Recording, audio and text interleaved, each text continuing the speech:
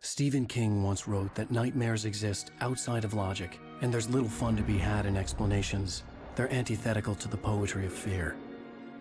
In a horror story, the victim keeps asking why, but there can be no explanation, and there shouldn't be one.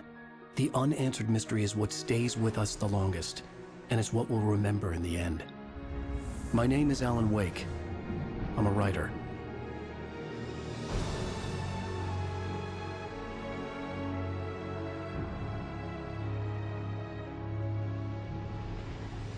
I've always had a vivid imagination, but this dream unsettled me. It was wild and dark and weird, even by my standards. So yes, it began with a dream. Following a typical nightmare pattern, I was late, desperately trying to reach my destination, a lighthouse. For some urgent reason, I couldn't remember. I'd been driving too fast down a coastal road to get there.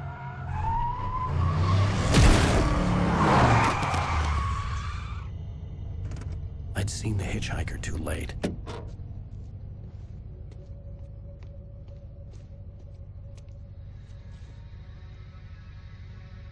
He was dead.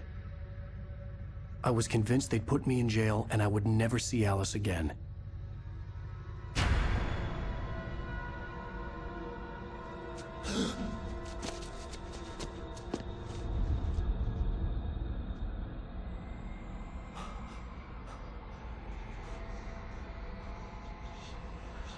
Suddenly, his body was gone.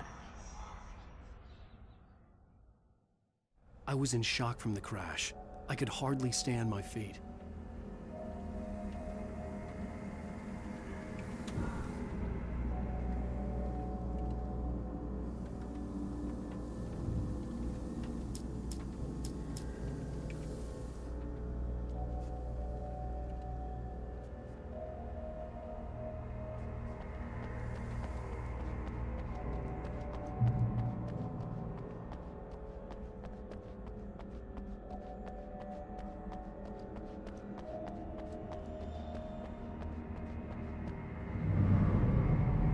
I had to go to the lighthouse. I knew there was something important waiting for me there.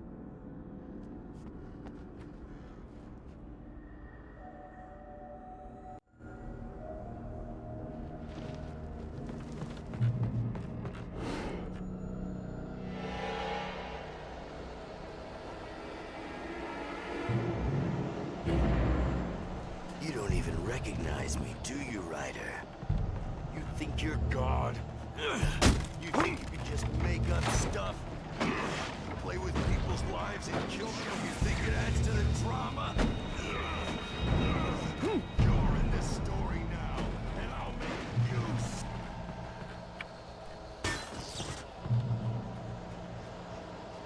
you... You missed your deadline! Damn.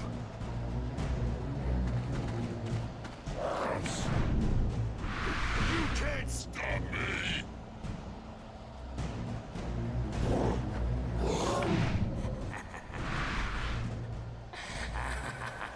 I realized that the hitchhiker was a character from the story I'd been working on.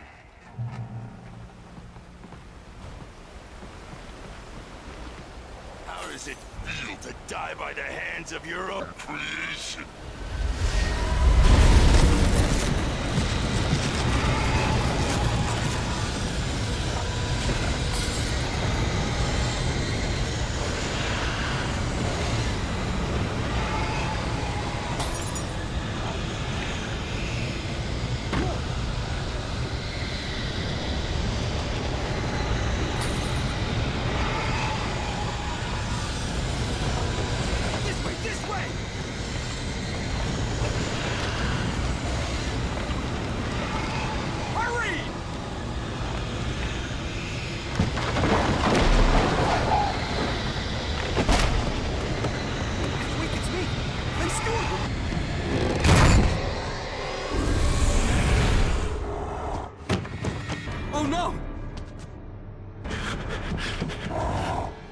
Stop! No! God damn it, die! No! No! No!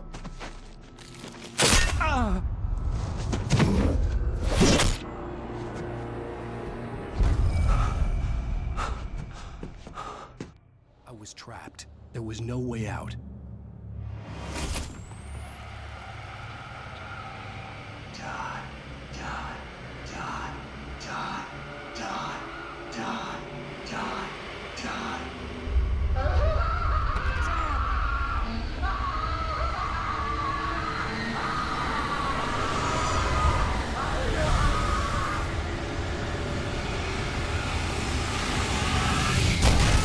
The cabin was a death trap. I had to get out.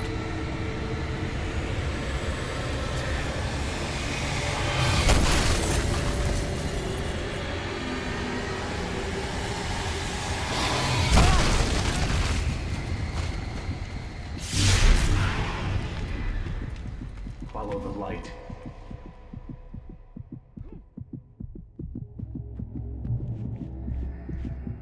You are hurt. You should go into the light. You are only safe there.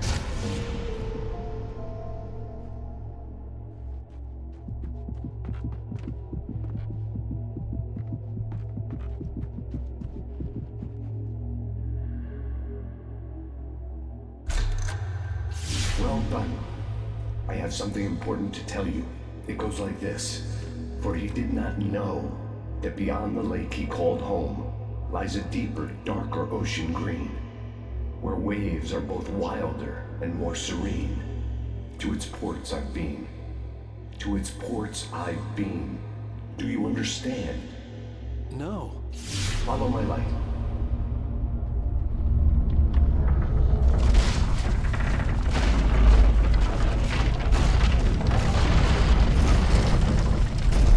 I entered your dream to teach you. The darkness is dangerous. It's sleeping now. When it feels you coming, it will wake up. There's no time. I can only show you the most important thing. The hitchhiker has been taken over by the dark presence. You can't hurt him now. The darkness protects him from all harm.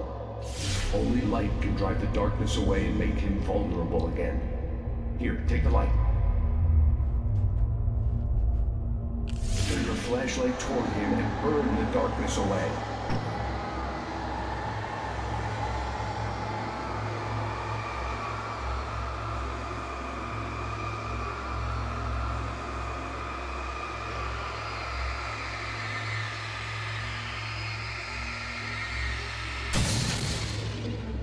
You did it. Now the darkness no longer protects him, but it's still inside, controlling him. He can't be saved. He's still a threat. He is still your enemy. Here, take the gun. Now you'll die.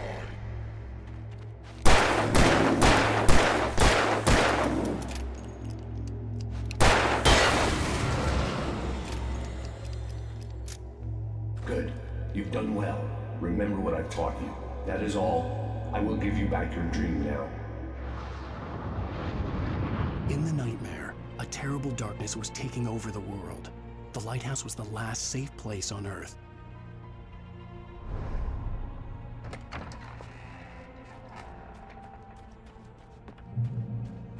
You made me this way, and now I'm gonna kill you.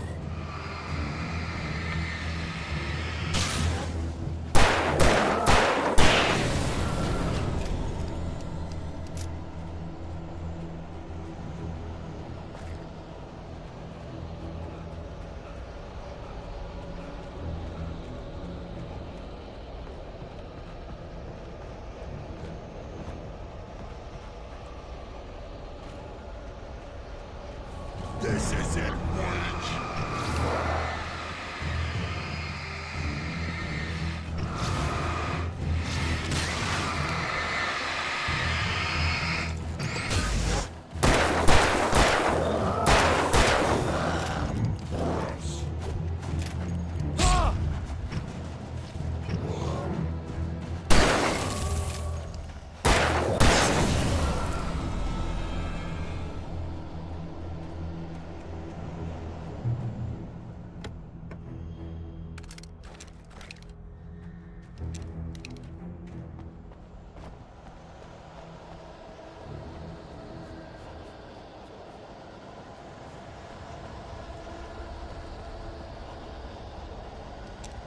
You're dead. Just like...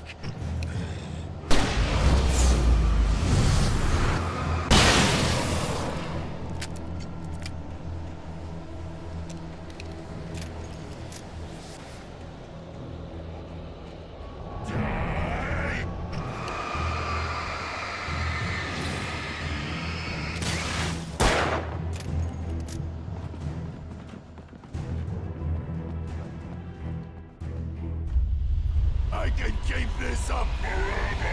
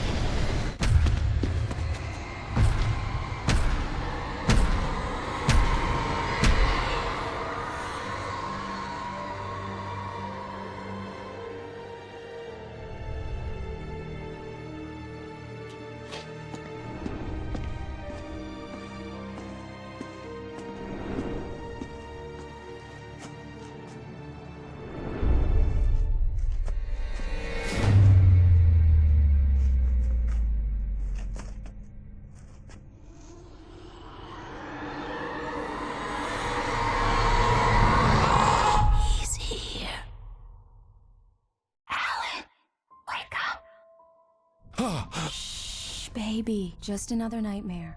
Everything's fine. You dozed off. Right. Anything more than dozed off would be news for everyone. Cheer up, handsome. We're here.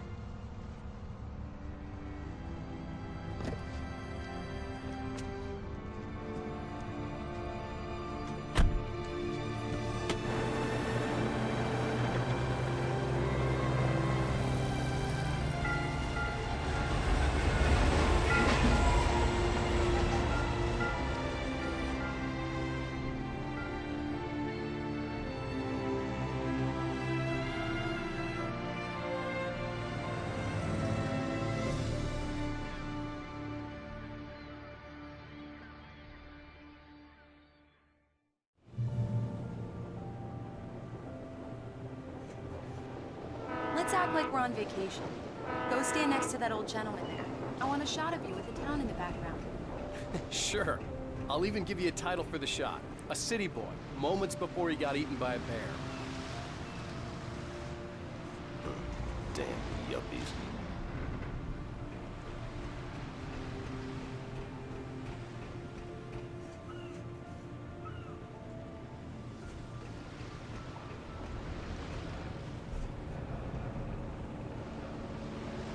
Hello there. You picked a good time to visit our town. Deerfest is just 2 weeks away. Deerfest, huh? Did you hear that, honey? You have a lovely wife. If you don't mind me saying. I'm Pat Maine, by the way. Nice to meet you. Yeah, I'm Alan Wake. I won't pretend I don't recognize a famous writer such as yourself, Mr. Wake. A pleasure. I'm an avid reader myself. I hope this isn't too presumptuous of me, but I'm the night host at the local radio station. Any chance I could get an interview? Look, Mr. Maine, I'm on vacation. In fact, I'd appreciate it if we could keep my being here just between the two of us. I'm sure you understand. Fair enough. You can trust me to be discreet. Not a hard man to track down if you change your mind, though. I hope you two have a lovely holiday.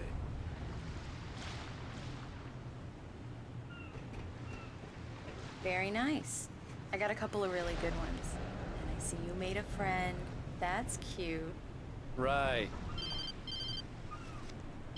Yeah? Hey, bestseller. How's my favorite writer? Are you there yet? Barry. Yeah. We just got here. Are the locals giving you trouble?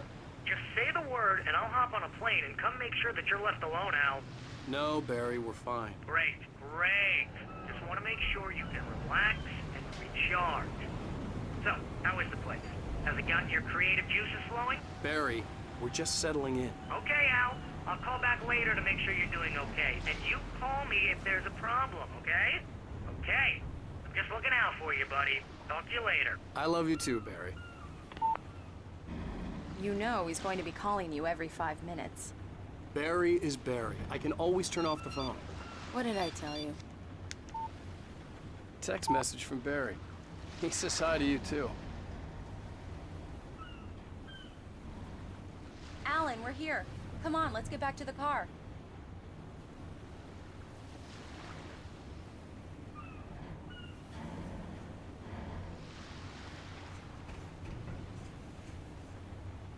Come on, Slowpoke. You get the full service here. I've made all the arrangements. I drive the car. I'll even carry the bags. All you have to do is drag your cute butt into the car and enjoy the ride. Yeah, sounds like you.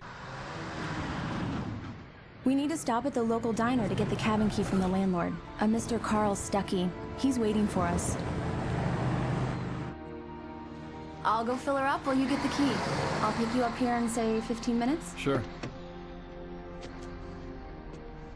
Alan, thank you for coming here with me. I love you too. Go on. I'll promise to behave.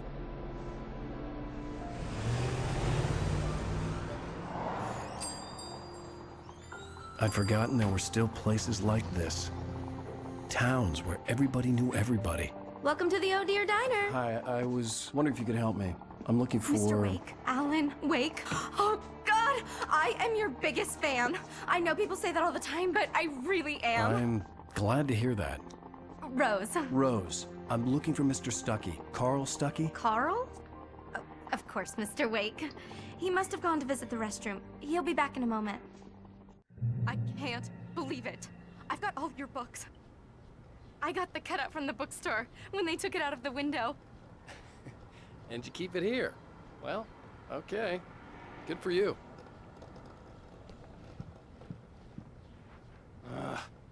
Right. Try the coffee. So much for a quiet Just don't blame vacation. me when you fall in love, because it'll break your heart when you have to leave. Rusty here is no longer human. Nothing but black coffee under a thin layer of skin. Yeah, that makes two of us. Do me a favor, Sonny. I could really use a tune right now. Coconut, number 6 in the jukebox. I'd do it myself, but both of my legs have gone to sleep. Bad circulation. Yeah. Are you serious? Coconut again? You disgust me. Call yourself a rocker. Unbelievable. Ha!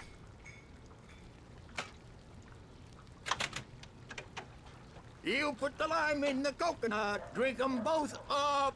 Just because we're brothers, It does don't that. think I Get won't stuck. murder Yeah, you in your you sleep. need to give it a good solid whack.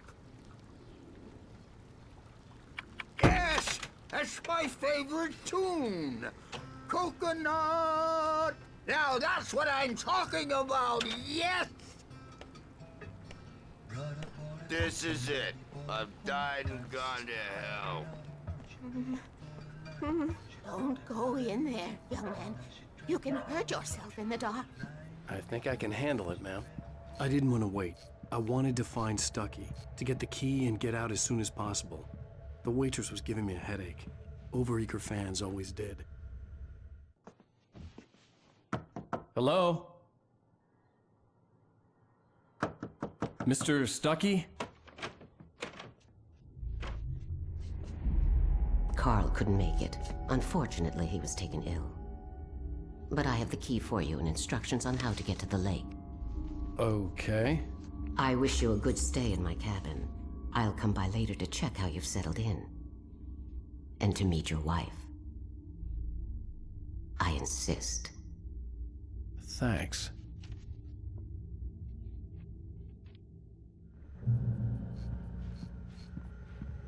Cauldron Lake is a special place. Very inspiring.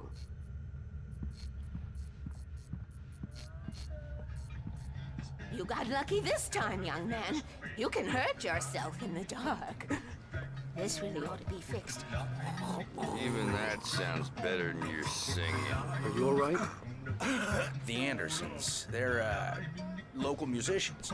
We're waiting for Dr. Hartman to come pick them up. They wandered off from his clinic at the Cauldron Lake Lodge. Bye, Mr. Wake. Mission accomplished. The key and the directions. My hero. I got some flashlights, just in case. Hey, wait! Mrs. Wake! Your keys!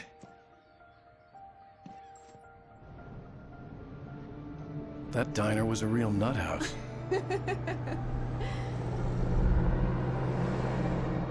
Can you believe this place? This would make a wonderful setting for a book. We're supposed to be on vacation, Alice. I'll figure it out when we get back home. Okay? Okay. We can talk about this later. Batman here on PBFF. I didn't want to talk about it. I wanted to bury my head in sand. Here's another one of my favorites to go with it. Once upon a time, I was a successful writer, but that was a long time ago. I hadn't been able to write a word in 2 years. Not since my last book. And now the weather. It's gonna be a clear night, so you folks in the big city might want to look up every once in a while. See those stars winking down at you? It gets pretty dark out here, but they'll light your way.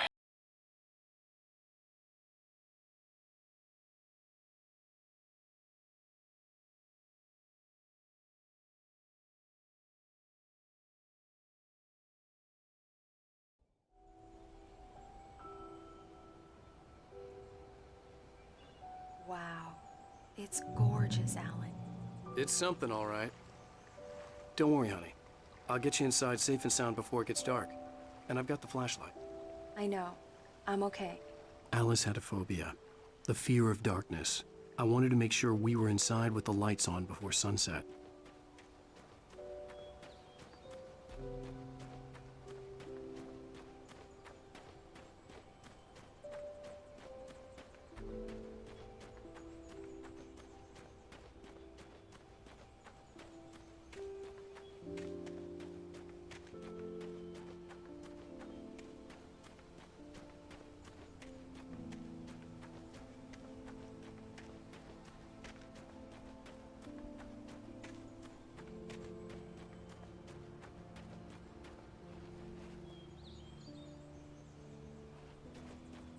The cabin obviously got its name from the shape of the island.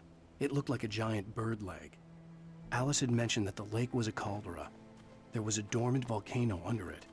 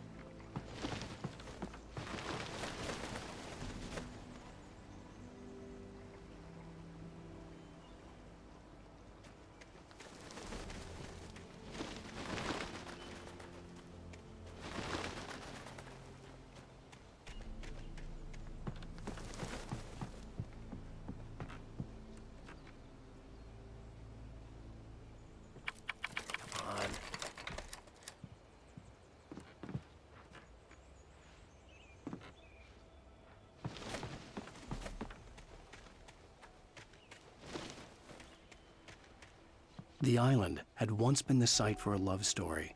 Maybe it would be that again.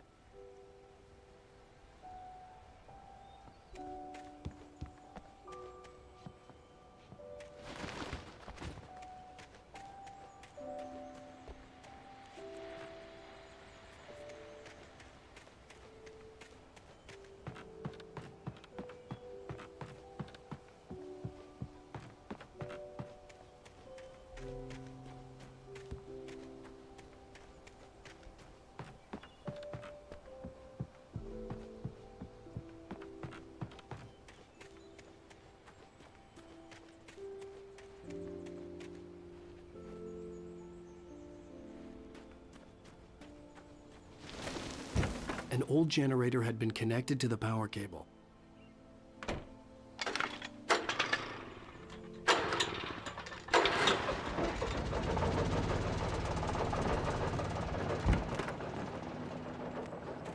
The lights are on! Good work, honey. I'll freshen up a bit and start settling in. Okay, I'll look around a bit. Sure thing! Have fun!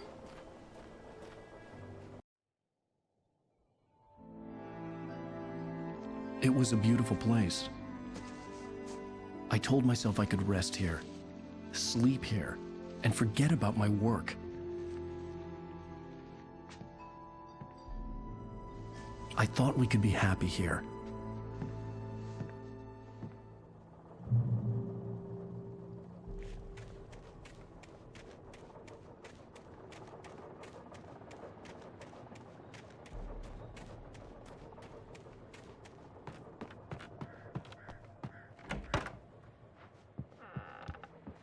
Alice? Honey?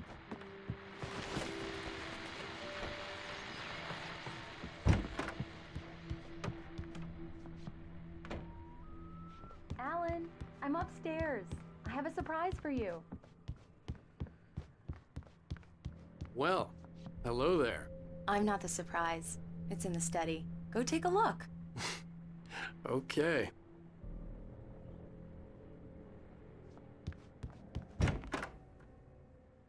Surprise! Alice? What is this? I guess I have a small confession to make. I thought maybe you could write here that a change of scenery would get you past... Damn it, Alice! Everyone Hey, hey, just hear me out! There's a local doctor, Dr. Hartman. I read a book of his. He has a private clinic here.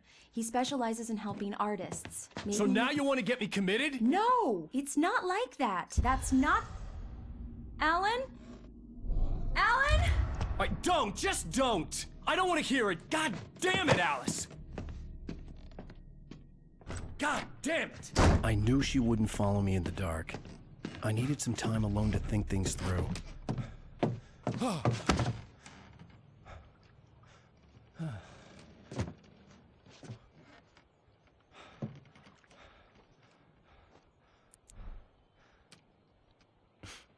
Damn it.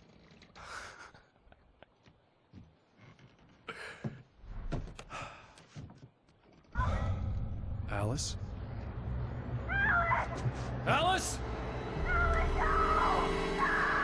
Alice! The cabin had gone dark. All the lights were out.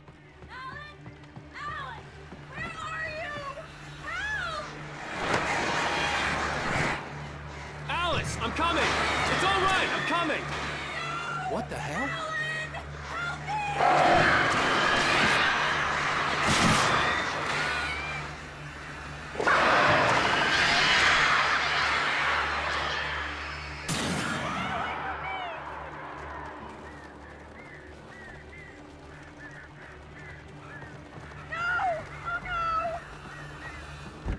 Alice? Alice?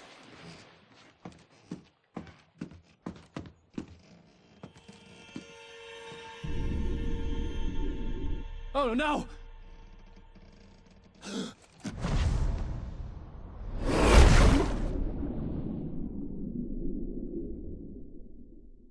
Keep going, Alan. Wake up. Alice?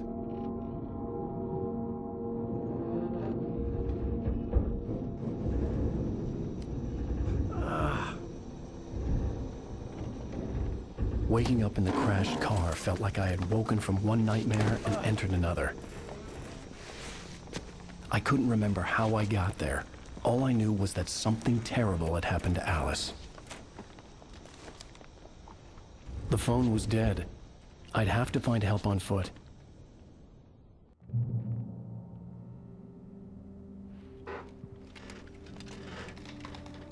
Among Alice's things was a book, The Creator's Dilemma, by a Dr. Emil Hartman. Seeing the book brought back my fight with Alice. I didn't like it, and I didn't like the guy's smug face on the cover either. The gas station was my best bet. They'd have a phone I could use. It looked like a long hike through the forest to get there.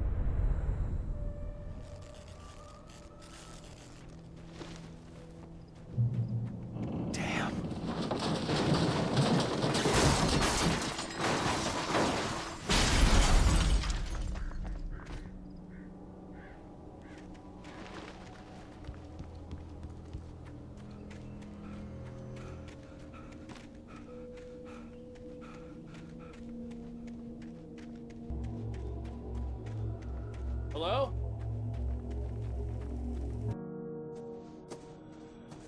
Hello? Is someone there?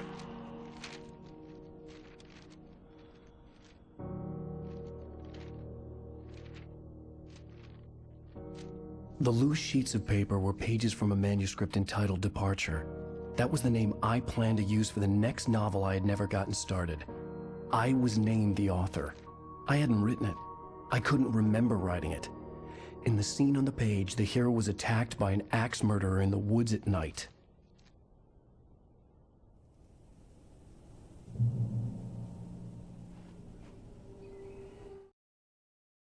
Departure by Alan Wake.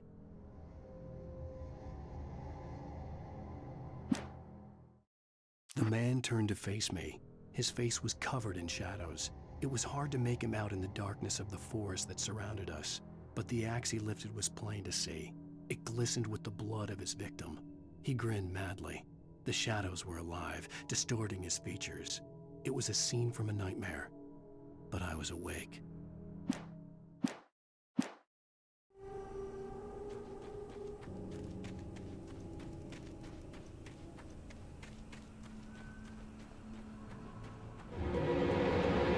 Anybody there? Please, I've been in an accident.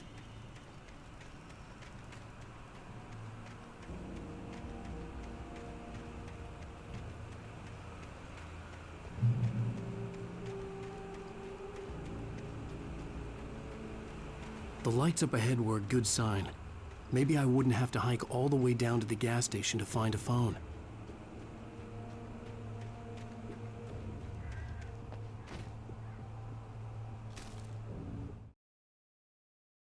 Barry took another sip of the heavenly coffee. He grinned at Rose. Surely this was love. Rose gushed on breathlessly. The new one will be a masterpiece, I know it. You must tell him not to listen to the trolls in the forums saying Departure will never get finished. He should take his time and make it perfect. I can wait.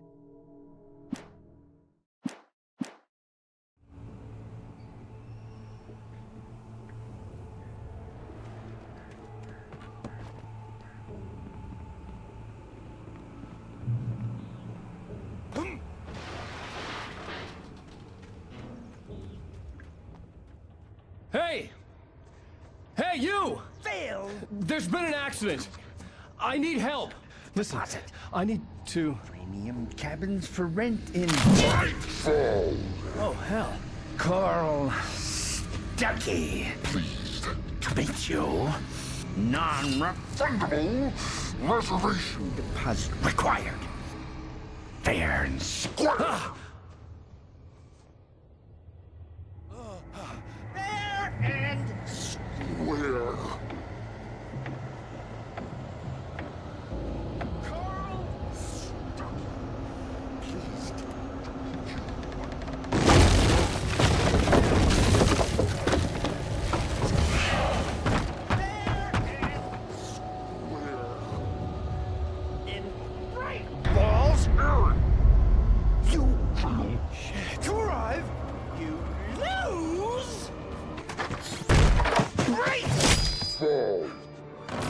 I had to figure a way out of this. Any second now, and Stuckey would be knocking on the door with his axe like Nicholson in The Shining.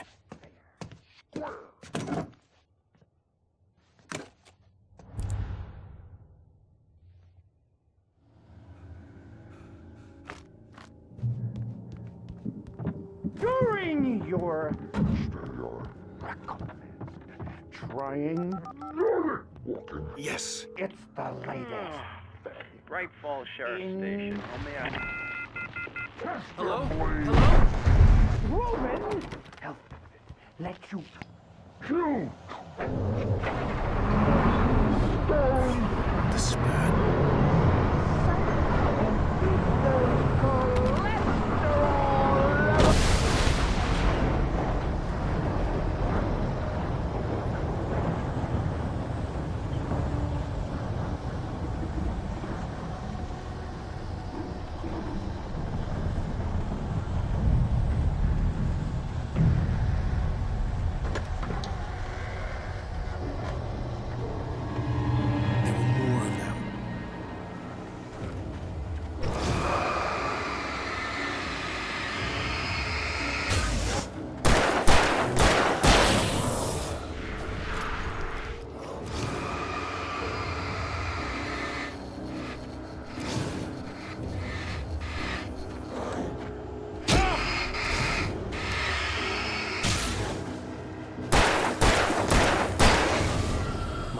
confronted with a concussion. I'd never fired a gun outside a shooting range, and now I just killed someone. Or something. There were no bodies. They just disappeared. If I was dreaming, it felt real enough to make me sick.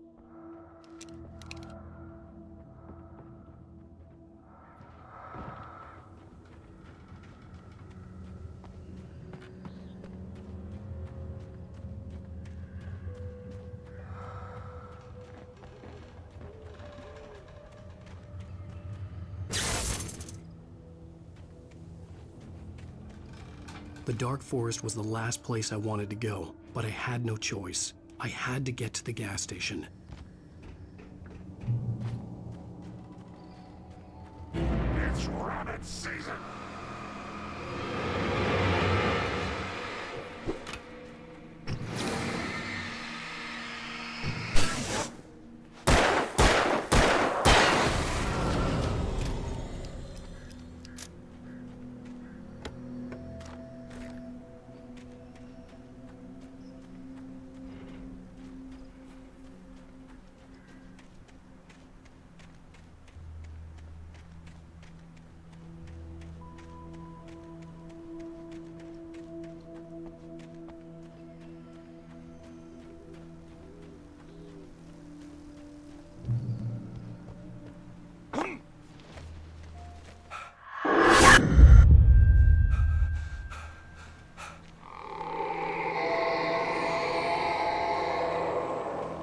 What the hell was that?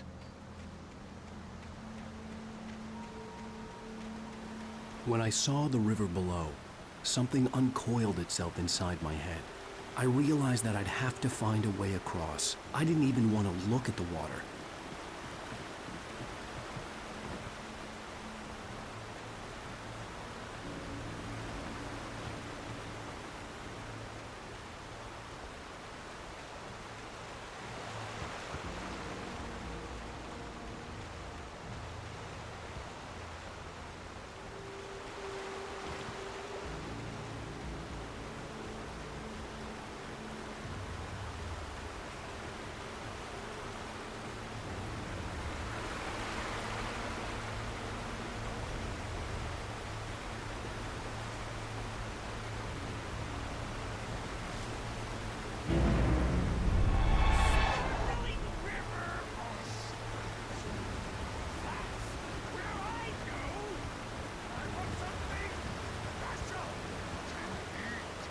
Stucky was still out there, in the dark, stalking me.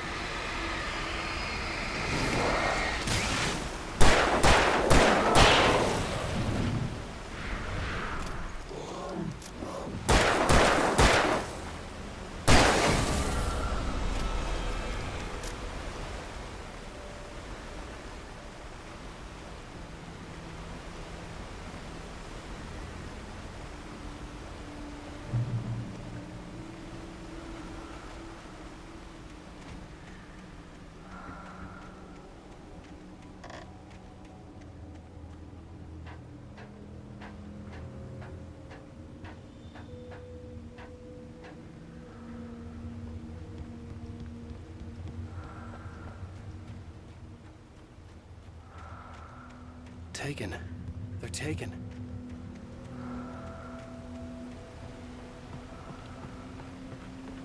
Eerie hand-painted graffiti was revealed by my flashlight. Someone had hidden a chest of supplies near it.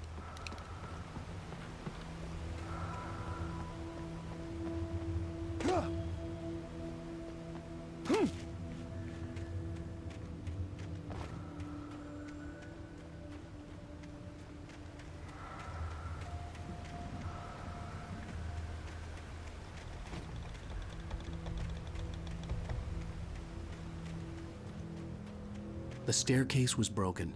I had to make my way up some other way.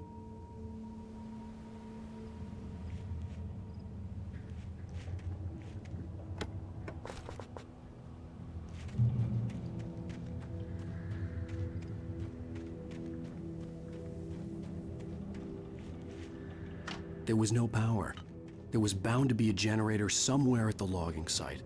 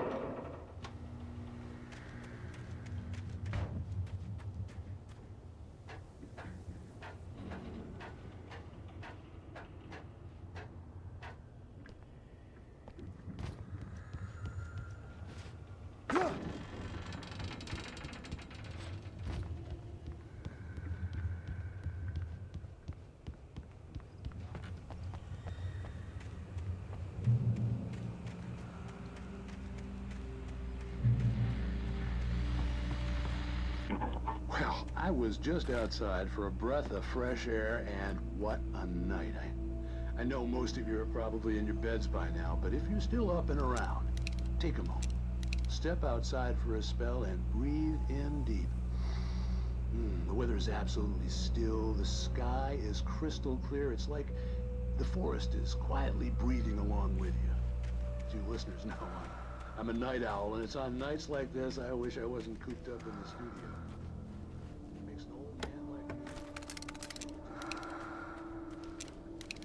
But here I am, and who'd keep you company all night long if I weren't? It looks like I'm not the only one staying up late. Caller, you're on the air. Hey, Pat, it's Maurice Horton. Hello, Maurice. What are you up to? Well, I was just taking Toby on his walkie.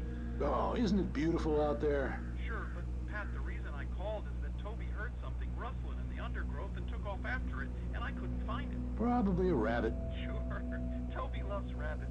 Well, sure. Anyway, I figured that, if anyone runs into Toby, they could grab him. My number's on his collar. And Toby's a friendly dog? Toby loves people. Usually he comes back, but we were pretty far from home, and it sounds like he went pretty wild there. Great dog, but he's just too dumb for his own good. Well, Maurice, it's out there now. Hope Toby comes home soon. Yeah, thanks, Pat. You have a good night now.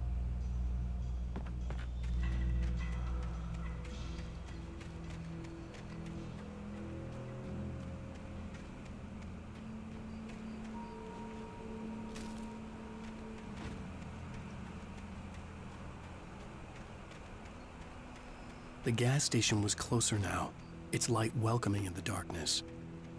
Paul makes the best dog's instinct. Belly Burster is the best with no contest. Monster Dog is second best. The famous dog is third.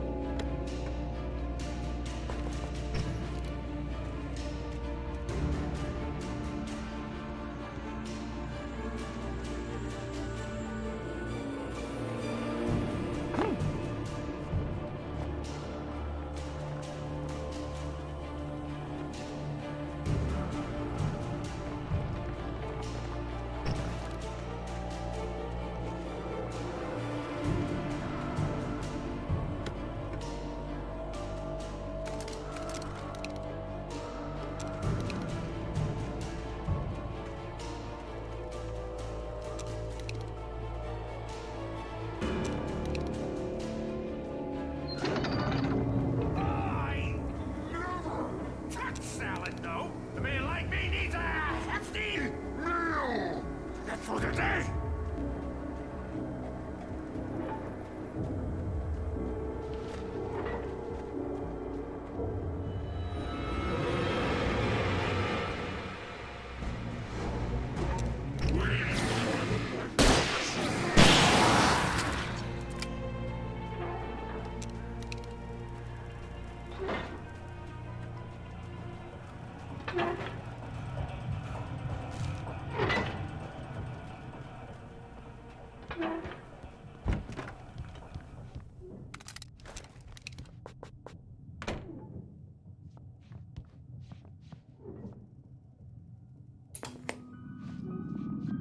Science.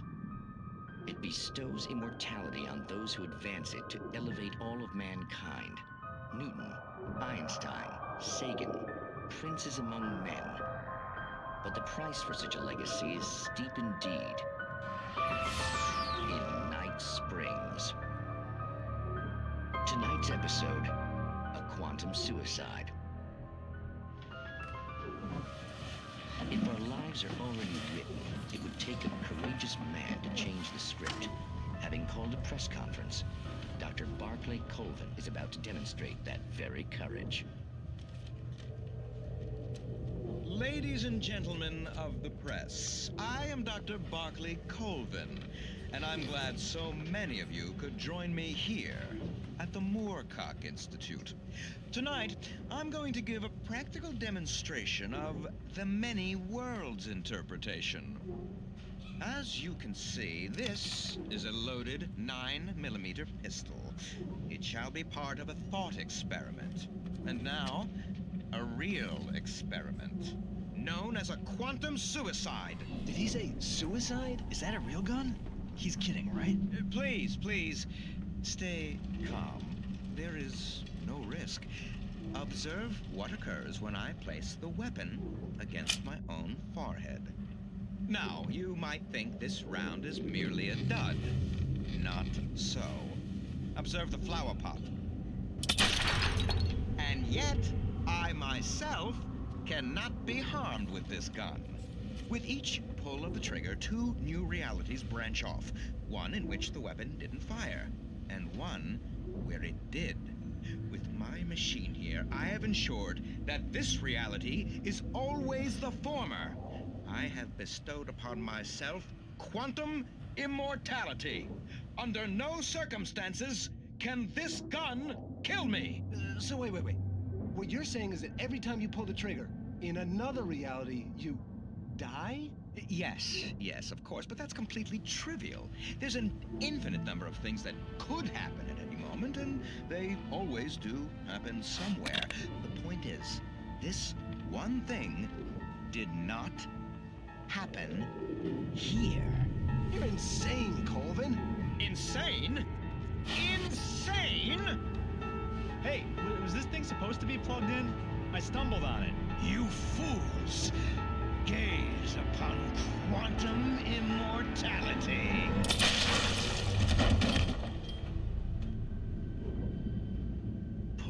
Poor Dr. Colvin, felled by his own hubris or the ignorance of the masses. Perhaps he should have left the crate unopened, the decaying atom unobserved. Curiosity often kills the cat.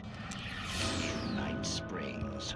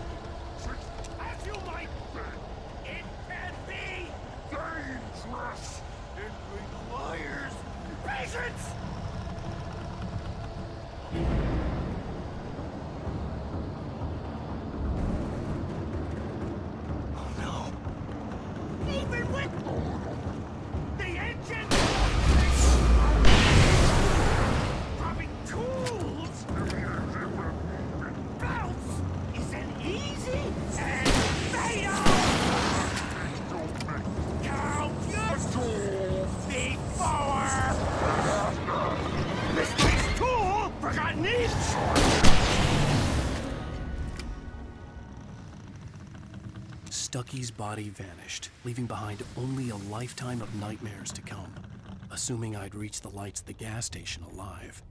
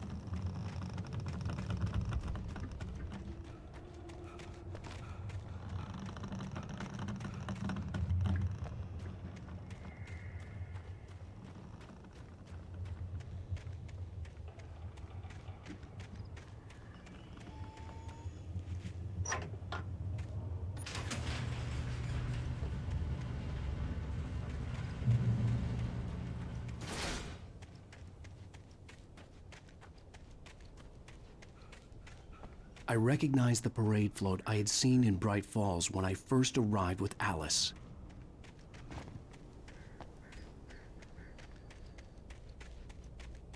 After the insanity I had just experienced in the darkness, the lights of the gas station felt comforting. At least for a moment, the sane world reasserted itself.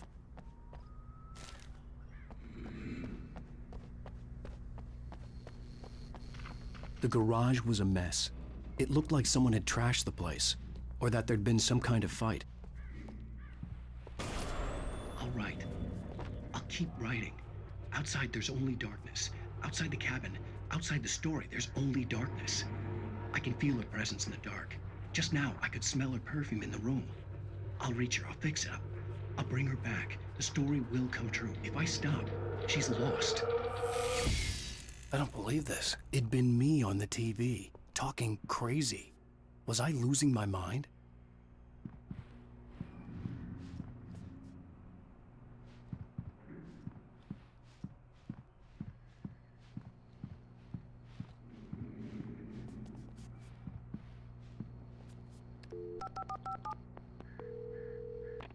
Bright Falls Sheriff Station.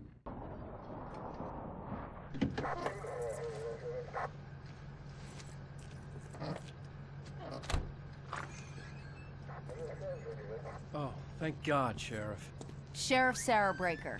You are... I'm Alan Wake, but listen. I was in a car crash. My wife, Alice, she's missing. Calm down, Mr. Wake. We were staying in a cabin on the island, on Cauldron Lake. There's no island on Cauldron Lake. Not since the big eruption in the 70s. Please, I can take you there, okay? You look like you've taken a pretty bad knock to the head. Are you okay? Listen.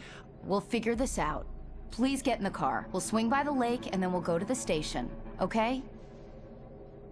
Mr. Wake, have you seen Stucky, the guy who owns this place? I realized I couldn't tell her what had happened in the forest. She wouldn't have believed me. And then she wouldn't have helped me with Alice.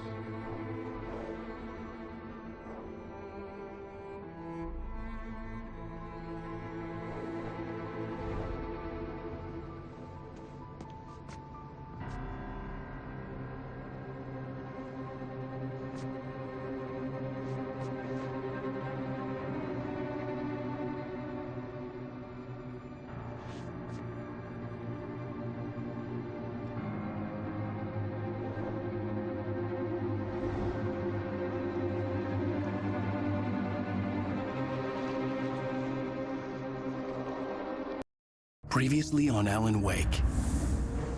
I came to Bright Falls with my wife, Alice. Thank you for coming here with me.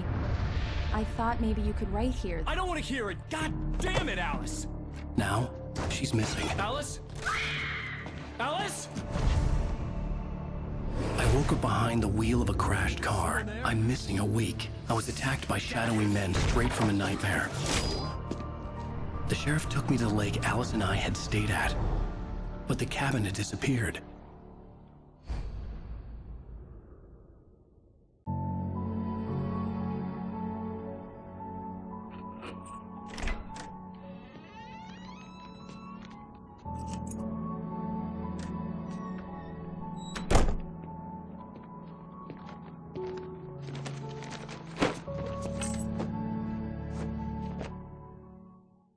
Honey, I'm home.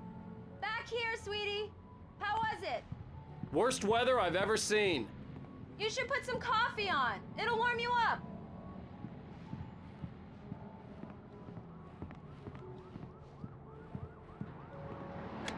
Coffee's on. Great, thanks. I'll need it if I'm gonna finish this by tomorrow.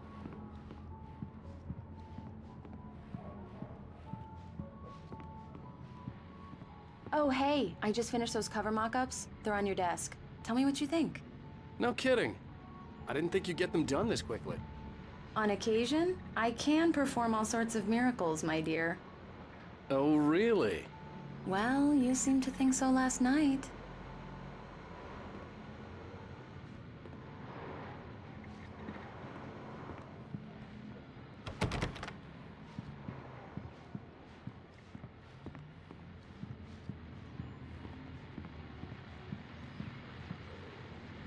These look really good.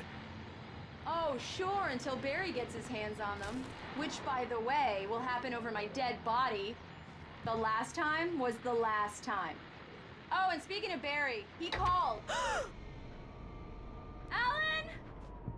Alan, please check the fuse box. I'm right here. I'm on it, honey. Please, hurry! Honey, it's a power outage. I've got the flashlight. Hi, okay. You okay? I'm sorry. It just really spooked me. Don't worry. We'll just break out the candles.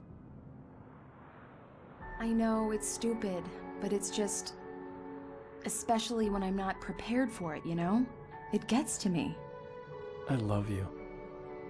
Tell me a story, writer. Okay. I used to have these nightmares when I was a kid. The dark really spooked me, too. When it got really bad, my mom gave me this old light switch. She called it the clicker. The clicker, huh? Yeah. If I ever got scared of the dark, I could just flip the switch and a magic light would scare the monsters away. Oh, sure.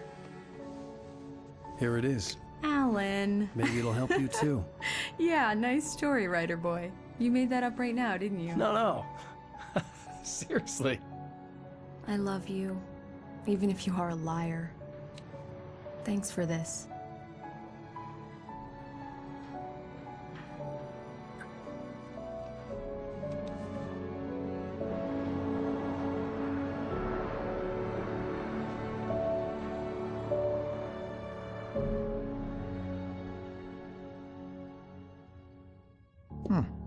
How do you feel, Mr. Wake? Any nausea, disorientation, anything like that?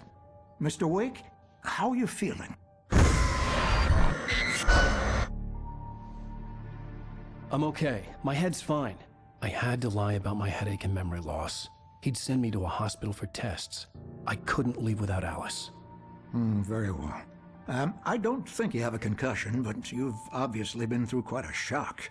You should take it easy for a couple of days. Thanks. If the pain gets any worse or you experience any other symptoms, you should come see me. I'll let you get on with it then. Sarah, Sheriff Breaker, is waiting for you. She's very good at her job. I'm sure she can locate your wife in no time. Doc Nelson was the image of a small-town doctor. Sheriff Breaker had called him to the station to take a look at the cut in my head. I'm sorry you had to cut your morning fishing short for this, Doc. Oh, she's a beauty, ain't she? Not the biggest I ever caught, if you can believe that coming from an old fisherman like me, but she's right up there.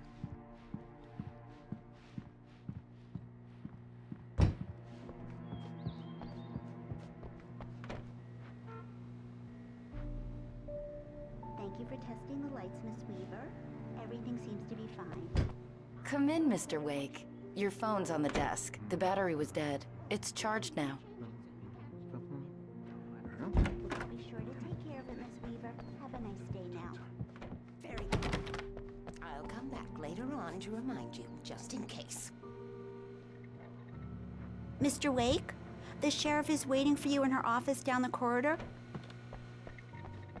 That was Alice Cynthia was Weaver. missing. I I guess needed you can help call to her the find her. town I eccentric. wasn't ready to She leave. used to be the editor of the local newspaper, but she's focused on, other things these days. Yeah, it's Mulligan here. I'm at Stucky's gas station with Thornton. There's no sign of him. Over. Wait. Yeah, this is Thornton. Look, we've located the parade float. It's here. That's some good news, right? Stucky was supposed to be driving it at the rehearsals today. Over. Oh, give me that. Mulligan here. Looks like someone really thrashed the garage. Over. Okay, roger that, guys. Keep looking for Stucky. Jane's out.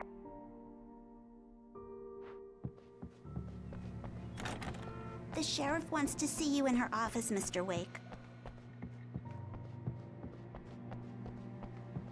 Your phone, Mr. Wake? Have you started looking for my wife yet? My men are already on it. Now, can you tell me what happened? I'm not sure. I can't remember. We were arguing. I walked out of the cabin. The cabin on Cauldron Lake? How did you end up at Stucky's gas station? I wanted to tell her what had happened last night, but I couldn't. She'd lock me up. Excuse me. I need to take this. Hello? Alan, please help me. Alice? Stop talking to the law. You'll do exactly what I say if you ever want to see your wife again. Who is this? Go to the back lot. There's a hole in the fence on the left. Look inside the junker. I left a little something there to convince you we're all on the same page here. After you ditch the cops, you're gonna meet me in Elderwood National Park. Mr. There's a Wake, spot can I called help you with Lover's Peak. anything? Midnight. Don't do nothing stupid, pal. We're watching you. I need to get some air. The sheriff said I could go out back. Hey, can you turn the light? You can get there through the cell corridor. The deputies, they don't understand. They won't listen to me. I need it to be bright in here.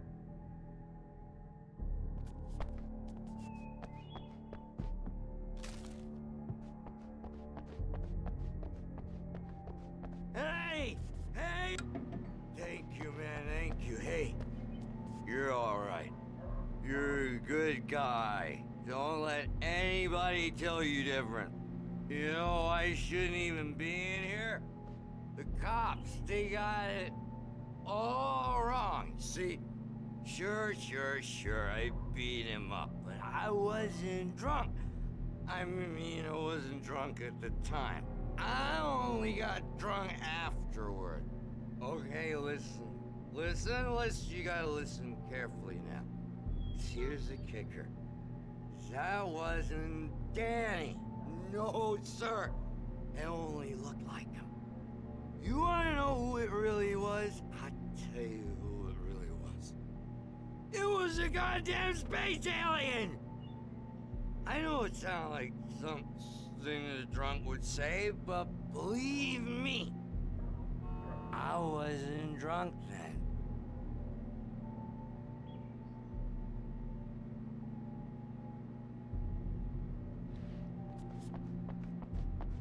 The early morning light hurt my eyes and made my head ache. The man on the phone had said, go through the fence on the left. Well, folks, it's been another long night, and it's about time for me to sign off for a while. God knows I need my beauty sleep. Just one more item before I go. It's been a busy night for the Sheriff's Department. We've had a few broken windows, even a report of shots fired on Main Street. Deputies Mulligan and Thornton had to deal with two intoxicated young men who were celebrating the completion of their Deer Fest float. Now, folks, we get this every year. I know it's exciting, the big day's almost here, but let's save it for the party and leave the gunplay for the shooting competition, huh?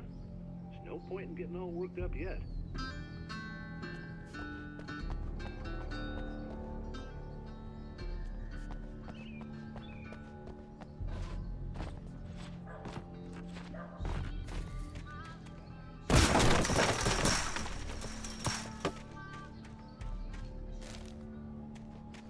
Alice's driver's license had been placed on the front seat. The caller meant business.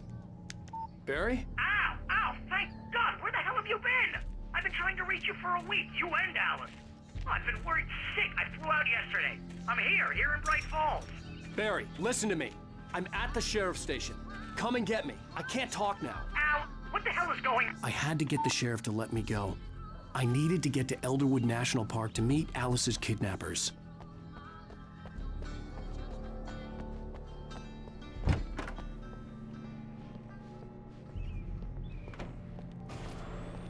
A writer is a light that reveals the world of his story from darkness, shapes it from nothingness. The way a sculptor carves a statue from a block of granite. If I stop, the world I'm making dies. Darkness will reclaim it. It's a long, hard journey into the dark. Alice's life is at stake, but I can't think about that, or I'll lose it. The dread lingers at the edge of perception. I'll push on. Anything is possible here. I'll write the story. I'll save her. Marvelous, Sarah. I just wanted to settle all the damage the Anderson brothers might have inadvertently. Are you feeling any better, Mr. Wake? I'd like to leave. Am I free to go? Well, we still need to talk about... Am I under arrest? No, of course not. But I need to know where you'll be staying so I can get in touch with you. I'd avoid the motel. The Majestic is known for its roaches. The cabins at Elderwood are pretty nice, though. That sounds perfect. I'm Dr. Emil Hartman. I'd like to invite you to stay at Cauldron Lake Lodge. Did you talk to my wife? I had the pleasure of discussing your situation with her on several occasions. Did you set something up with her? I invited her here. My clinic is a place where... Oh! Hey! Oh, my! Take it easy. Hey, nobody move! Get your hands off of my client! Who are you? I'm Barry Wheeler, his agent. If you have business with Mr. Wake, you talk to me. You yokels won't know what hit you once I sick my lawyers on your asses. No harm done, Sarah. I'm all right. I don't want to press charges. Mr. Wake, my offer still stands. Get me out of here. What the hell was that about, Al? We don't need a replay of that thing with the paparazzi. I thought they were gonna lock you up. I had to talk to someone. I told Barry everything. He thought I was certifiable, but when he heard about the manuscript, I had him. The fact that I'd written something, even if I couldn't remember it, was enough for him. He smelled money. And he believed that Alice had been kidnapped. Anything beyond that was another story. I had a midnight appointment with the kidnapper in a place called Lover's Peak, somewhere in Elderwood National Park. The plan was to rent a cabin. I don't like it, Al. I don't like any of it. It's not good. In fact, it's the absolute opposite of good. Mr. Wake! Barry, you found him. Hi, Rose. Oh, wow. I was just thinking about you, too. Great. I was just bringing Rusty some coffee. He's on the balcony, looking after Max. Poor thing. I really need to go. Great to see you again, Mr. Wake. Later! Who's Max?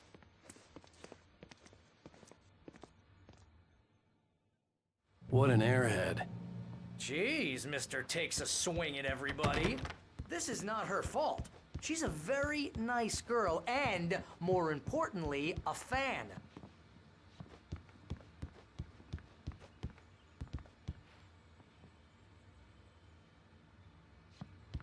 Seriously, Al, what you were saying in the car?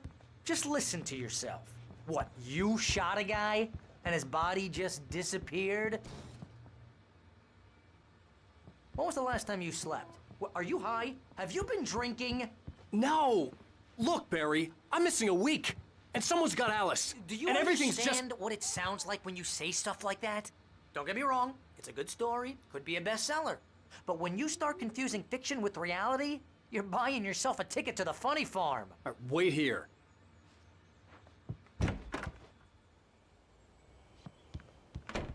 Easy there, boy. I'm almost done. Hey, Rusty, right?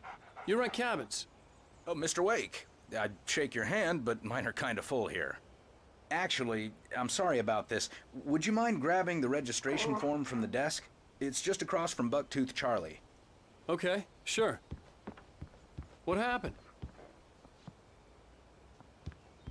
Crazy poachers. Max here got his foot caught in a trap. They're illegal to use here. Hell, you're not supposed to hunt within the park at all. But that doesn't stop some lowlifes. Well, at least Max is gonna be okay. He got lucky. Max is still groggy from the shot I gave him, and I'd rather not leave him alone just yet. The form's on the desk across from the mammoth skeleton. Seriously, Al, you can't just go and meet a kidnapper. Those situations always end up in disaster. You gotta talk to the cops. She's my wife, and it's my call. Can we talk about this later?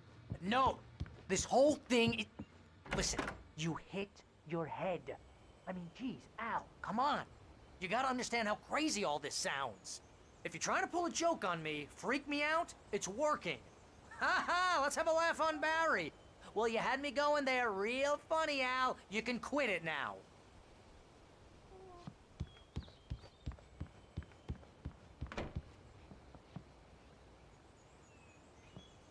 I think this is the form you wanted. And here are the keys. Okay, you're all set, Mr. Wake. Glad to have you staying here. Thanks. Can you tell me how to get to Lover's Peak? Oh, sure. It's at the end of the nature trail. Just follow the paths, you'll get to it eventually. It's an easy walk. Nice spot, too.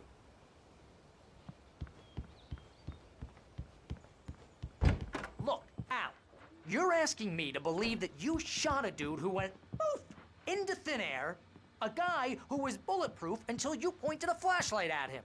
You hear that from people who end up spending time in padded rooms, strapped to their beds, wearing white shirts with too long tangled up sleeves, and eating a healthy diet of pills. Al, you make cruel jokes about people who believe that kind of stuff. You're the skeptic. You gave me an hour-long lecture on homeopathy last month. What was it? If there's no proof, it's pure bullshit. Period. Guess the laugh's on me then. Al, come on! I mean, okay. Okay, maybe something weird happened to you, okay? Well, thanks for the heartfelt vote of confidence.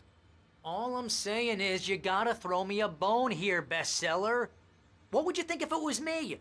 There's no way you should be going out at midnight with a gun. No one asked you to come here, Barry. Either work with me on this or go straight back to New York. Your choice.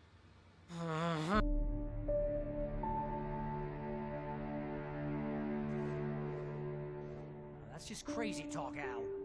Al! Al? We should go to the sheriff or call the FBI. Damn it, Barry, they'll kill her! This is not a goddamn debate, Barry. I'm going to Lover's Peak. He said to come alone. Okay then. I understand. But you're my best friend, and I'm worried that you're not right in the head.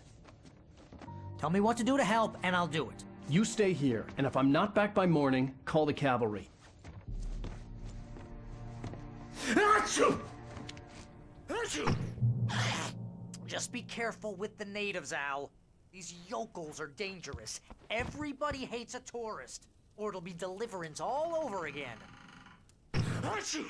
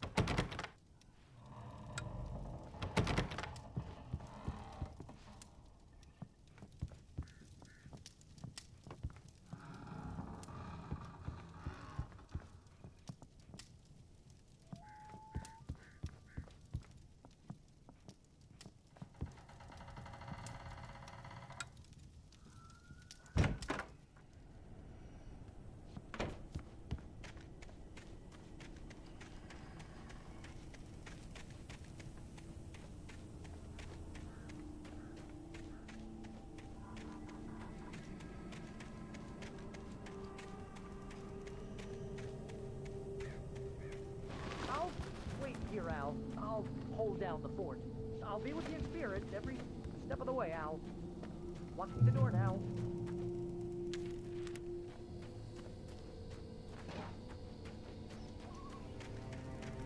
I knew I should have gone to the cops.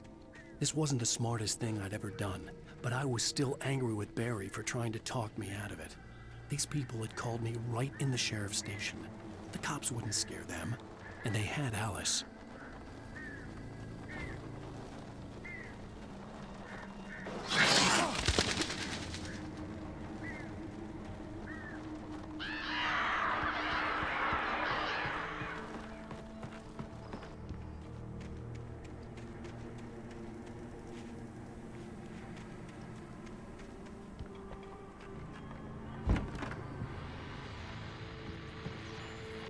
Welcome back to the show, folks. As promised, our very own Dr. Nelson has just parked his rear end in the studio. Doc, what's your Deerfest plan like?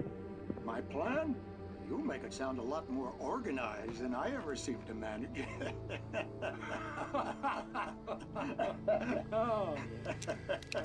No plan, really. Just taking the atmosphere. I'm getting a little too rickety to do much more than that, you know. Oh, tell me about it. No sack race for us older gentlemen, huh? Yes, exactly, Bat. But I'm going to check out the parade, of course. And I'll be one of the pie contest judges, too. Well, that takes a different kind of constitution.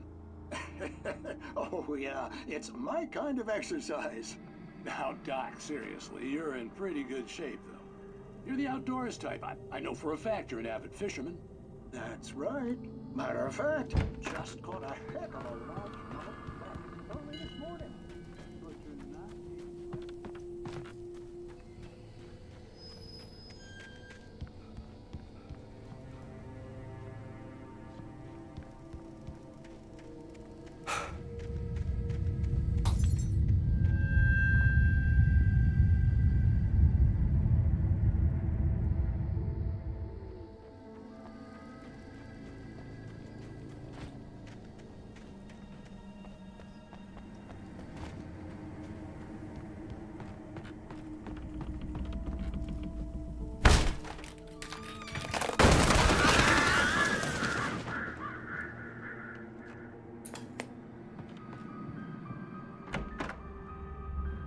Crime and punishment.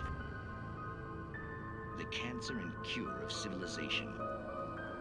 But some crimes are impossible to punish, especially in Night Springs. Tonight's episode, The Man in the Mirror.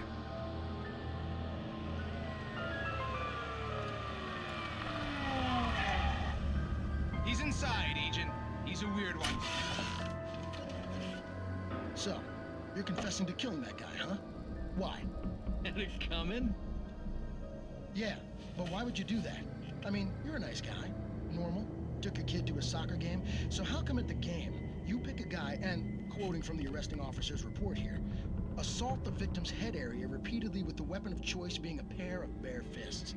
Wow, that sentence really flows, huh? Maybe you're not the literary type. Okay, so you mess him up. But why? Who was that guy? We couldn't ID him. Why would a guy like you do him like that? I didn't like his face? Well, you must have hated it, because you really went to town there. I mean, there's no way to tell what he looked like. No ID on him either. That must be difficult. But then we ran the fingerprints. Got a match. Your prints. Identical. Huh, how about that? Your son said you were wearing a white shirt when you took him to the game. But the white shirt is on the dead guy. It's plenty red now. You won't get away with this.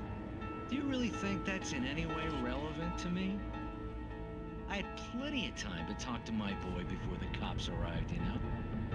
He won't stop screaming, am I right? You think he's ever gonna be okay? I left my mark. Believe me. You bastard. What? You gonna shoot me? What's the point? I'm going to prison. You got me. I don't understand any of this. And you never will. Don't worry. Maybe you'll see me again, Agent. Maybe in the mirror.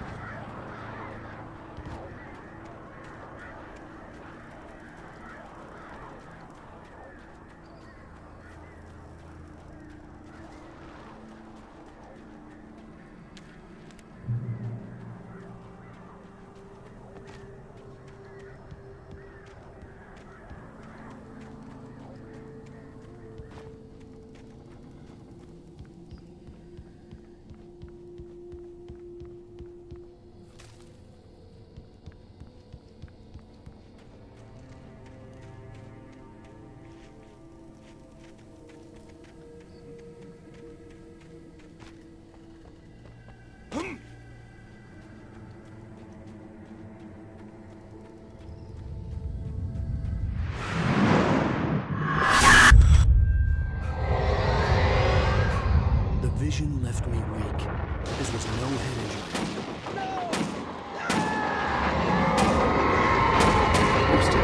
Damn. Rusty, hang on! Oh, God. I'm coming! Please, help me! Anybody? Help me! Help me! Can you hear me? Anyone? Please, help!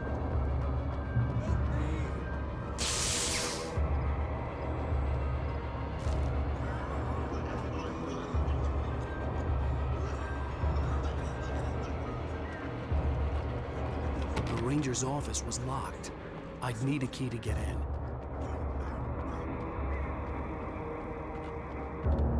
Hello? Back here. I'm back here. Hey. Mr. Wake? Oh, hell. It happened just the way it was on that page. I found. Came true. It knew. So dark. It'll come back for me. You must. The lights. In the office. I have the key. Okay, Rusty. Hang on. I'll be right back. Whatever did this couldn't be far. Rusty had found a page from the manuscript. It would help me understand what had happened.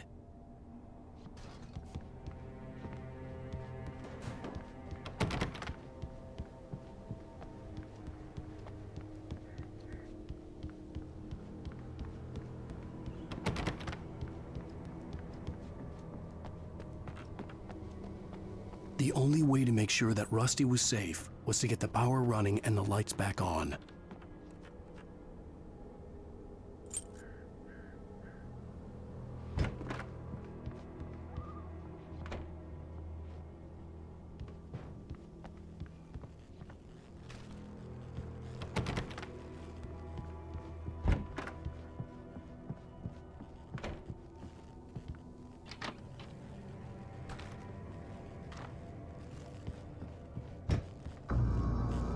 was too late. Someone had destroyed the circuit breaker. There was no way to get the lights back on.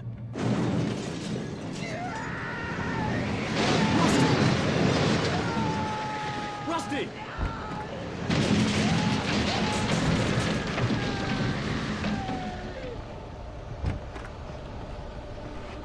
The ground was covered with oily patches that looked like liquid darkness.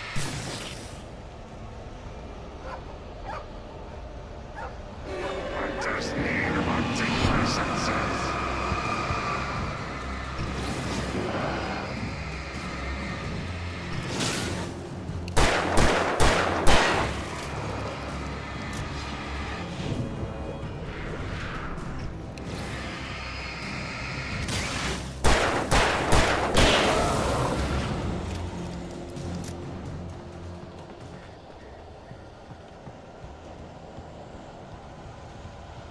Something had torn a mammoth-sized hole in the wall.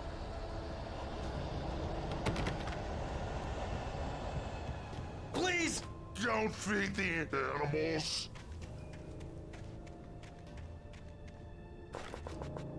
Fishing! For those visitors who purchase a park fishing license, obey at all times. Rusty? Rusty, no! Never. Closer than 100 yards. Do bears and wolves never approach any other wildlife closer than 25 yards. pets must be leashed. Yeah, Never leave your pet unattended. It is against the law to remove any natural objects or historical artifacts from the park.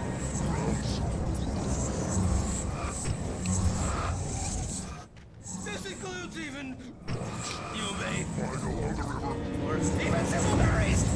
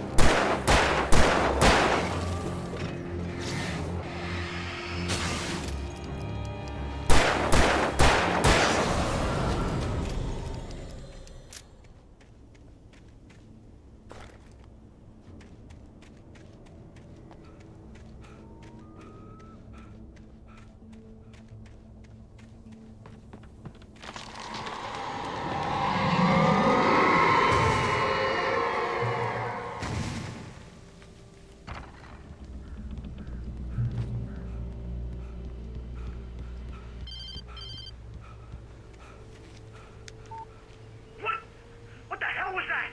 I saw from the window. I saw something. Forget about it, Barry. It's just me going crazy. Oh, jeez. Oh, jeez. You're not crazy. I wish you were crazy, but you're not crazy. Ow, be careful. Stay in the cabin. Don't open the door for anyone. I mean it.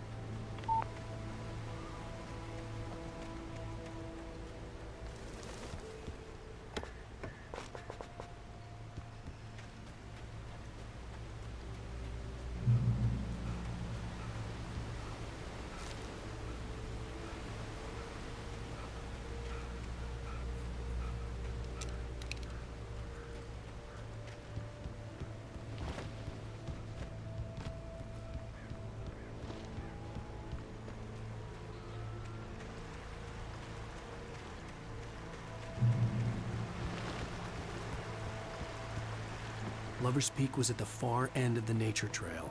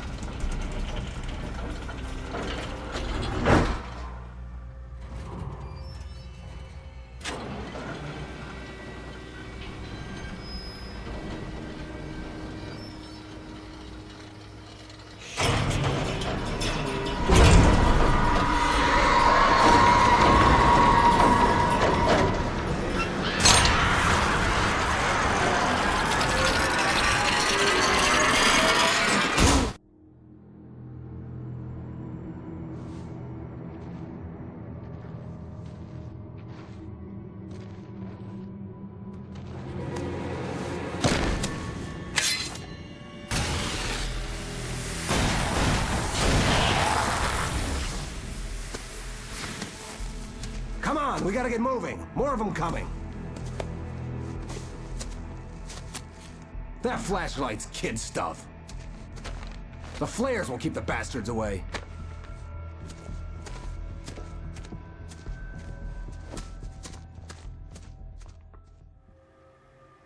You can see them too? Hell, of course I see them. Come on, we gotta move. Why? Because that's the way the story goes. Yeah, but... Let's move! I lost my gun back there. Oh, I've got a gun. Just keep that light steady on him. It took a moment, but then I recognized him. He'd been on the ferry when I first arrived here with Alice. He knew my name. We were headed in the direction of Lover's Peak. There was no way this was a coincidence. He was the kidnapper. Come on, Wake! You better keep up! How's that, huh? What did I get for you?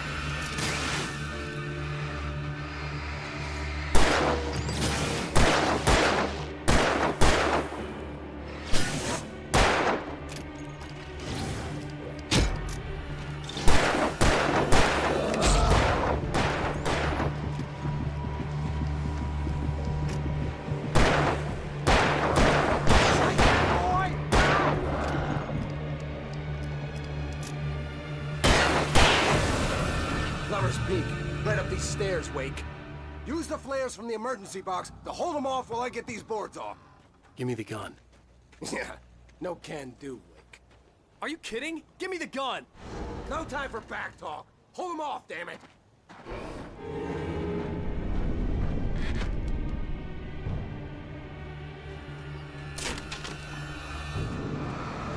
Just a little longer. Scare them off.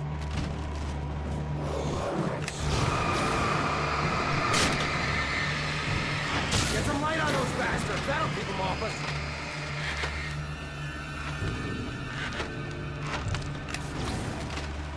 Just a little longer. I almost got it. Okay, it's open. Move it or lose it.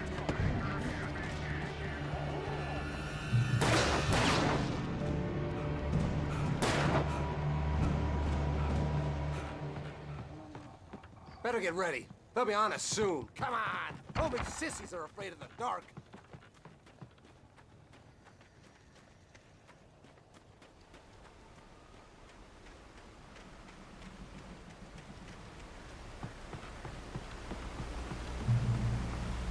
This is it, Wake.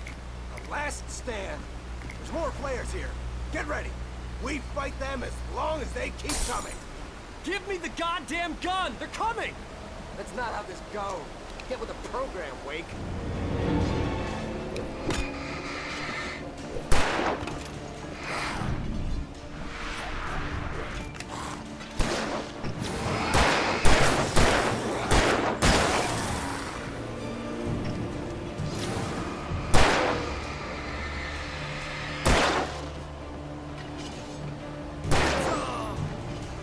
Bring it!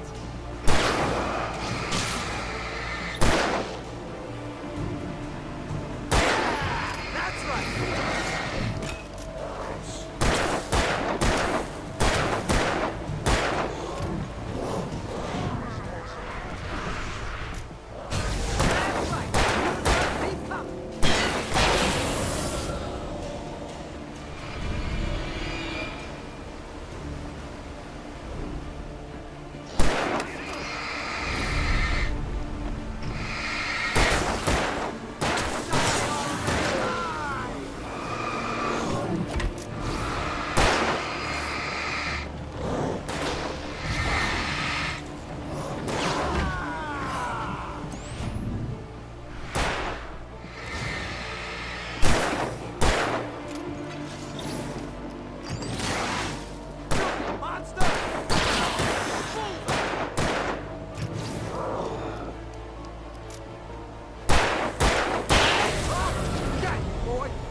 piece of cake, Wake.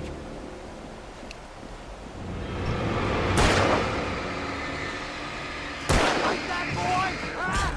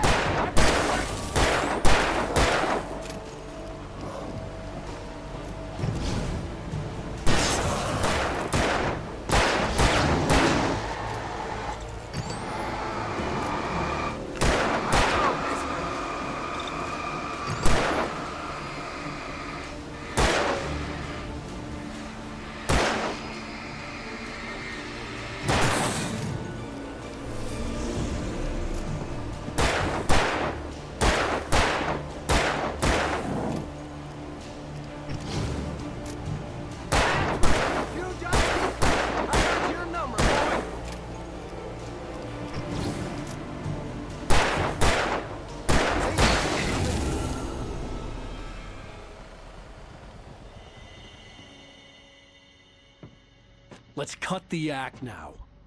Where's my wife? I knew you were gonna say that. I read it all before. You're a hell of a writer. Congratulations. You're gonna bring about something glorious and terrible once we get you some proper editorial control. What the hell are you talking about? Where's Alice? I want the entire manuscript, or she's gonna suffer bad. You touch her mouth.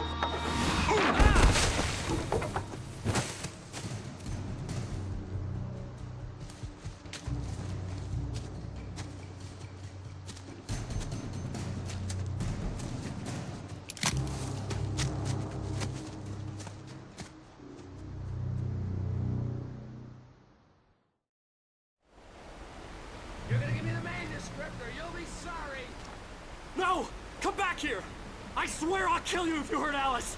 Do you hear me? Come back here! He had Alice, and he wanted the manuscript because he thought it held some magical power. But I had no manuscript to give him. I had to get back to Barry and figure out my next move.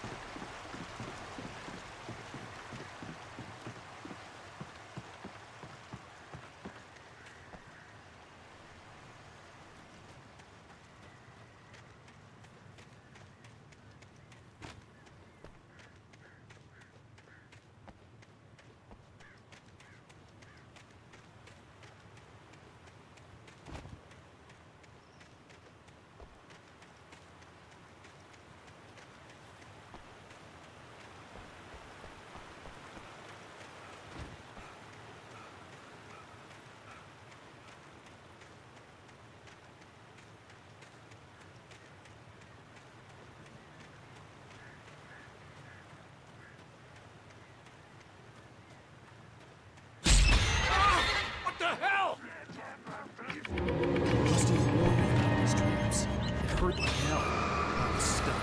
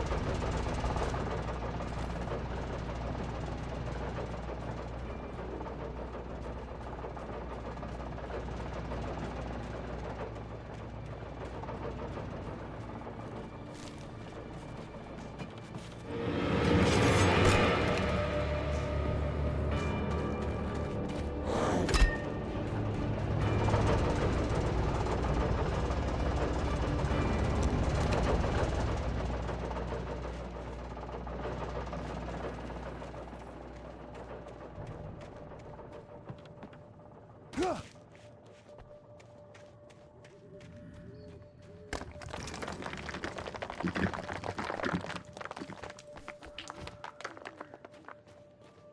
had heard the plane fall. It made no sense. It was clear that it had just fallen here, but it was very old and obviously hadn't flown in decades. Looking at it sent a shiver down my spine.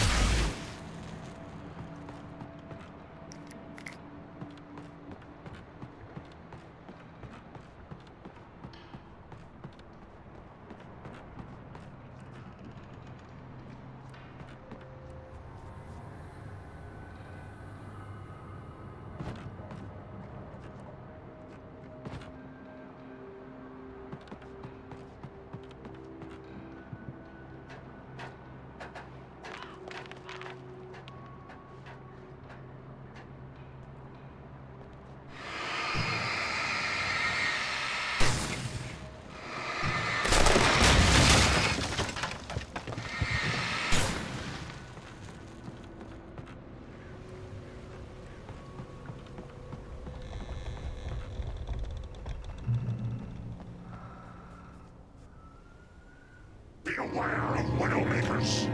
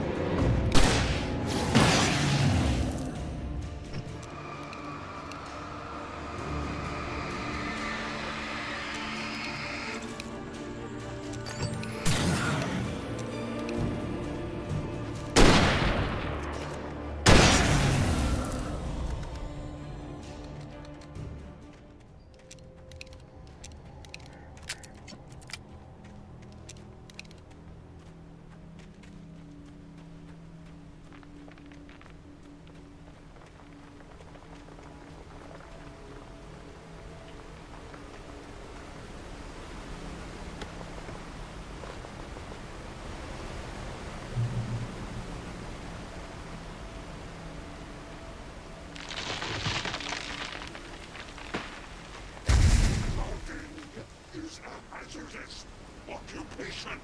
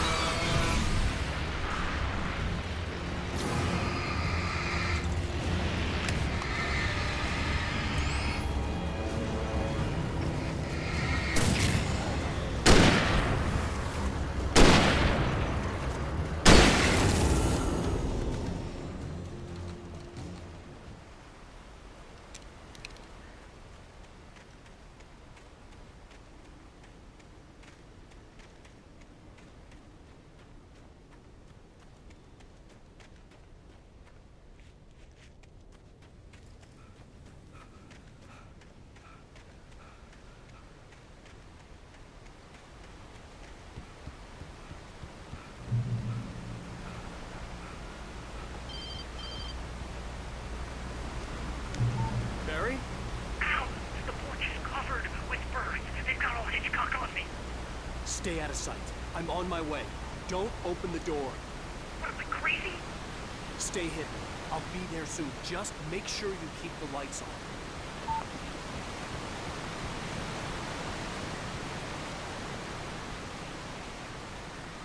I still had to reach Barry at the cabin, but at least I was out of the woods.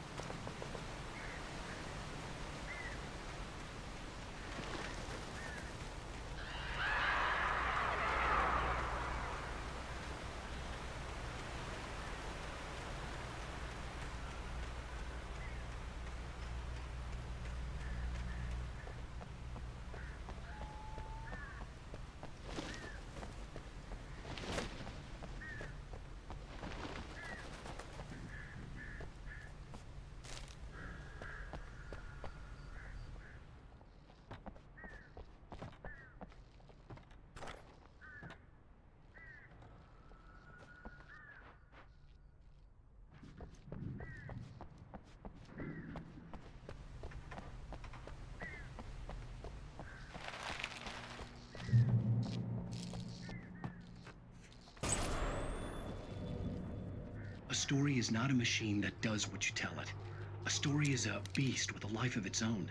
You can create it, shape it, but as the story grows, it starts wanting things of its own. Change one thing and you set off a chain reaction of events that spreads through the whole thing. The characters have to be true to themselves. The events need to follow a logic that fits the story. A single flaw and the magic is gone. The story dies. Alice dies. You can learn about the ancient and yourself.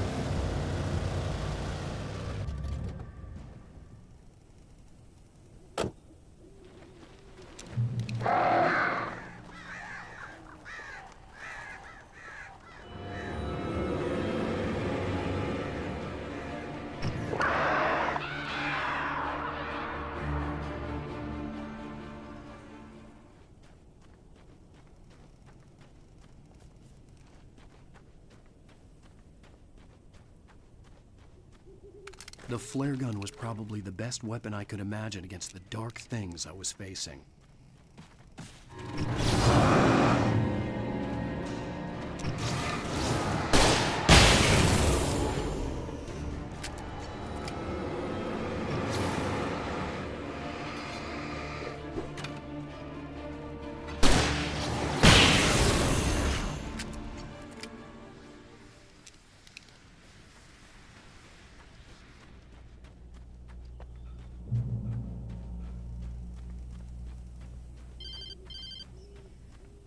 It was the kidnapper.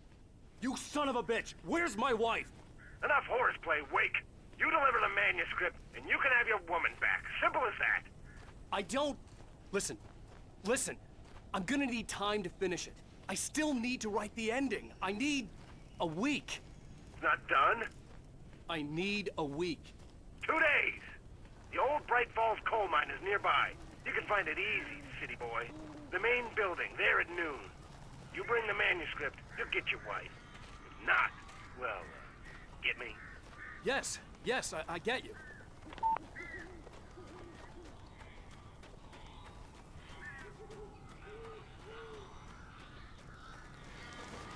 Barry had talked about birds over the phone.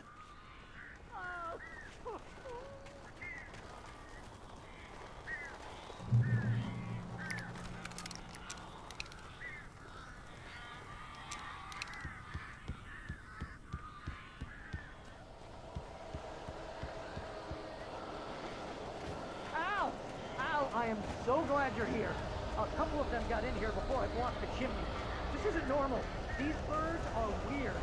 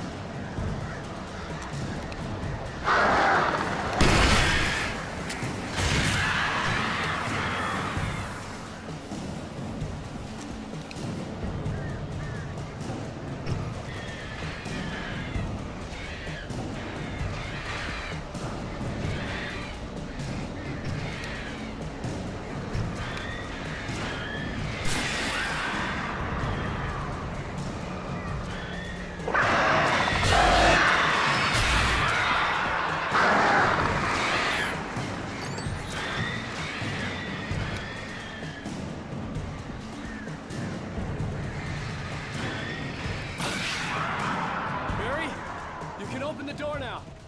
They're gone.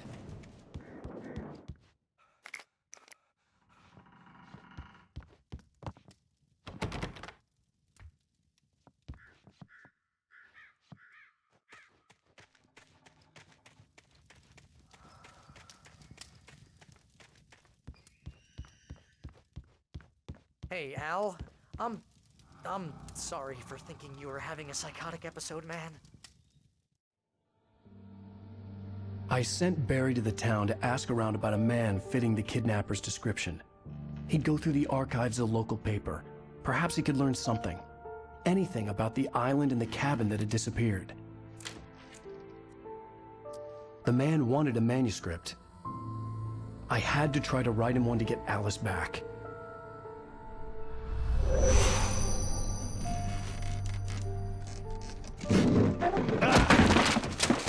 For me, the supernatural had always been nothing but a metaphor for the human psyche, a tool to use in writing fiction. Now, it was happening for real, and I couldn't put a single word on paper.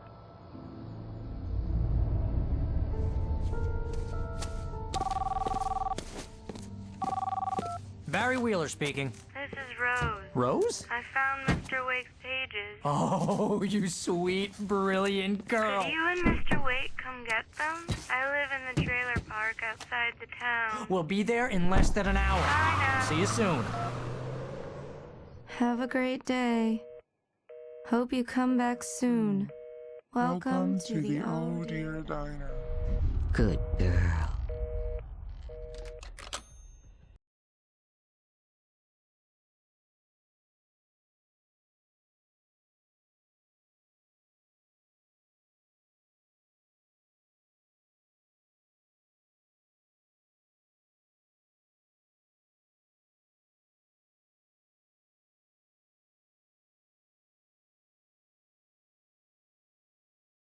Previously on Alan Wake, Alice has been kidnapped. Alan, please help me. Alice? You'll do exactly what I say if you ever want to see your wife again. I can't tell anyone except my agent Barry. Damn it, Barry, they'll kill her. You're my best friend, and I'm worried that you're not right in the head. The ransom is a manuscript I supposedly wrote that's coming true before my eyes. It happened just the way it was on that page. So dark. I have found only a few scattered pages. I want the entire manuscript. The deadline is in 2 days. I found Mr. Wake's pages. Good girl. How the hell did she get her hands on the manuscript anyway? I don't know. She's resourceful. I told you were too hard on her. Listen, I found out all sorts of interesting stuff while I was digging around. Yeah. Mr. Wake, it's Sheriff Breaker. We have an FBI agent here, Agent Nightingale. FBI? He's anxious to see you. You'd better come to the station. Okay, I'll be right over, Sheriff. Let's make this quick, huh? Help you folks? Name's Randolph. I'm the manager. We're looking for Rose. Works as a waitress down at the diner. Rose, sure. Nice girl. Who wants to know? I'm Alan Wake. The writer, huh? I heard on the radio you were visiting. Well, I'll show you her trailer. That Rose, she's a nice girl. Always pays her rent on time. As I was saying, Al, I found all sorts of weird stuff from the local newspaper's archives. This place is crazy. Disappearances, mysterious deaths, urban legends come true, and get this, most of this stuff takes place around Cauldron Lake. Well, you ain't wrong, mister. The Indians thought the lake was a doorway to the underworld. I'm the God-fearing type myself. I don't hold with that sort of thing. Yeah, okay. Anyway, there was an island there owned by a guy called Thomas Zane. Now, some of the articles I found about him make him out to be a famous writer, but I ran a bunch of searches, couldn't find a single thing he wrote. Zane was heavily into diving, so much so that the place came to be called Diver's Isle. But the volcano under the lake erupted in 1970, and Zane went down with the island. Yeah, how about that? It was there in the morning, as if it had fallen from the sky. But it would take a tornado to lift something like that. We're damn lucky it didn't crush any of the trailers.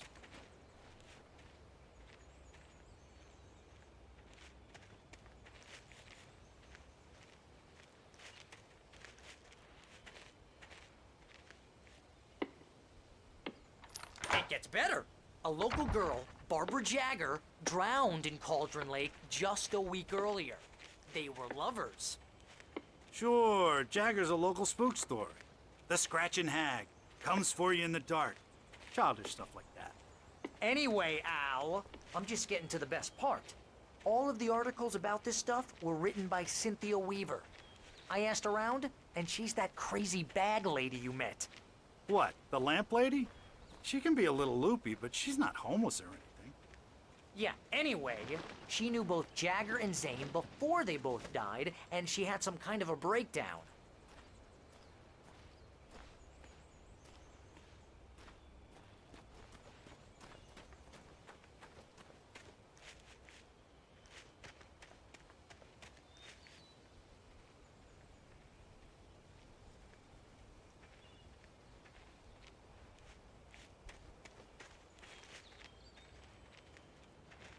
Well, mister, this here's Rose's trailer. You mind me asking what you want with her? We're just here to talk to her, pal.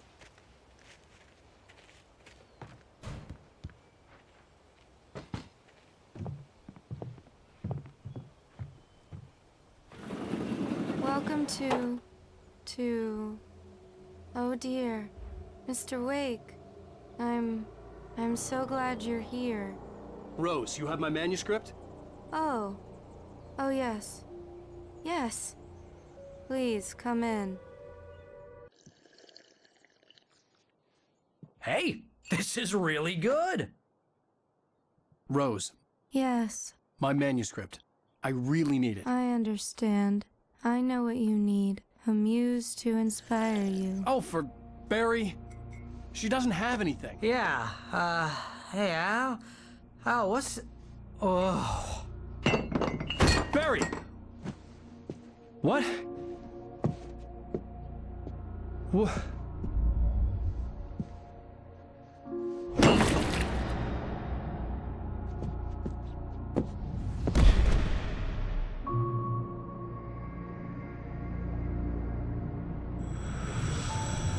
It's coming for you, hiding in my barber's skin. I'm too weak to stop it. You must turn the lights on. I promised I'd come visit you and your lovely wife. You must finish what you started. I insist. You must turn the lights on.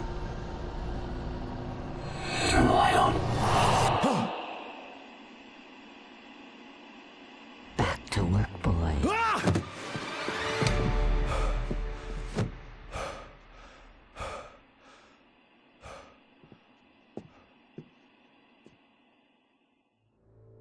I felt nauseous, hungover. Only anger kept me going. I can't tell reality from dream anymore, but it seems I have an imaginary editor to help me. She's an old woman in a funeral dress. I call her Barbara Jagger. She's very strict. I'm writing faster and faster. My manuscript is being heavily revised. The edits are getting very aggressive, and each day there's less of me and more of her. I hate it, but I know she's right. She promises me I can save Alice this way. She knows more of this than I do. About the complex incantation I'm attempting. About this place. She's worked with another writer under similar circumstances, Thomas Zane. The genre of the story seems to be shifting. It's turning into a horror story. I'm getting close. I can feel it.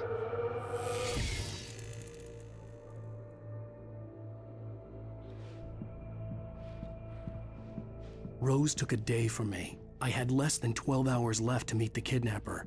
All I could do was get Barry into the car, work something out once I got on the road. Welcome to the Oh Dear Diner. What can I get you today? Coffee? I couldn't work up much hate for Rose. Something had used her to get to me and left its mark. First refill is free. Milk and sugar on the counter there. Would you like to hear today's specials? Thank you. A nice day. Come back soon. Barry was out of it. He was way too heavy to carry. You're right. I deserve more money. I'm so handsome.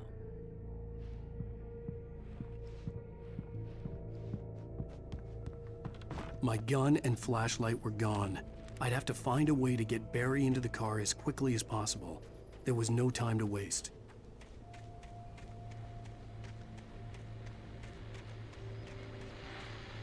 I just stepped outside to catch a breath of fresh air. Let me tell you, the weather's getting heavy. Nights like this make me especially glad I'm here talking to you and not home in bed. Once the weather takes a turn like this, I can't sleep at all. It's all tangled bed sheets and dark thoughts, punctuated by the occasional plunge into nightmare. Is it just me? Well, perhaps it is. But I hope I can make the night a little bit easier to get through. Caller, you're on KBF FM. Hey, Pat, it's Walt Snyder. What's on your mind, Walt? Well, I am the way you are, but, well, I can't sleep either, you know? I just been staring out the window here, trying to make sense of it all, but, I ain't been drinking either, you know? Well, you sound like a man with a problem, Walt. I had argument with Danny, and, then I got in trouble with the law, and, I'm just, well... I heard something like that, Walt. Yeah, well, Danny's my best friend, and, they let me out on bail today, and now I'm just alone here at the window, waiting. Man, and there's something in the air tonight, man. I was just outside looking up at the sky above our broadcast tower thinking the same thing. What are you waiting for, Walt? I don't know. Something's gonna happen. I think I better go. Well, Walt, maybe... No, thanks, Pat. Well, good luck to you, Walt. Hang in there. Let's take a little break, folks. This weather's really something else, huh? How can I be sure you walk away?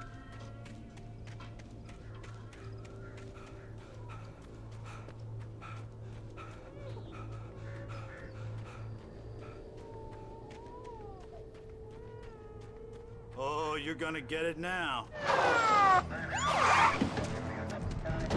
God knows what you've done to that poor girl. This is Agent Nightingale, FBI! Get him up, Hemingway! You're under arrest! You move a muscle, I'll unload right in your goddamn face! Stay right where you are, Spillane!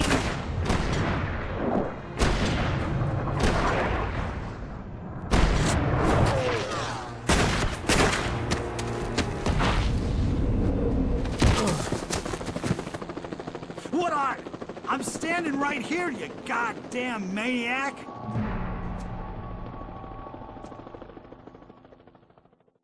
I hated to leave Barry behind, but there was no way I'd miss my appointment with the kidnapper. Give it up, Mr. Wake. Come on. Take it easy on him.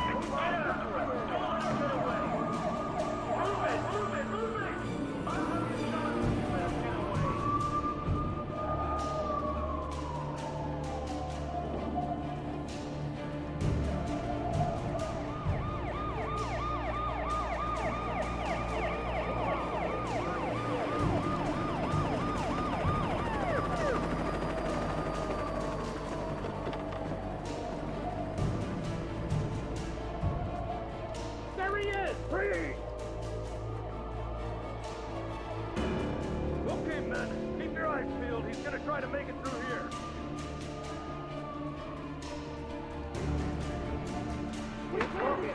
Oh, damn. Man out! No! No! Stop! Where did he go? Wait! God damn it! Where did he go? Look away! Keep an eye out!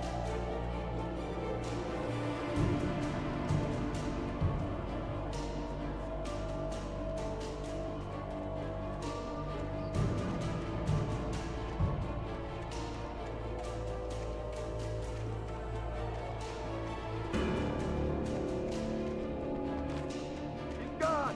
Come on, guys! We need to head him off!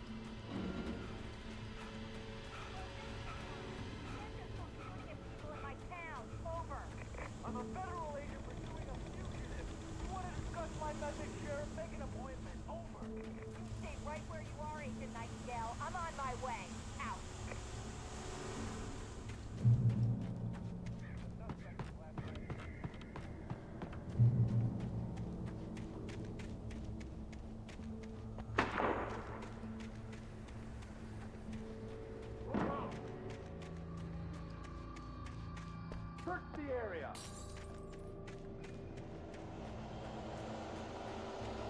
Stay sharp.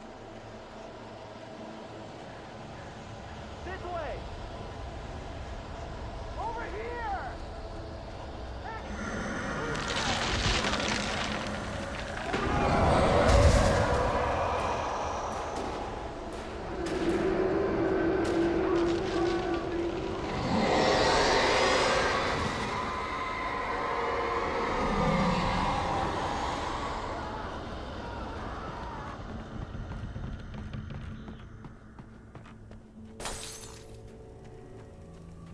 This horror was everywhere I went, circling me. The cops didn't stand a chance. They were after a writer, not a monster. Wait, are you seriously telling me that geek writer just took out my deputies? Are you kidding? I mean, have you seen this guy? He wears a tweed jacket. Over. He's the guy we're chasing. If it's not him, who then? Bigfoot? Over. I don't know yet, but I'm not in the habit of jumping to conclusions. That tends to come back and bite you in the ass. Out.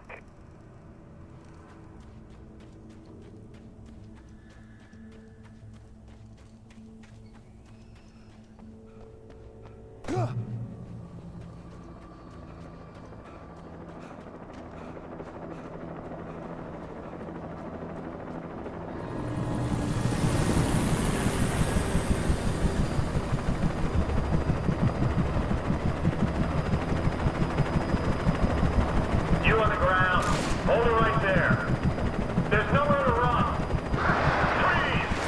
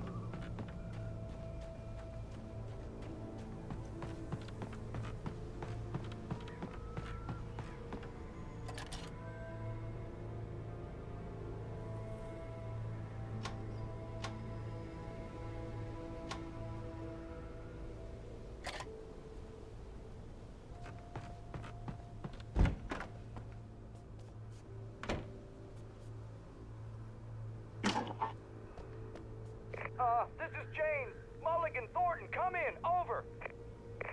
Thornton here. James, we got both Wheeler and Rose in custody. They didn't put up a fight or anything. Why, they were...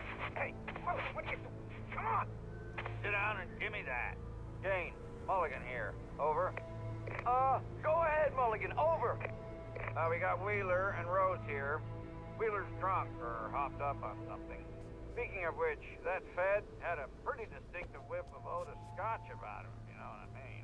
Over. I don't have anything on that, Deputy Mulligan. Over.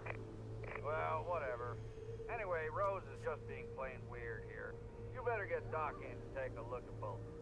Over. Gotcha. You better get them here quickly. The, Fed's gonna want to interview Wheeler. Over. Oh, yeah, I'll bet he does. Looks like they have a lot in common. Mulligan out.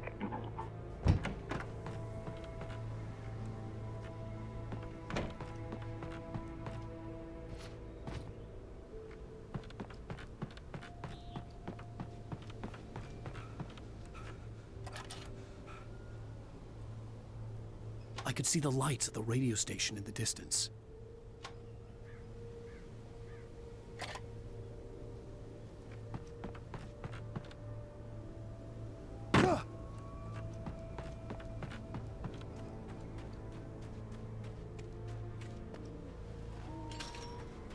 I imagined that the broadcast tower in the distance was part of the local radio station. Maine seemed like a decent guy. Perhaps he could give me directions to the coal mine.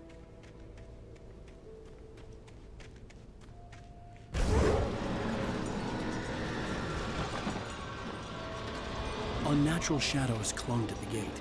The darkness that was after me was trying to stop me. I wouldn't get through without a light.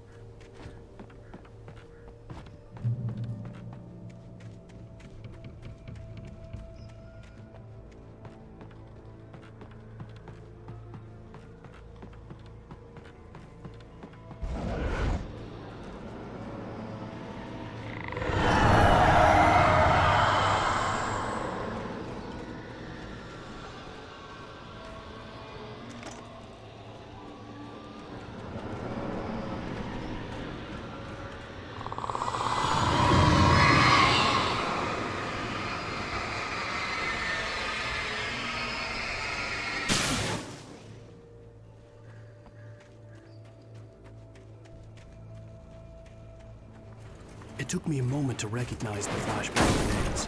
They were an ideal weapon for my situation. Team 1, come in. Over. Team 1, this is Sheriff Breaker. Report. Over. Team 2, come in. I need a report. Over. Come on, guys. Talk to me. Come in, please. Over.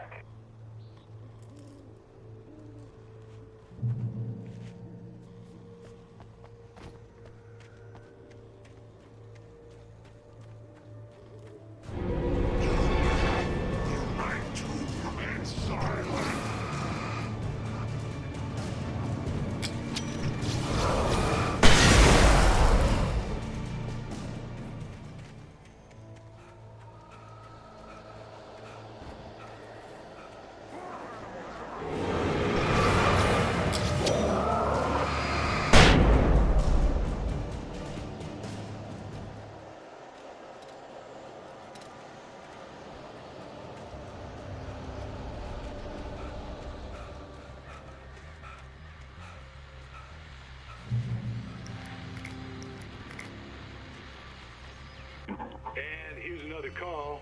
You're on KBF-FM with Pat Maine. It's Milt Peabody, Pat. What's on your mind, Milt? Well, I live near the trailer park, Pat, and there's a big ruckus going on over there. Well, that's just up the road from me, too. What's going on, do you know? I don't know, but there's a bunch of police cars there, lots of sirens, a helicopter buzzing around, and I think I heard some gunshots. Gunshots? Yes, sir, like from a pistol. So can you find out what's going on? Because it's just next door and they're popping off guns there. They're still shooting? No, it was maybe 10, 15 minutes ago.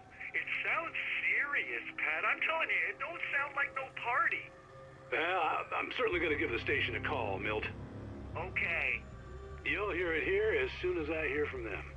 Okay, thanks.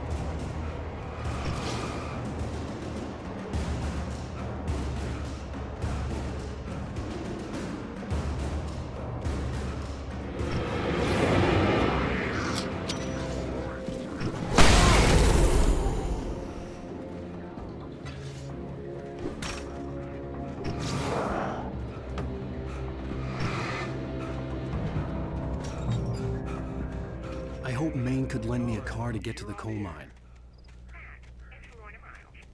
Oh, why, hello, Lorna. What do you have for us? Well, I just don't see why the cops bothered with the trailer park. What do you mean? A place like that, I mean, what do you expect? The sheriff should be helping us normal citizens instead of wasting resources on those people. Well... Let the trash sort themselves out. I'm sorry, but my granddaddy settled in Bright Falls in 1911. Well, thank you very much for that compassionate viewpoint, Lorna. Oh, here's a little surprise. The famous writer Alan Wake just walked in. Folks, I'm gonna see if I can talk him into an interview. Come on in, Mr. Wake. Oh, I'm so glad you could find the time to do this, Mr. Wake. Nowhere to run now, Dan Brown. You back away from me. Don't hurt it. Whoa. Everyone calm down. Put the gun down. We're all friends here, right? Cool your jets, Nightingale. We got him. Judas Priest! What the hell's the matter with you? There's a civilian in there.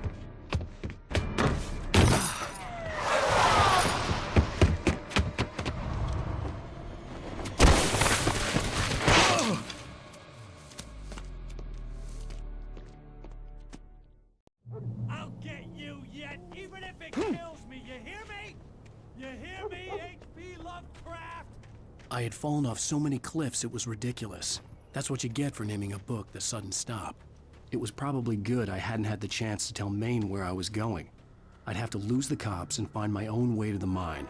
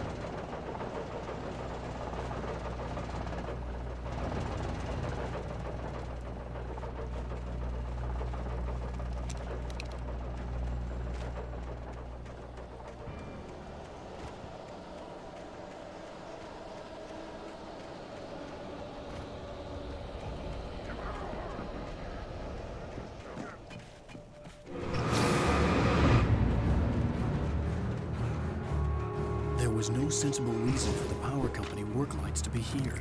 It was almost as if they'd been left for someone like me to use.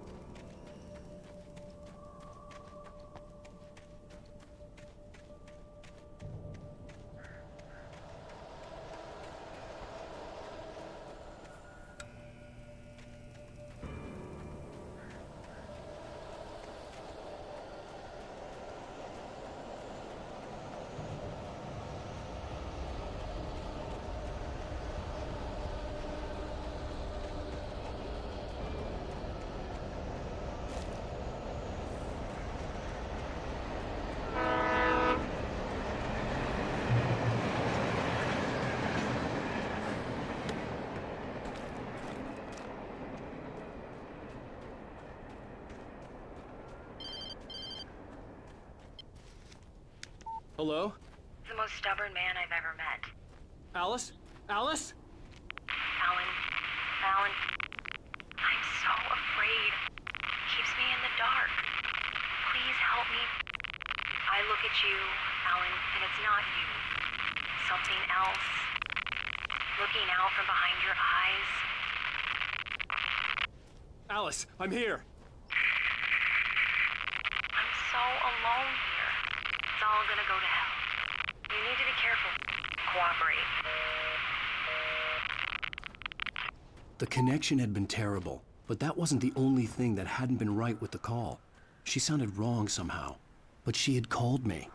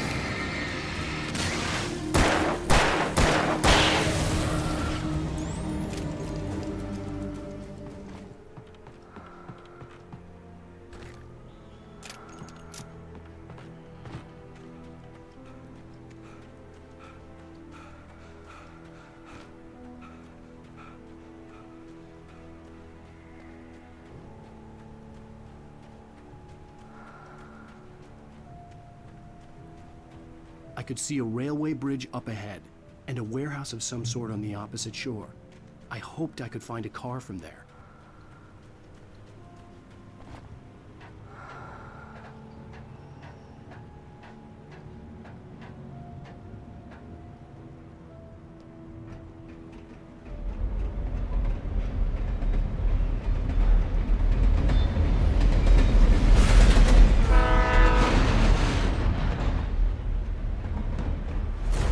That was pursuing me was growing stronger, and it was taking over everything in its path.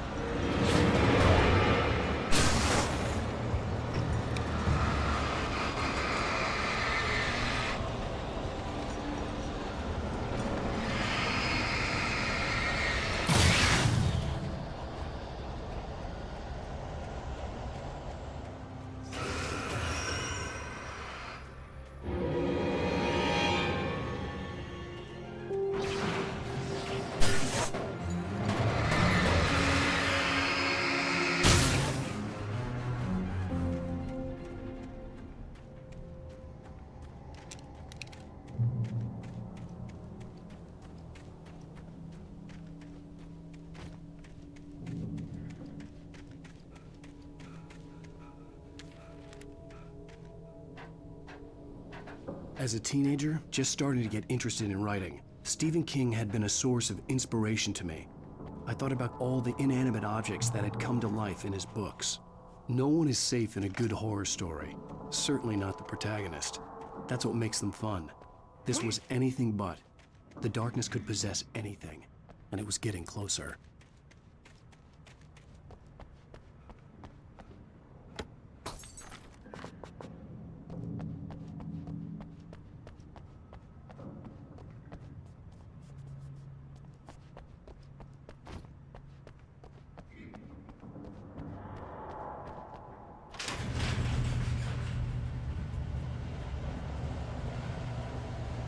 Did you call me?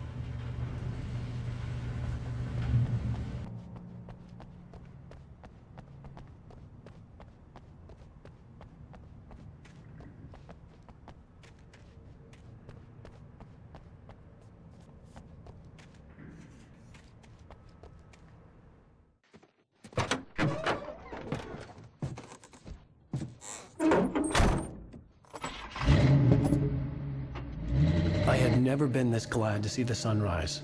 I had a couple of hours to get to the coal mine.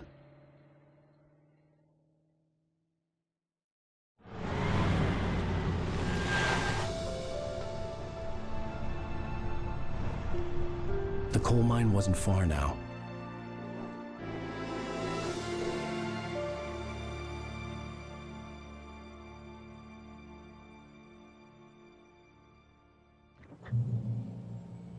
Today, I would meet the kidnapper, and he would give me Alice. I wouldn't give him any other choice. A drowning man will clutch at a straw. Little by little, without realizing it, I'd come to believe that the story in the manuscript was coming true. The current of its narrative had taken me deeper and deeper into dark waters. Alice had been taken from me. Barry was probably in jail. I was a fugitive from the FBI. The whole world taken over by the Dark Presence was trying to destroy me. It all felt real, but it matched a textbook case of insanity.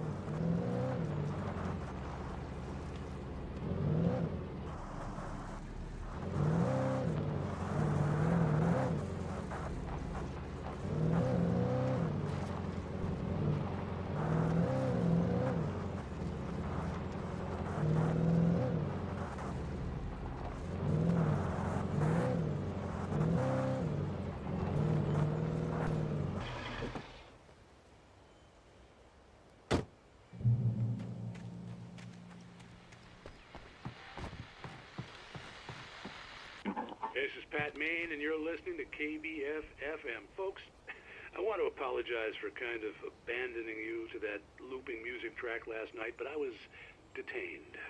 You see, I encountered a big-shot G-man with an itchy trigger finger who could use a lesson in manners and a boot in the ass. Not necessarily in that order, either. Now, folks, I know I'm not being very informative here, and I apologize for that. I really should just keep quiet, but I'm just so peeved right now, because some people just shouldn't be carrying badges. I'm just glad that our Sheriff Breaker was there to straighten things out. And if someone I met last night is listening, let me just say, I'm sorry if my mouth got you in trouble. I'm pretty sure you're not the bad guy here. Godspeed, son. I hope you know what you're doing. Now, on a lighter note, I'll be talking to Dr. Nelson all morning. But first, a little music.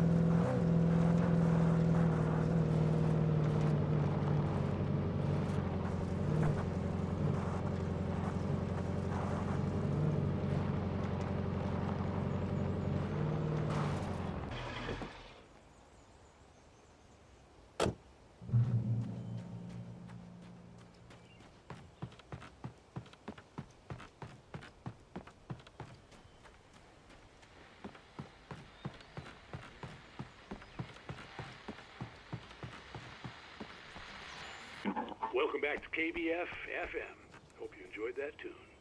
Now, Doc, you were talking about life and finding that special someone, that soulmate. Well, you were talking about that. I was saying I don't buy it. Oh, see, to me, that's strange, because I always pegged you as a hopeless romantic. You got me there, Pat. But I think love's where you look for it. And you need to do a lot of looking, sure. But the idea that there's that one special person out there for you, and if you miss that chance, it's gone forever, and you're forever incomplete. I mean, isn't that depressing? Or, heck, childish even? Hey, there's plenty of fish in the sea. And apparently a fisherman has a fishing analogy for everything, but what you're saying, isn't that a little harsh? Well, no. What I am saying is that your potential for finding that connection isn't limited to what's essentially a chance encounter. How is that harsh? Yeah, well, I guess that's a nice thought, but let me say something personal here. Okay. Now, well, I don't disagree with you exactly, but I can't really fit that together with what I feel, what I felt for someone, because she was the one. She was. And I let her drift away from me. Maybe I didn't put in the work, I don't know, but, well, since then, and it was a long time ago, but since then there hasn't been anyone, not like her. And I'm not saying I dwell on her or haven't moved on. I like my life. I'm not living in the past, but I do miss the way she completed me. You can't argue with the heart, Pat. I'm sorry, folks. I had kind of a scary experience last night, and let's just say it's shaken a few things loose.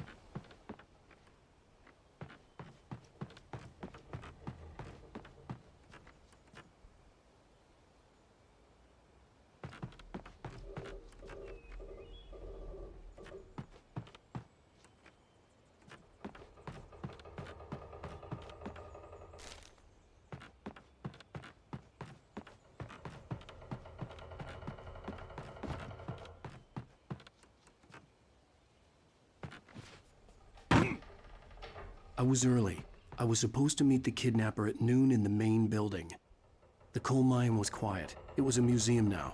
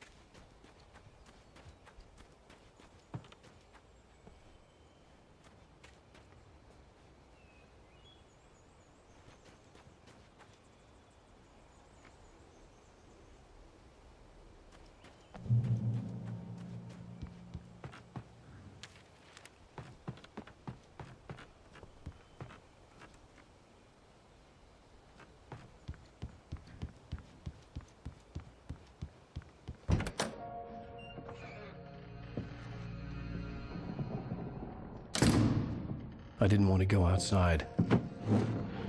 Cops had to be looking for me. The noon sun turned the place into a sauna. The day dragged on. Different scenarios ran through my mind. Ways of how I'd torture the kidnapper to get Alice back. Or the different horrible things he could have done to her. I imagined her dead. I had no way of knowing she was still alive. It was killing me. I was running on blind hope. It was all a waste of time. The bastard never showed up.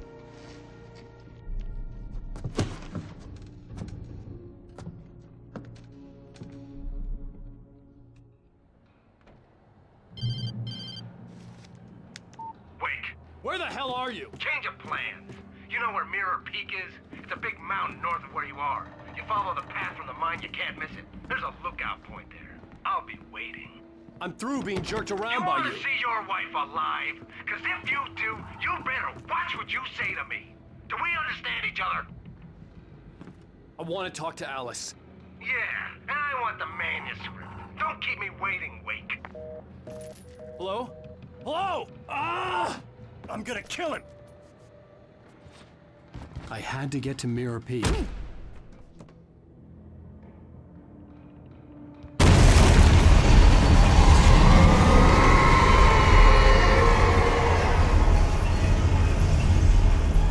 It was close. Maybe closer than ever before.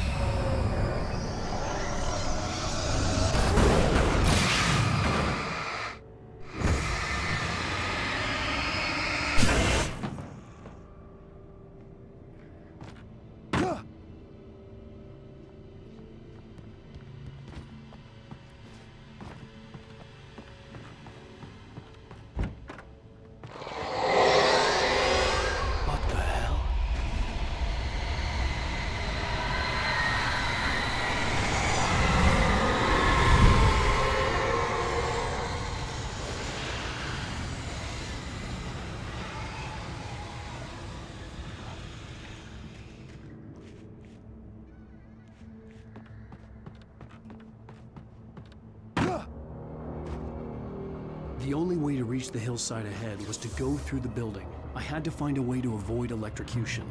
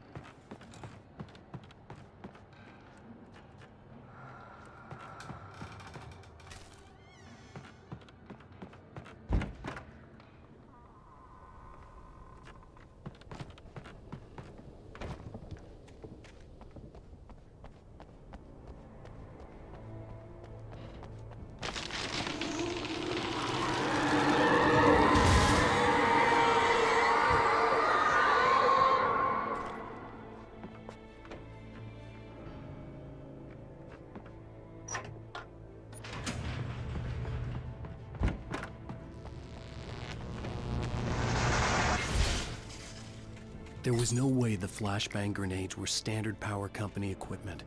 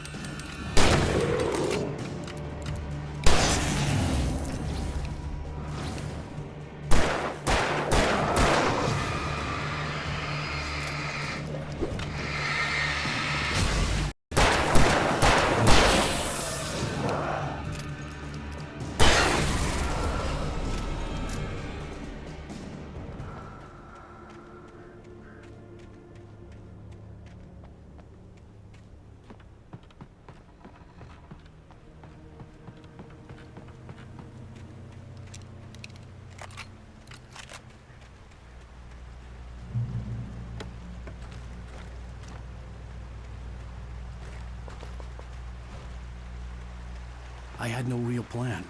I was going to give the kidnapper all the manuscript pages I had for Alice. If that wasn't enough, I'd hold him at gunpoint and make him talk.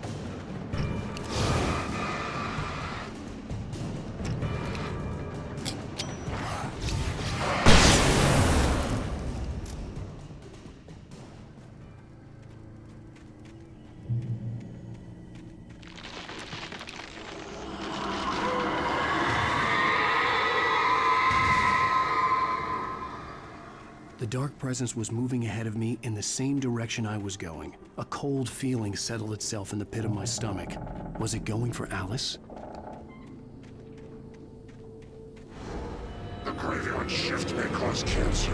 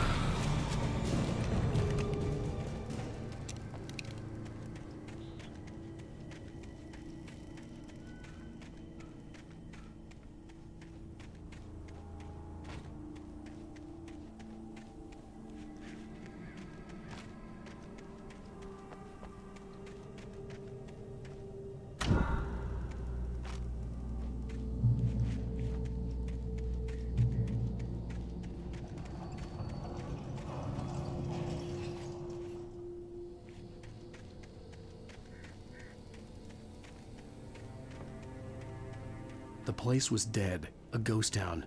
Had been for decades, maybe a century.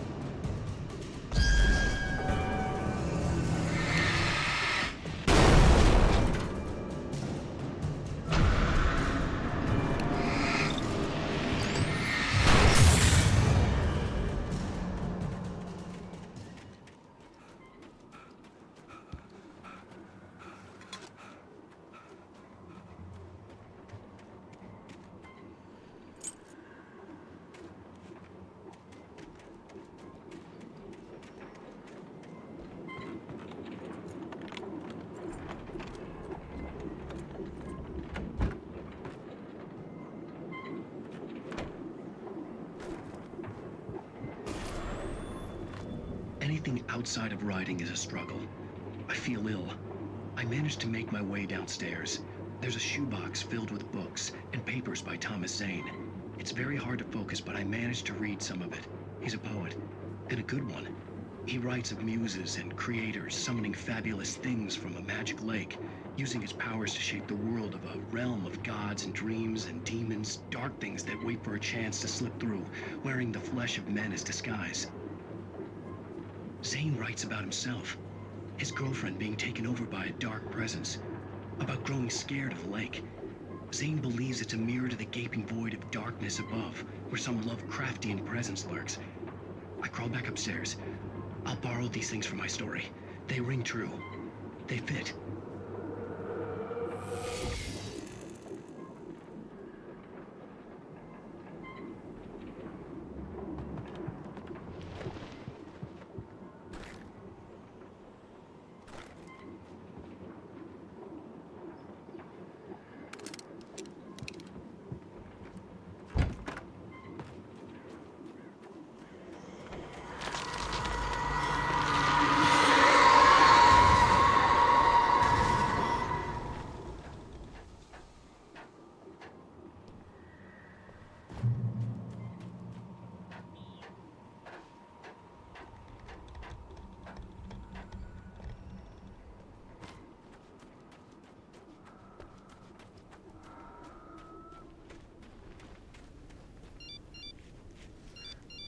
The kidnapper had sent me a text. The message was full of spelling errors and insults. It was telling me to hurry up.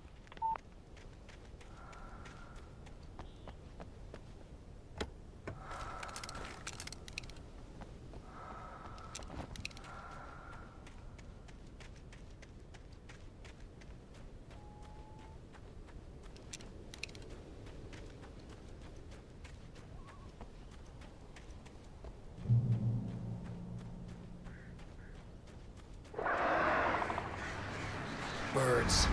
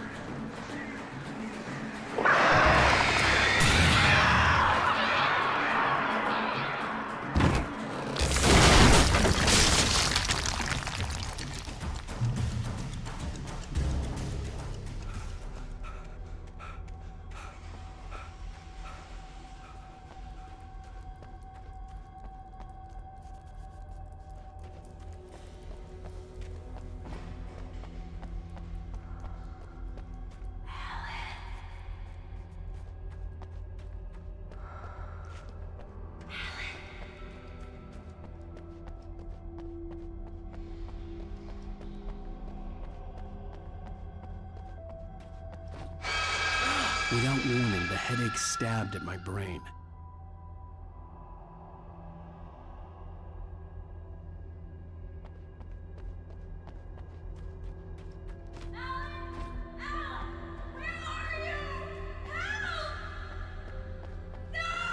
Alice? Alice?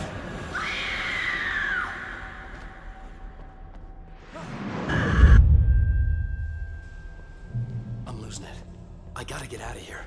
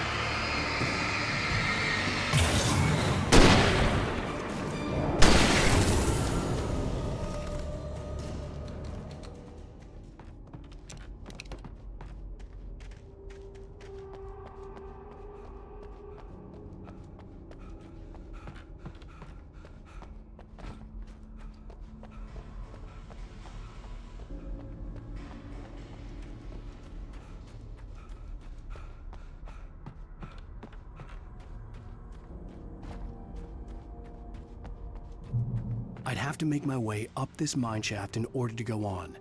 Maybe the machinery could help me with that.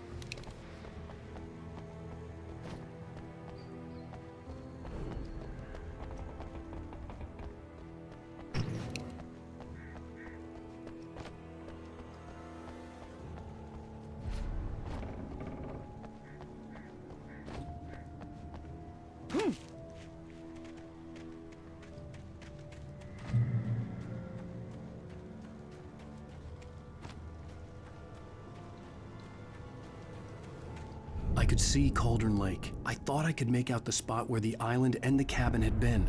There was a light near it. It had to be a boat.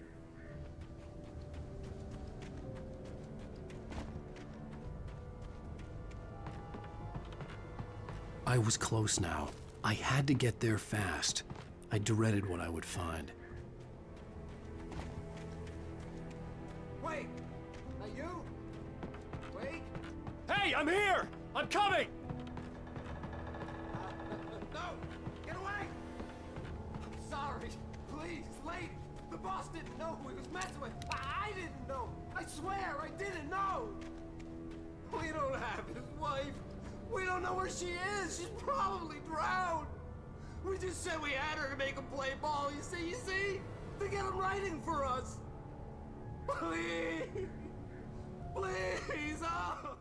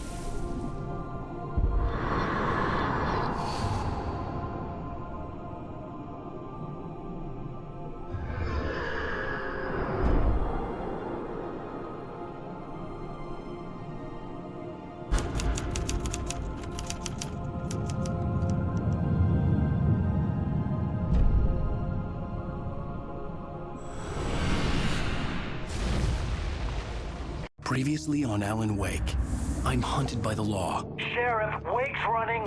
I'm giving chase. Are you seriously telling me that writer just took out my deputies? A thriller I supposedly wrote is coming true. The genre of the story seems to be shifting. It's turning into a horror story. I was told that Alice had been kidnapped, but that was a lie. We don't have his wife. We don't know where she is. Her purported kidnapper was eaten up by the dark presence before it attacked me.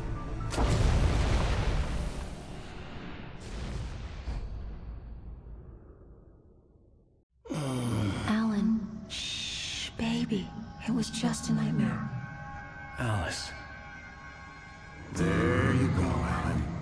Hartman, I fell. I had to give you a sedative. Don't fight it. You went through another rough period. What? Right now, it's very important that you stay calm. We don't want you to have another episode. You're a patient at my clinic. Have been for a while now. The shock of your wife's death triggered a mental illness. No, you lie. You're suffering from various symptoms of undifferentiated schizophrenia. Bastard. It's okay, Alan. Just let go.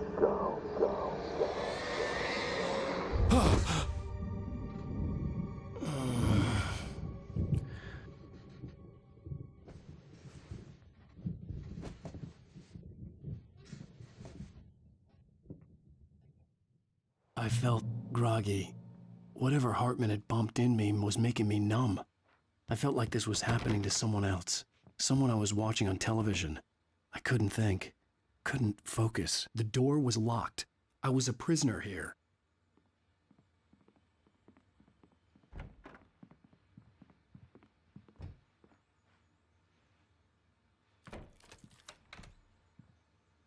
Good evening, Alan. Are we feeling better now? Feeling calm? Yeah. I see you brought your pet gorilla with you. So sure, I'm calm. I get the message. Loud and clear. Quite right. That's the spirit. You're being very brave, Alan. I understand you're confused. I would be more concerned if you weren't suspicious of me. I don't blame you for it. Big of you. Now, why don't you come with me? We'll reacquaint you with my clinic and go over everything you might have forgotten. Little walk and some fresh air? Yes, it will do you good. This corridor is for patients. Most of them aren't here right now. Jack took them out for a fishing trip, except for the ones who are particularly vulnerable, of course.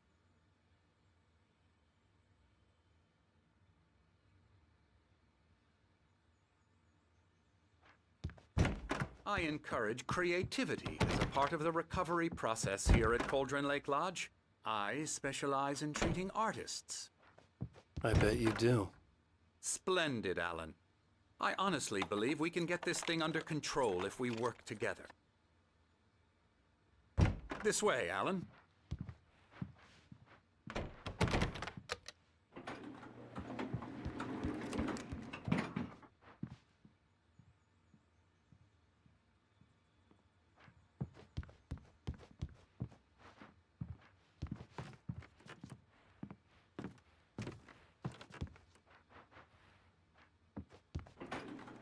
Now, Alan, from past experience with you, I know I need to get right into the heart of the matter as quickly as I can after an episode. So I'm just going to say this. Alice is dead. No. You're in a very vulnerable state until you understand and accept this. Alice drowned, and you couldn't face that. You're suffering from hallucinations, paranoid delusions, unusual thinking, an obsession about light and darkness, a feeling that everything revolves around you, your thoughts and dreams. Your mind has constructed an elaborate fantasy scenario in which your writings are affecting reality. She has been kidnapped and supernatural forces of darkness are trying to stop you. We go this way, Alan. I wasn't ready for another shot, so I went along with it. He had to be lying. But under the influence of the drug he had given me, I had to fight not to believe his words. It's all in your head. You've been making it up. Apart from the tragic accident with your wife, no one has been killed. Your delusions are just a manifestation of your subconscious mind trying to protect you from the too painful truth. Unless we fight the fantasy, it will return. I know the instinct is to resist me, but think about it. Doesn't this make far more sense than the insane supernatural conspiracy you have concocted in your mind? You're a skeptic by nature, Alan. We both know this. Everything can be explained logically.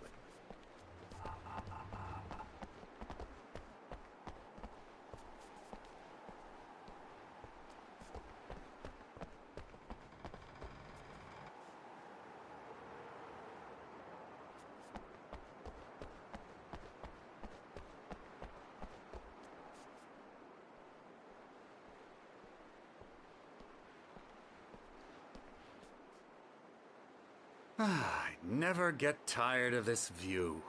Very inspiring, isn't it? Cauldron Lake spread below us. I could see Mirror Peak on the other side of the lake. I thought I could make out the spot where Diver's Isle had been when I arrived with Alice. Now there was nothing but waves. It seems there's a storm coming.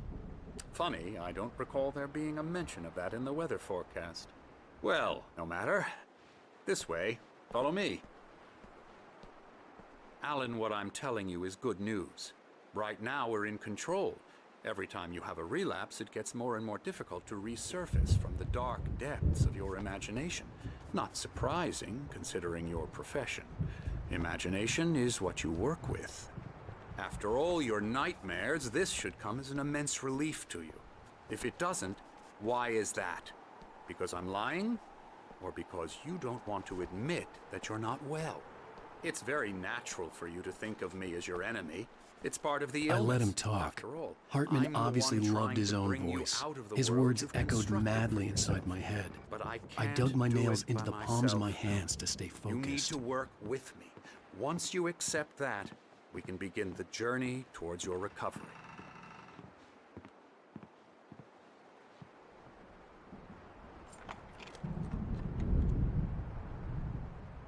Come along. Let's go inside. Here's the entrance to the office wing. That's for staff only. You were impressed by my trophies when you first arrived here. I do love to hunt. The great outdoors, man versus nature. It's wonderful stuff. Pretty damn wonderful, yeah.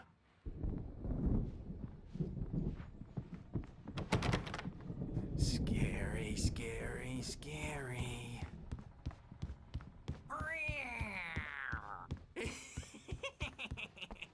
Emerson.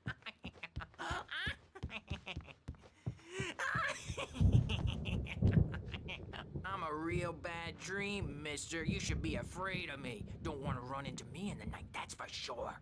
Please, Emerson. Mr. Wake is confused enough as it is. Yeah, you'd like me to go away so you won't be scared. But you can't just decide what kind of dream you have or when you have it. Emerson. Okay. Sorry. Ew.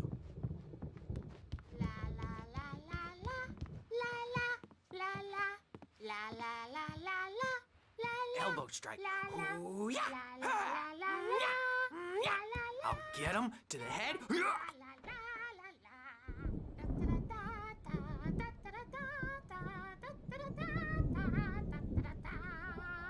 Alan, please, this way.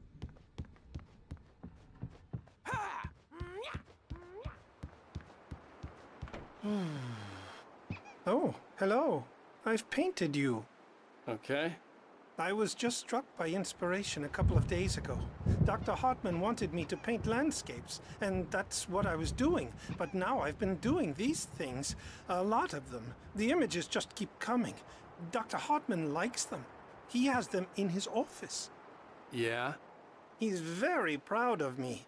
He says I'm getting much better. I think I'm getting better.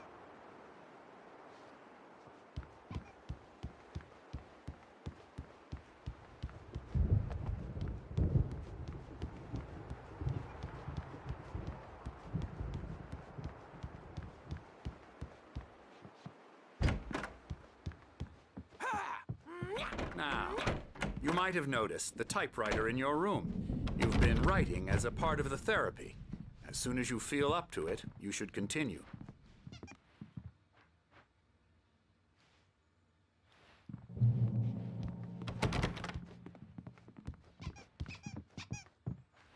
My rheumatism's killing me.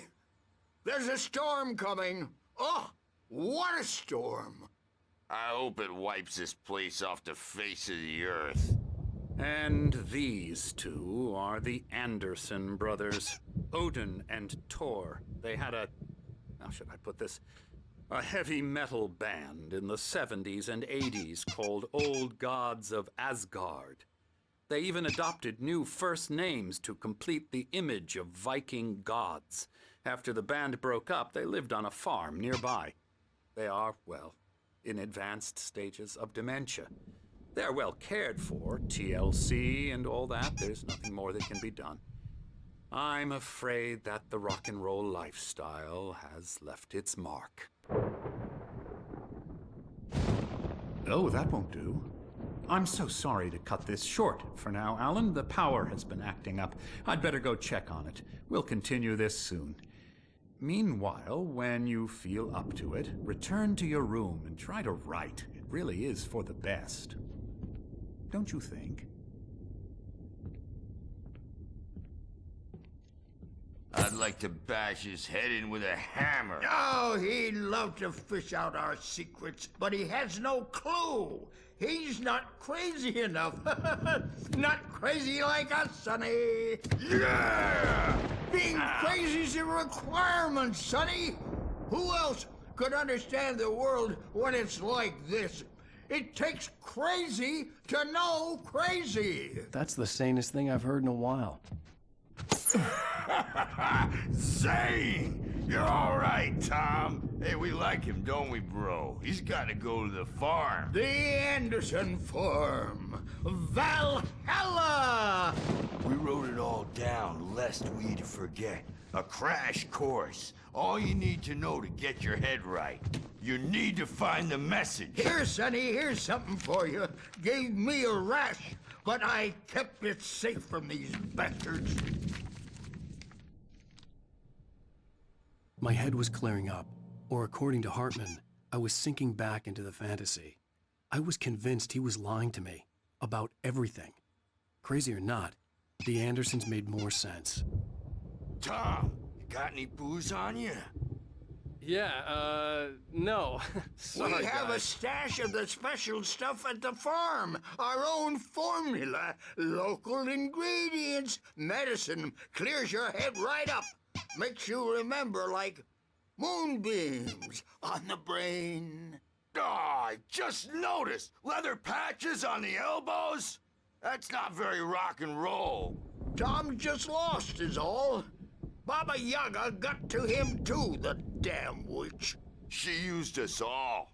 Taken from all of us. Took my thunder, the witch.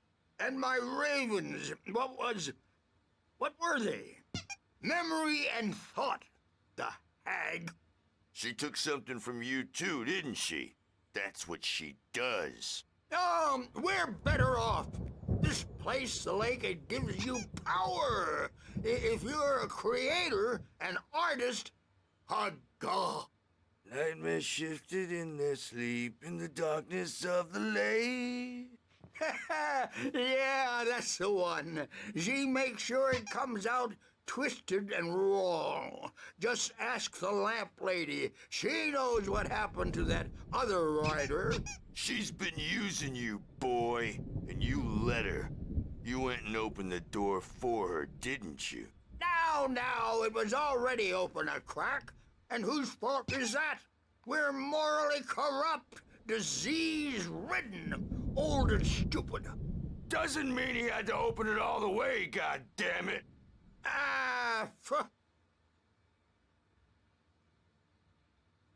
So tired. Built the farm close to the lake, a place of power. We had parties there, man. You should go there and have a party. That Bob Balder threw the amp through the window. Hit that hippie chick in the back of the head. 15 stitches and a concussion. Bob's dead now. Leukemia. Stitches, snitches, and narcs, man. Bad scene. I'm tired, man. So tired.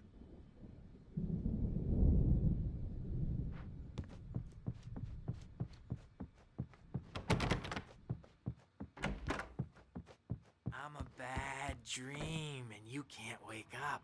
You can't hurt a nightmare because all dreams are only imagination. They're only in your head, and they're not there when you wake up. So you can't wake up because I'm in charge now, and I don't want to disappear. My nightmare is the publisher people who want to make a contribution so they can say they made a contribution. And then we end up with mullets in there because they think mullets are funny, but it wasn't supposed to be about mullets, and now it's about mullets. And when it's in slow motion, they call it mullet time because the numbers came back from marketing that mullet time is the hook we needed to go big in the target demographic. And they're not even kidding. They say it all like serial killers with straight faces and smiles. My nightmare is the writers who want to make everything from the characters to the toasters talk all the time and express their feelings so they won't shut up. And the writers won't shut up either because they have feelings too. And I have to listen to them because they're not scared of me. And everyone should just shut up. Shut up. Shut up. But I don't see nightmares anymore because I'm too scary for them. I take 2 pills every morning and 1 with every meal and 4 when I go to bed. And that makes me the scariest nightmare of all.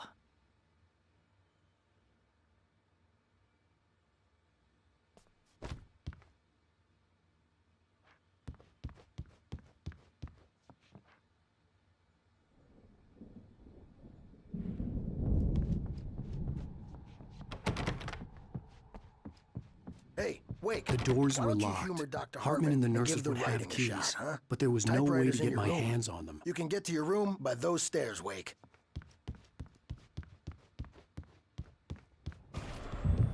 Something's wrong. I'm not myself. It's hard to think. There's a shadow inside my head. I can only focus on writing. Everything else is a blur. I'm trapped in this cabin. Have been for days, but it's always dark outside. My editor is real. I saw her again. She's not human. It's not human.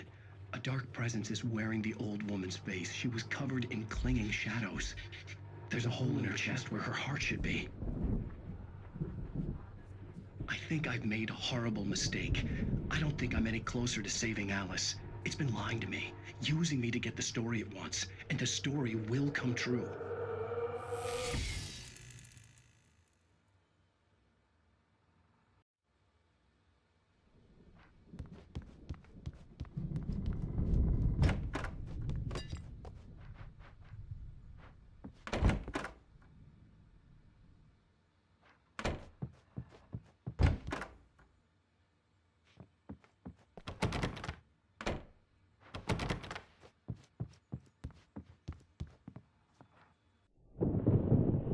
The white glare of the blank page in front of me hurt my eyes. My hands began to shake uncontrollably. Everybody, calm down. Put that down. Bert, I need help. Hey, Wake, you stay here. I'm gonna go see what's up. You just keep doing what you're doing. Be cool, okay?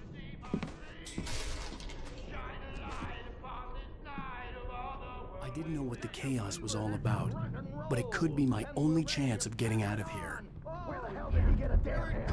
I don't know. Here's a friendly poke from the old witch. Oh, afraid of the crazy brothers, are ya? Not so weak now, are we? Well, things are unraveling fast, aren't they? Sinclair looked bad. That wasn't a love tap. The crazy old fart hit her hard. backstage is If she was all one of yours, Hartman's goons, Tom. she had it Seize coming. your I could destiny. get the key to the office wing from Sinclair. I had to get to Hartman's office. He had taken all my manuscript Come out and face pages. the music, That's where he'd been Birch. keeping It's them. time to pay the piper. Maybe you could come out and be our regular adult diapered asses, Birch, since you're so tough, Birch. We were on the road, man. You think we haven't seen punks like you before? The photo on the wall caught my attention. In it, the clinic staff was standing outside the lodge. I knew the man next to Hartman. He was the kidnapper. Hartman had been playing me all along. Let me out of here! Arthur, do you hear me? I'm gonna do your crazy quack ass in flesh! Seriously, do you have any idea how much trouble you're in? The markings on the tape said they were recordings Hartman had made at the sessions with his patients. I saw Alice's name on one of them. For a moment, I couldn't breathe right. Now, Mrs. Wake, can you tell me about Alan's problems? He's more and more out of control all the time. The parties, he's so angry all the time. He's getting violent. Do you mean with you? No, not with me. No, never. Sometimes I almost wish Alan would take a swing at me, because at least that'd lead to a conversation he couldn't just march out of. But no. Alan doesn't really sleep. And the work, well, he's not writing at all. He sits there for hours and just gets more and more frustrated. And I can't talk to him. Yes. Tell me, Mrs. Wake, what would you say to him if he'd listen? I don't know. I want to say, I look at you, and it's not you. Just some stranger who resembles you. Looking out from behind your eyes, and I don't like that guy much. And now it's all gonna go to hell. But you don't ever say this. No. I've tried, but he's not listening. He's too deep in his own problems, always going on about something else. I'm so afraid I'm gonna lose him. And we're not even talking anymore. He doesn't let me in anymore. He just keeps me in the dark. I'm so alone here, even when he's home. Please help me, Doctor, because I'm at my wit's end. Well, if you can just get him here, I'll absolutely do my very best. Yeah, but Doctor, you need to be careful with him.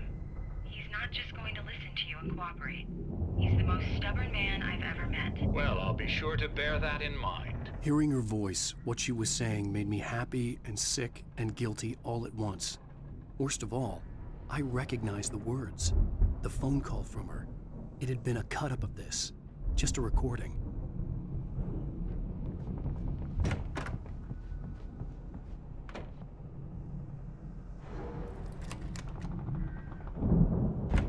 Barry? Ow! About time! Barry, man, am I glad to see you. We need to get to Hartman's office. It's right next door. You okay? Yeah. I mean, no! The cops found me at Rose's trailer, but they didn't hassle me too much. I'm obviously a victim in this, and I demanded to be treated as such. Or else I'd sue their asses. Speaking of asses, that vet gave me a real hard time, but I had no clue where you were. That guy's crazy, Al. But he let me go, and then I get a call from Hartman, that son of a bitch, who tells me you're here, and I should come pick you up, but when I got here, 2 goons clobbered me and stuck me in there. What's with the cutout?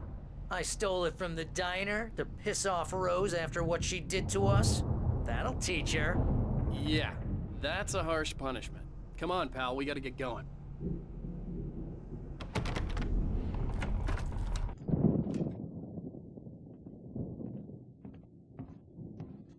These were all the pages I had on me. And more.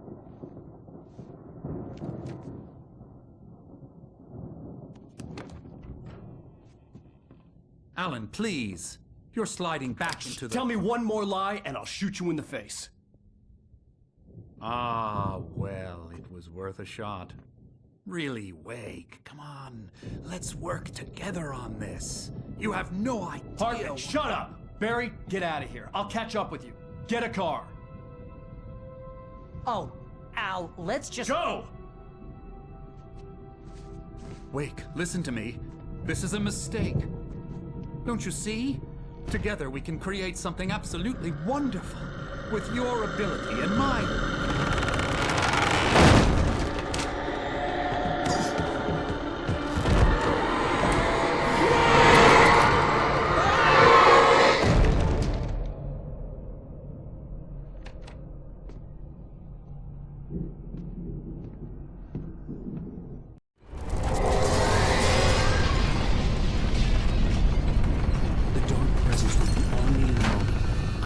Find a way out.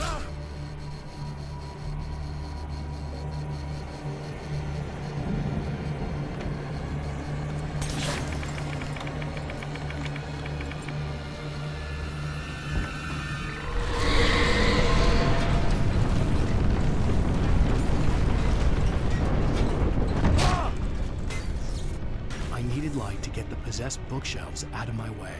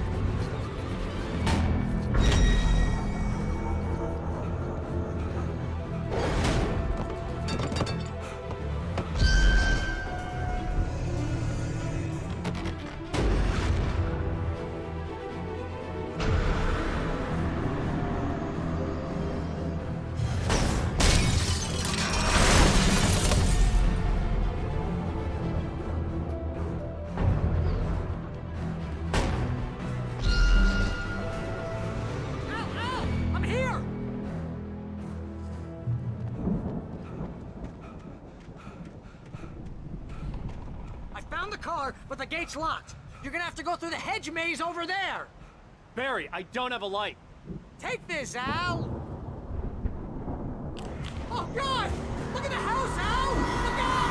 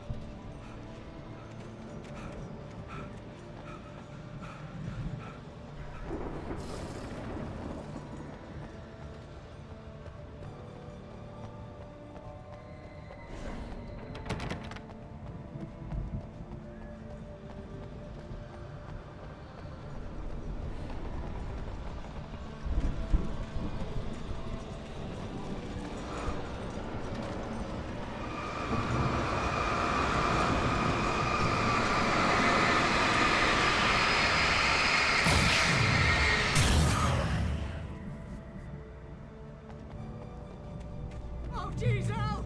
The house looks bad! Let's get out of here!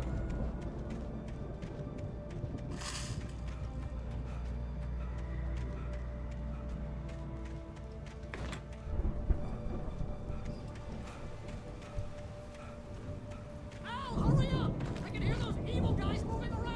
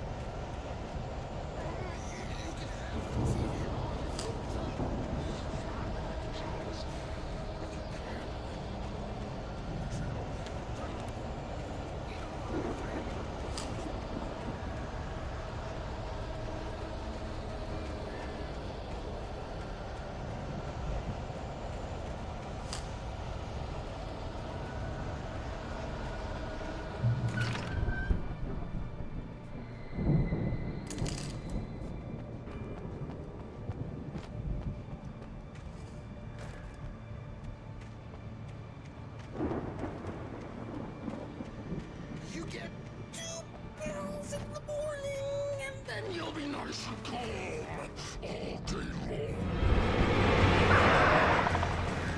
You get 3 barrels in the evening.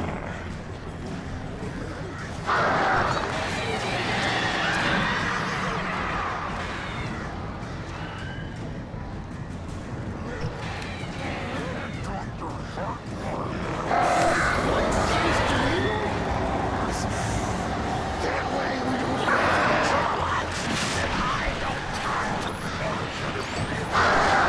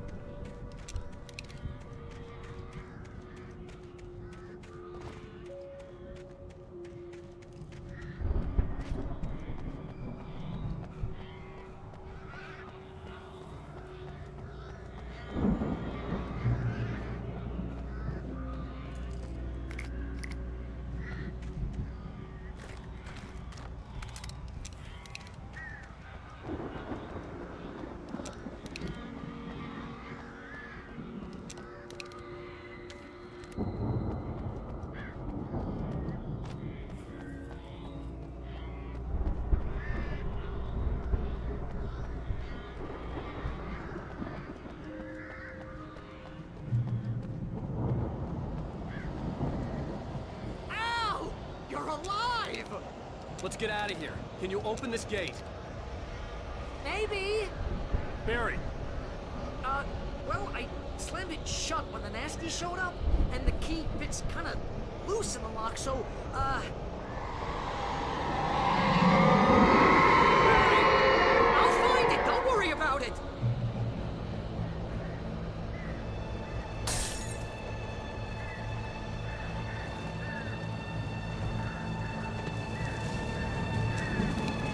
Hurry up, Barry! I'm on it! I'm on it!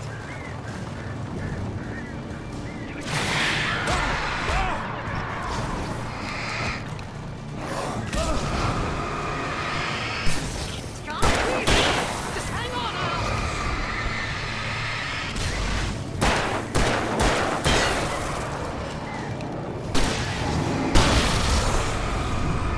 Hey, found a corner!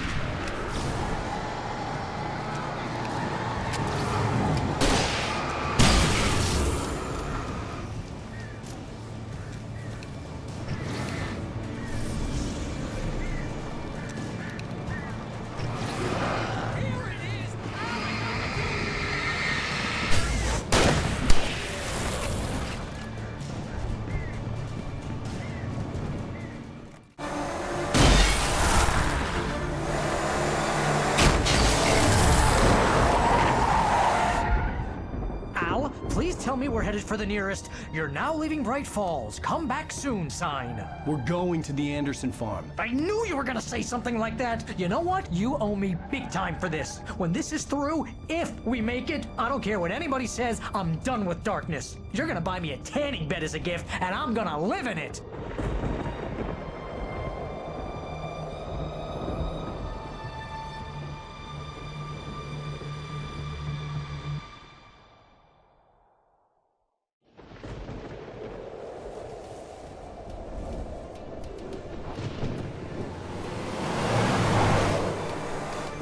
I'm crazy, but that's fine, Barry. Oh, you got that right, Al. You're barking mad. You are by far the craziest. But maybe that's inevitable when you deal with crazy stuff like this. It helps. This is happening, Barry. Alice, they never had Alice. She's trapped in the darkness at the bottom of the lake, but she's not dead. Al, how can you know that? I know, Barry. I can... Al, No, listen. I can bring her back. I can find her. There's something special about this place. The lake, it does something to the works of art created here. It makes them come true. But there's a catch. The dark presence, whatever that thing is, twists it to its own ends. That's why all of this is happening. It's using my manuscript to take over everything. Al, I believe you. It happened to Thomas Zane before, it happened to the Andersons. I believe you. Crazy or not, you're not delusional. Weird shit's going down. That's a fact. I'm on board, man. I'm with you. The Andersons knew about it, but they were too far gone to tell me with all the drugs they were on. But they wrote it down. There's a message somewhere at their farm, Barry. We just need to find it. Look out!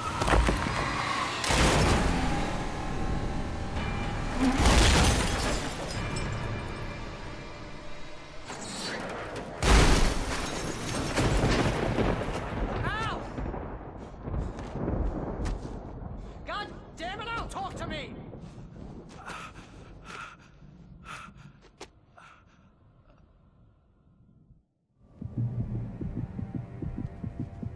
I had lost my gun in the crash.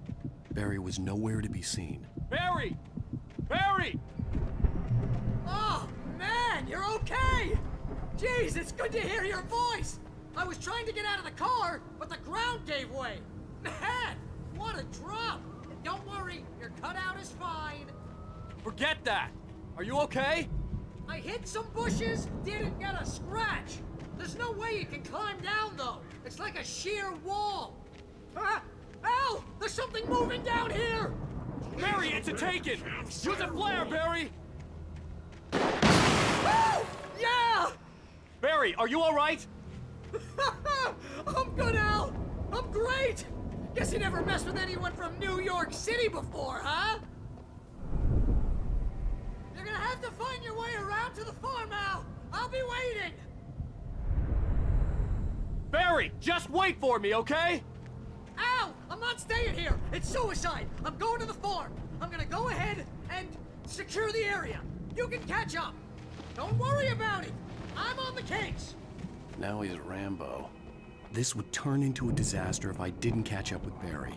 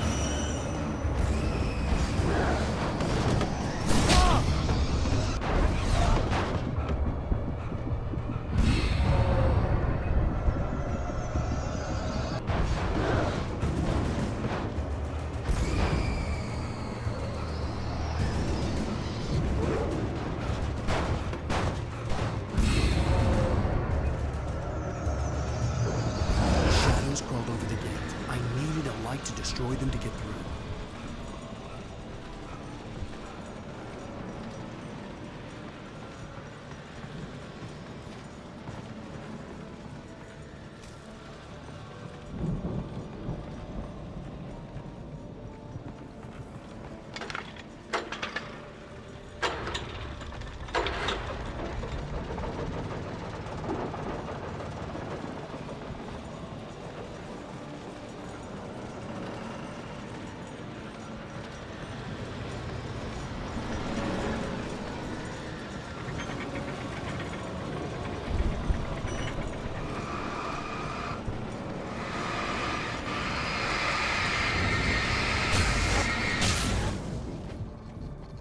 I could sense the movement in the woods ahead.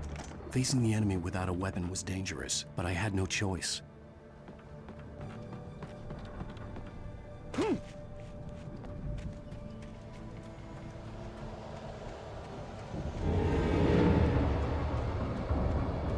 Omega-3 fatty acids are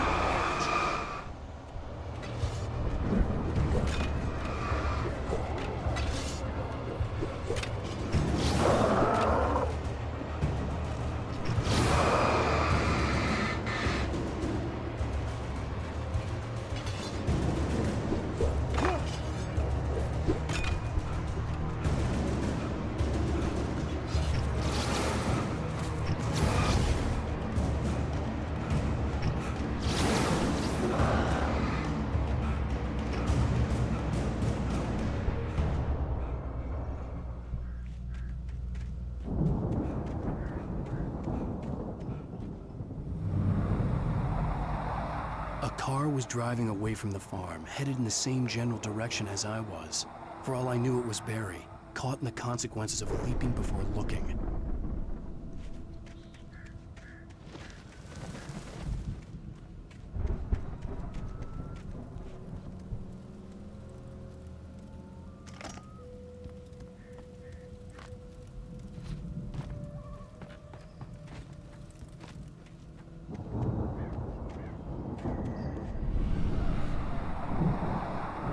The car was heading for the cabin up ahead.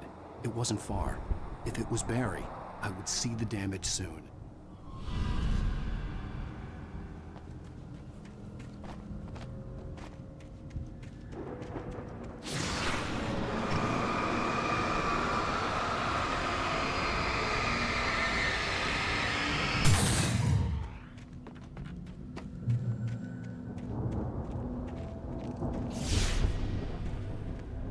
I'm trying to deliver each page to the right time and place.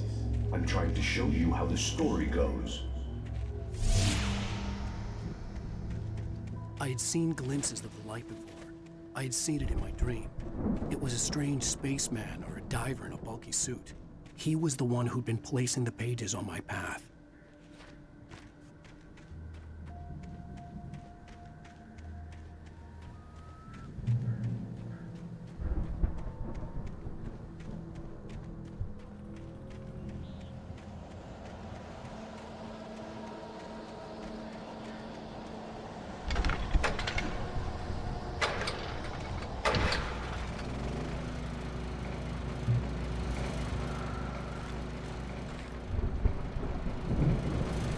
Someone had left a gun behind. Now I had a fighting chance of reaching the farm.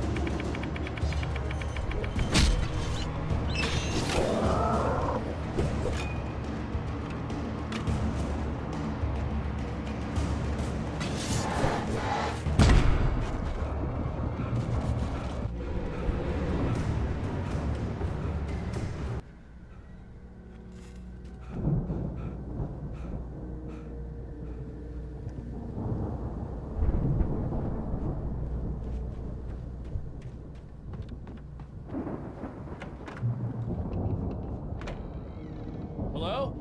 Anybody here? Barry! No! Danny, you're not!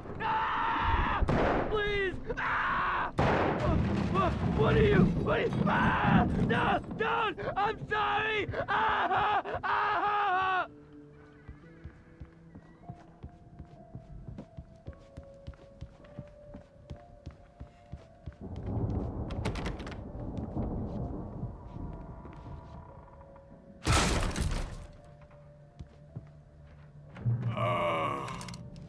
I know you.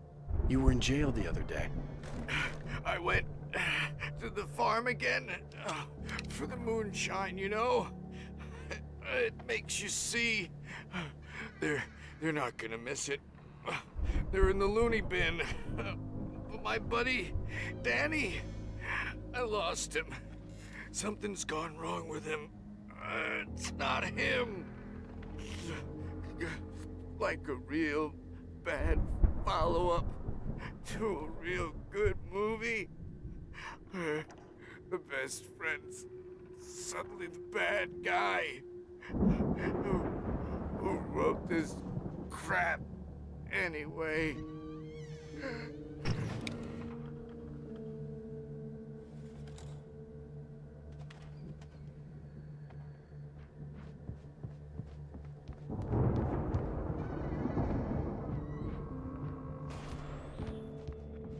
I've run through every possible course in my head. If I continue like this, the story I'm writing...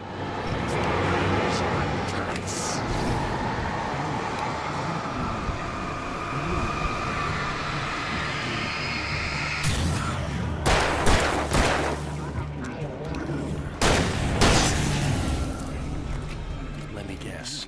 Danny, huh? I'm going to release her. I'm going to change this. I'll escape. I've written myself into the story. I'm now the protagonist. This feels feels like a terrible risk, but it's the only way to save Alice. I'll be bound by the events of the story just as much as anyone else who's been woven into it. The story must stay true for this to work. There have to be victims along the way, near escapes, cliffhangers. In a horror story, it can't be certain that the hero will succeed or even survive. He almost has to die.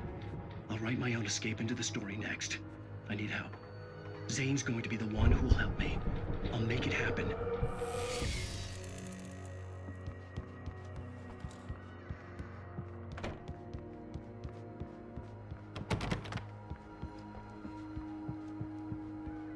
I could climb out through the broken window. The farm was still a good distance away. I'd need a car to get there fast.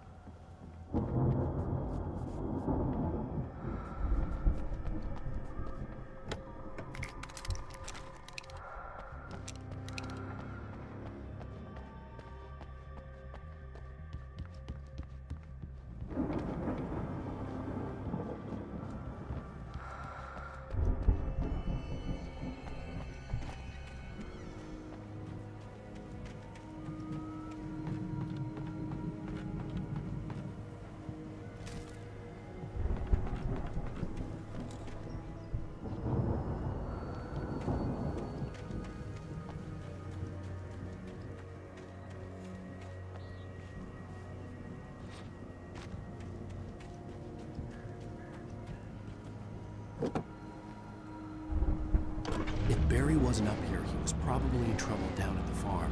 For a moment, I felt bad for doubting him. After all, I'd made it this far myself. But Barry was Barry.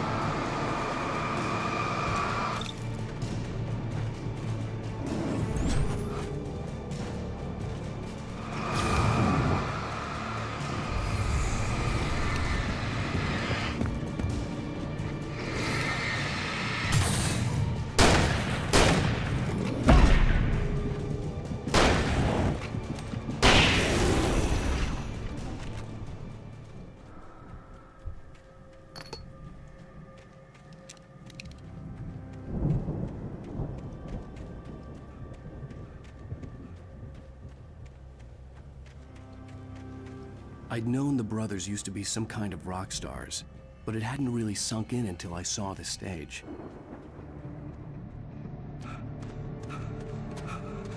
Ow! Run! Incoming! There's too many of them!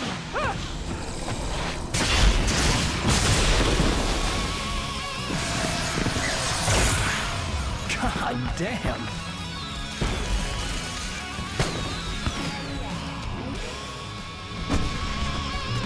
So glad you decided to go it alone, Mr. Johnson. Shut up and shoot! Ow! We have to fight them off! I can set off more of the fireworks from here and help you out! Hey, Al! Did you notice there's a lot of ammo and stuff around? This place is stocked! Al, hold on! Let's try to get the stage lights on!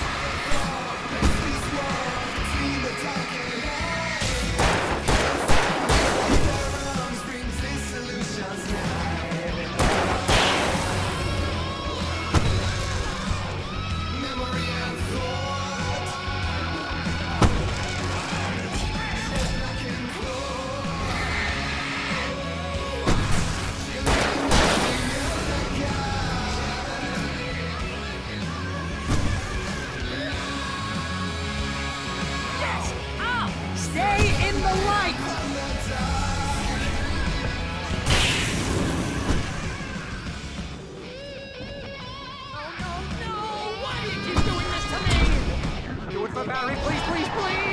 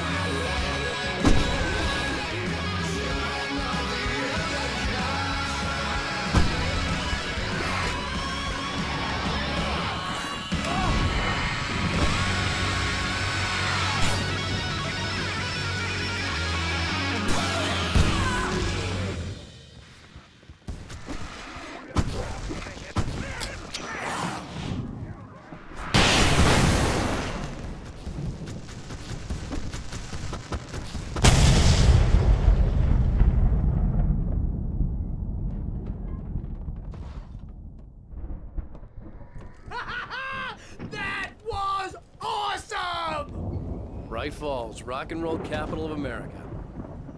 Hey, Al! This way to the farm!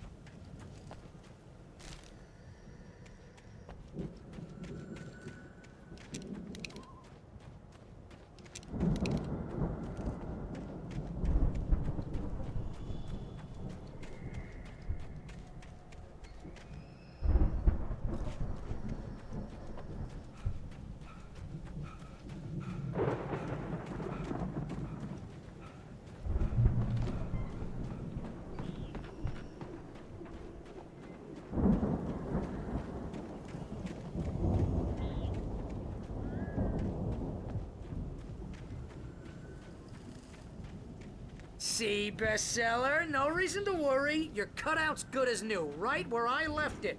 I'll come back for it once we have the place secured. Yeah, that's been my biggest worry all this time.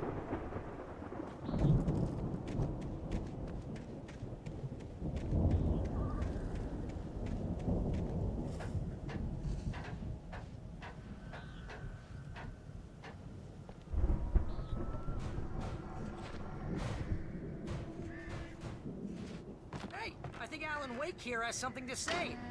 What's that, Al? I'm Alan Wake. I'm always right about everything. And if I don't get my way, I'll sulk all day long. I'm always intense and moody. It makes me very attractive and mysterious. Right now, I'm just standing here because I need my best friend Barry to carry me. But that's okay. I can just take him for granted. I think I see what you did there. Yeah, it was pretty good. You want me to do my imitation of Barry Wheeler? No? Thought so. Wow! You look at that thing, Al! They're really... Sleep. We all spend Oh, our Night dreams in Springs! soft embrace, Man! somewhere Brings back between memories. fantasy and Hey, oblivion. remember when I got you that gig? But Your dreams first have a real way of writing forcing job. What got you themselves into started? waking life, Was this one of or your vice episodes? versa. In Night Springs. Tonight's episode, The Dream of Dreams. That's by someone else. We join Mr. Jones as he explores the endless dreamscape, only to be brought to a sudden stop by a decidedly mundane situation. A long line of people. Hey, Jones, right? Listen, we're gonna have to wait until His Highness over there is good and ready. Oh, wow. Who's that? You don't know him? What are you, new? He's the guy dreaming us. Well, not just us. He dreams everything. All of this. But wait, no. I'm the one who's dreaming. I'm asleep. Isn't this my dream? Oh, yeah. Sure. Get real, pal. You're just another dream. I'm a dream. You're a dream. The weirdo in the diving suit is a dream, and the girl made of smiles and sunshine is definitely a dream.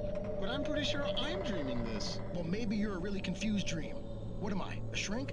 All I know is I'm going with the smart guys, and they say that's the guy doing the dreaming. Right there. I don't know what that means. It means we keep him happy. No sudden falls. We make sure he has his clothes on when he goes out in public. No chases where the monster is nipping at his heels and he runs like crazy, but his legs don't seem to get him anywhere. None of that. Because if he wakes up in a cold sweat... Yeah, precisely. So we wait till he wants to move on. Keep things nice and calm. Hey, something's happening here. Yeah? What's that? What? Can't you hear that? Oh, God help us, it's an alarm clock. Oh, it's you, isn't it? Please, man, I got a wife and kids. Please don't wait.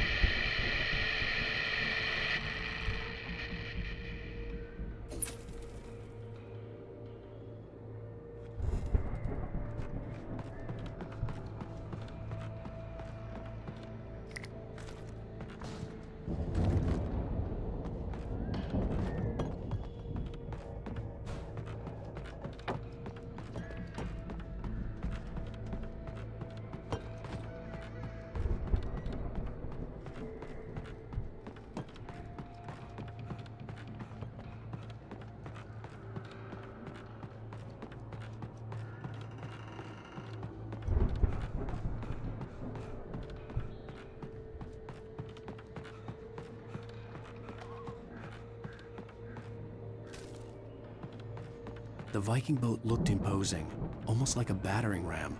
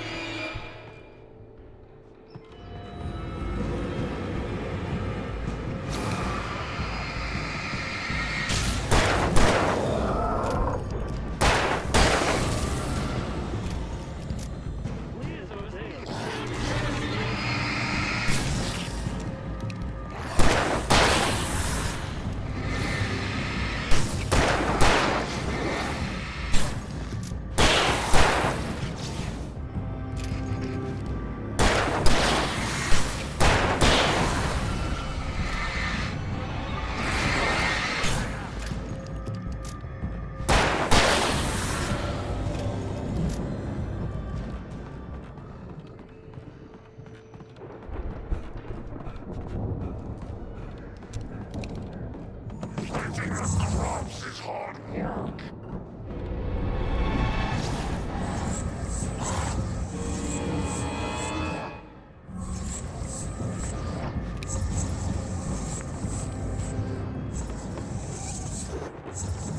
I think we can make it through here, Al!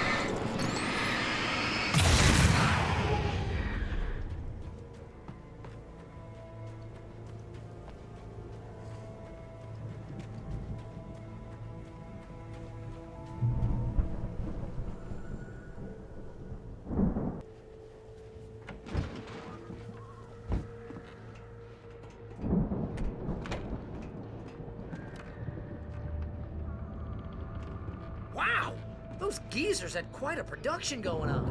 Ooh, you know what, Al? If we make it through this alive, I'm gonna start representing them. Yep, sell this stuff online, maybe get a reality show going, release a new single. Good luck with that, pal. Hey, you find us a way out of here, okay? I'm gonna take a closer look at this stuff.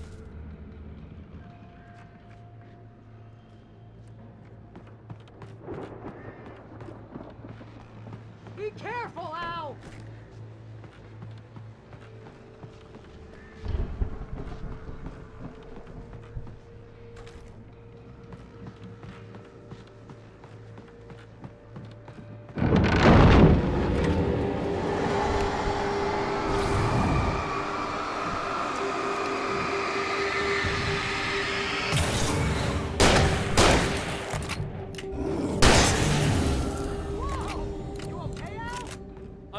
Keep your eyes open, okay?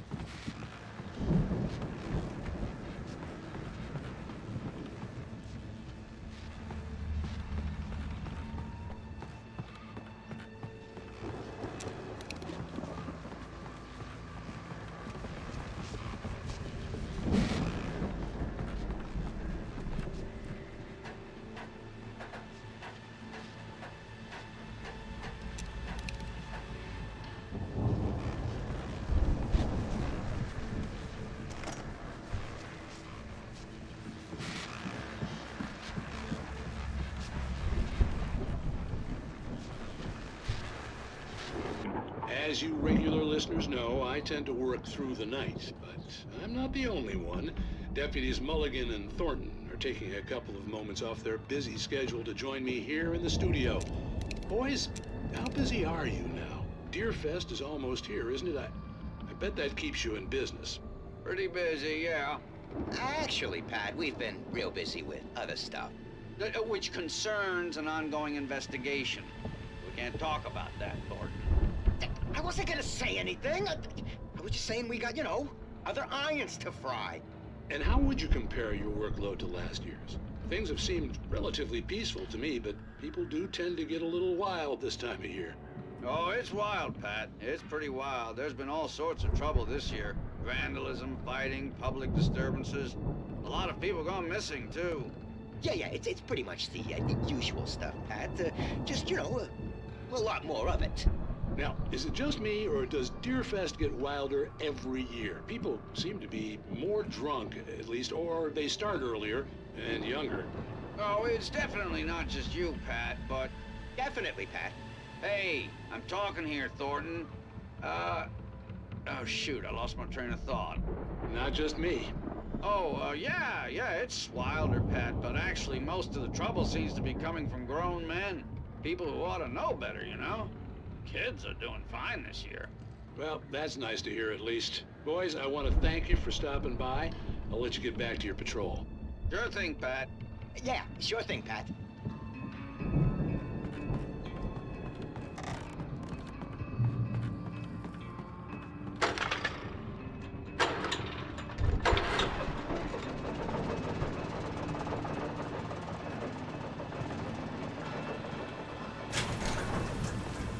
I could see the building that had to be the Andersons' home on the other side of the field. It wasn't far now. I wasn't worried about trusting the ramblings of two burned-out geriatric wrecks. They had the goods.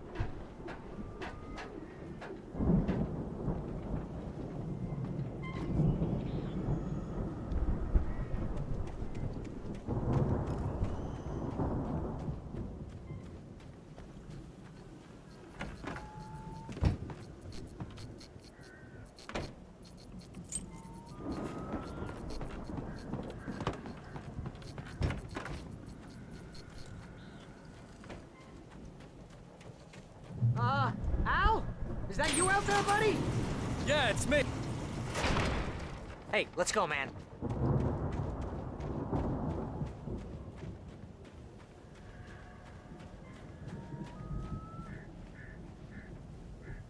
I think we're gonna have to work together to open this gate, Al. It's pretty heavy. Hey, I think that's the farm on the other side of the field. We're almost there. This farm is a crazy place for crazy people. We should feel right at home then.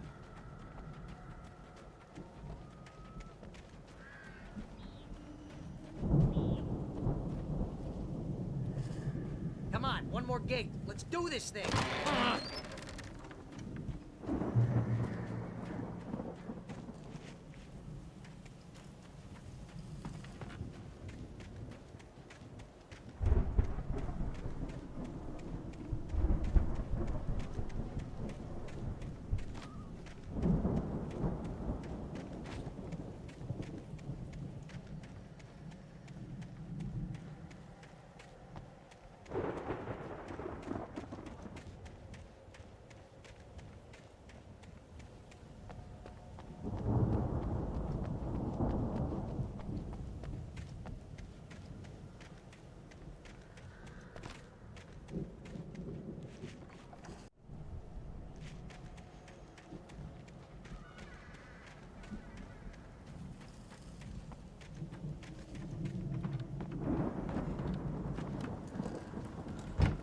Lights are out. I guess we better check the fuse box.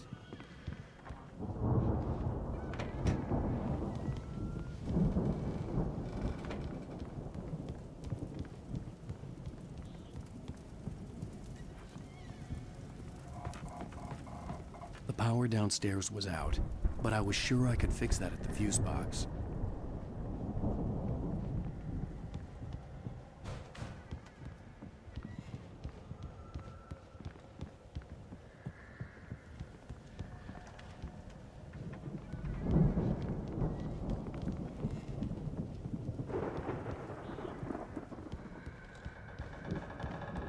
You know, this place looks kind of lived in. I thought the Andersons were in the booby hatch.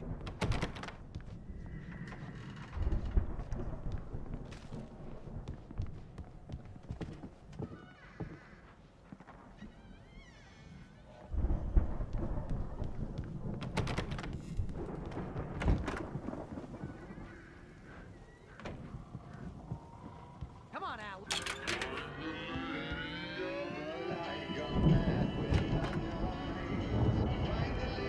Can you hear that, Al? Music? Of course. We need to find where it's coming from. That's the message the Andersons talked about. That's the whole reason we're here. Lady of the Light? Oh, that's gotta be what's-her-face, the crazy lamp lady from the town. Cynthia Weaver. Right. Must be.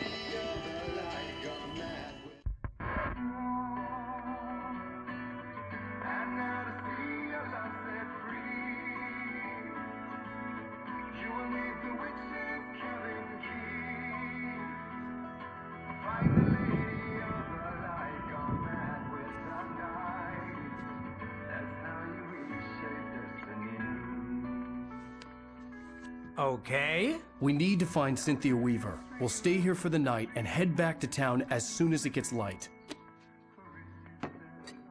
Hey, Al. Lots of hours before dawn. Might as well get some rest. And by rest, I mean drunk. Come on, Barry, this is... Yeah, what the hell?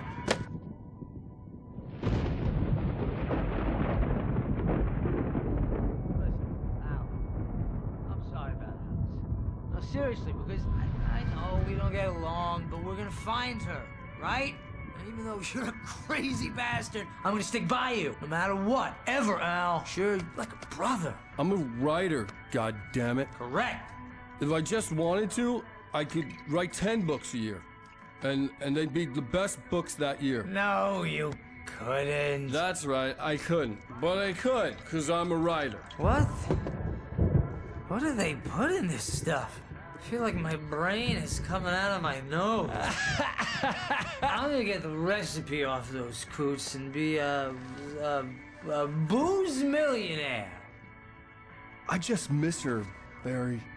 I just want her here with me. I know, Al. I know. It's gonna be okay. We're gonna make it okay.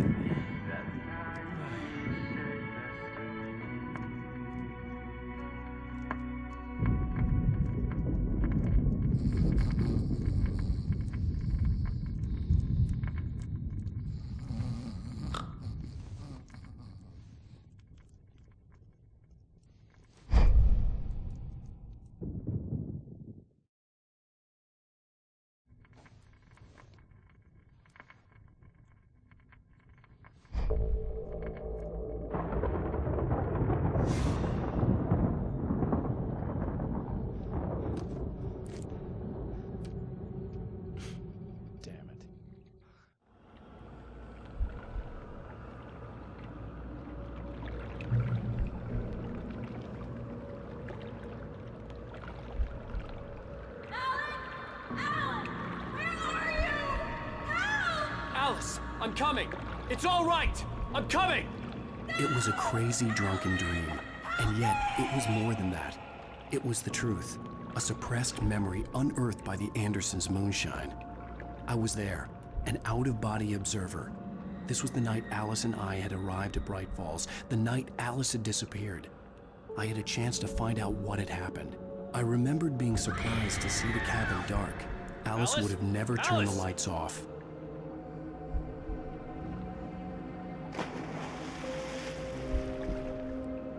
I remembered thinking I caught a glimpse of her form underwater, sinking into the darkness.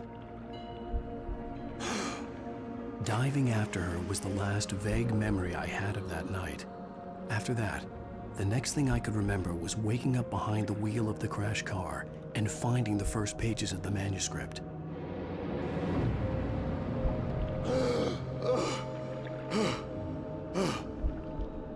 I couldn't find her in all that blackness. I must have thought she drowned.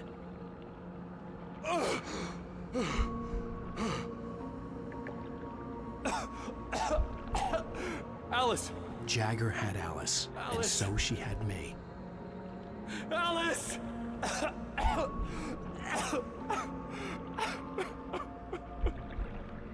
I'd been easy prey. Look at the cabin.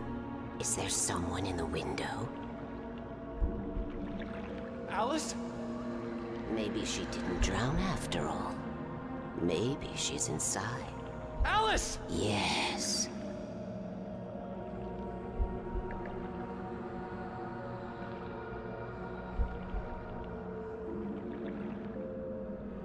The dark presence had touched me. She had dug her nails into my brain and used me, made me her puppet.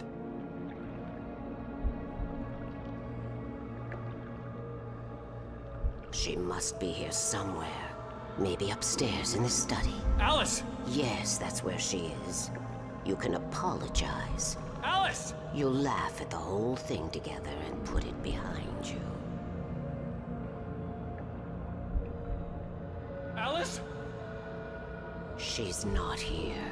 You were foolish to think so. No, she's dead. She drowned. No, no, no! It's your fault your wife is dead. You are guilty. All she wanted was to help you right. You killed her. Oh, hush. There's still hope. Cauldron Lake is a special place. Here, you have the power to change things. She wanted you to write. I will tell you what to do.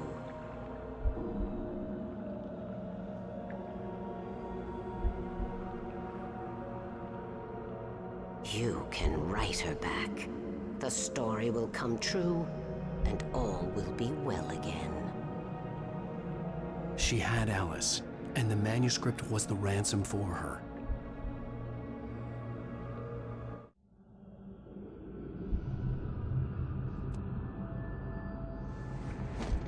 Yes.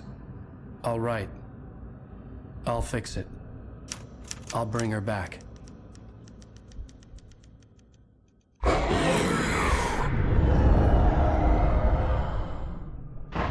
No. I wrote it. I remembered it all now. In the dark, I'd written for days, a week, almost a complete manuscript of a novel entitled Departure.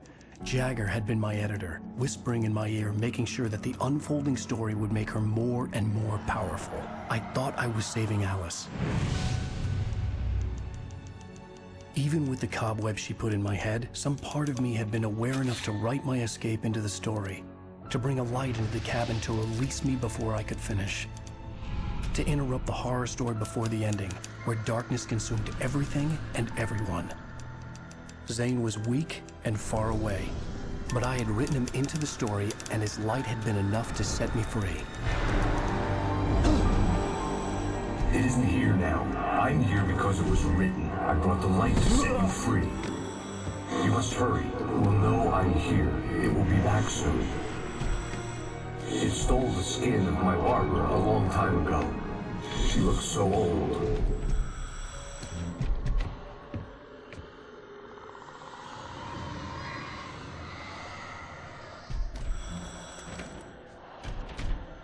I had woken up, confused and groggy, my mind consumed by darkness and fear. All I could do was to escape.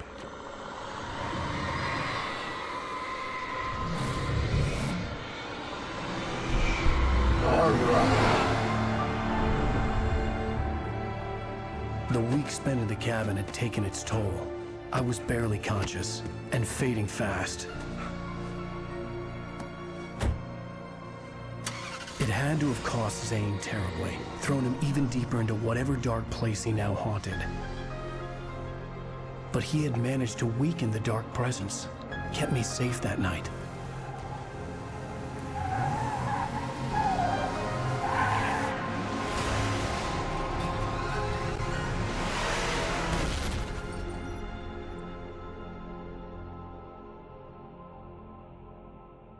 I wrote it. It's my fault. That's right, James Joyce. It's your fault, and you're gonna pay for it. Previously on Alan Wake. Under the influence of the dark presence, I wrote a horror story that is coming true. Jagger had been my editor, making sure that the unfolding story would make her more and more powerful. Some part of me had been aware enough to write my escape into the story. Together we can create something absolutely wonderful. The lake, it does something to the works of art created here. It makes them come true. My mom gave me this old light switch. The clicker. Alice is being kept in a dark prison. I need to find Cynthia Weaver to fix this. It's your fault, and you're gonna pay for it. Well, we're expecting a record crowd from the neighboring counties. Naturally, we hope to break the record set by last year's Moose Fest in our neighboring town, Watery. Ladies and gentlemen, some people have asked me, what's the big deal about Deer Fest? And I think that this sums it up. It's about friendship and community. We've got a great party coming up, but let's try to hold it in until tomorrow and get through the night in one piece, all right? I have it. Someone will come for it when the time is right. Thomas said so. He wrote it. The key is insurance. It's my job to keep it safe. Safe in the light. Always in the light.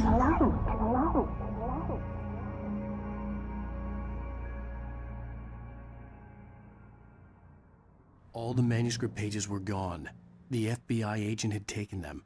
I think my tongue just took a crap in my mouth. Ugh. Oh, wait, we're in jail now? Al.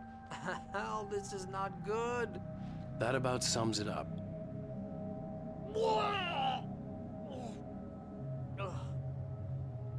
Oh, I am never drinking again. I need to talk to Weaver. She's the one in the song. The Lady of the Light. What, the crazy lady? Ugh, whatever you say, Al, but we're stuck here. They're not you gonna... haven't even interviewed Wake. I had some reading to do first, Sheriff, and let me tell you, it was an interesting read. Well, I've got you now, Raymond Chandler. It's all here. All the evidence, including conspiracy to murder a federal agent. There's no way you're walking out of here.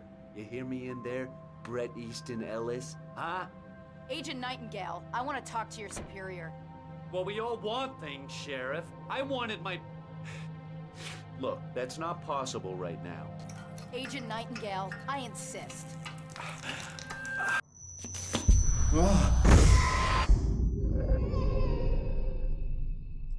Wake, what's wrong? Lady, are you stupid? It's a trick. It's an obvious trick. Okay, I've had enough of this crap. Wake, I'm gonna trust you with this. You're joking. Agent Nightingale, your opinion would matter more if you were sober and if I actually believed you were here on official business. Whoa! Get back in the cell, Stephen King. The only way you're leaving this place is over my dead... Wait a minute. I know this... Oh my God! Light. We need light. It's the only way to fight this thing. In my office. I've got your things there. Follow me. Oh man, we're sitting ducks with the lights out. Stay cool. I can get the emergency power on.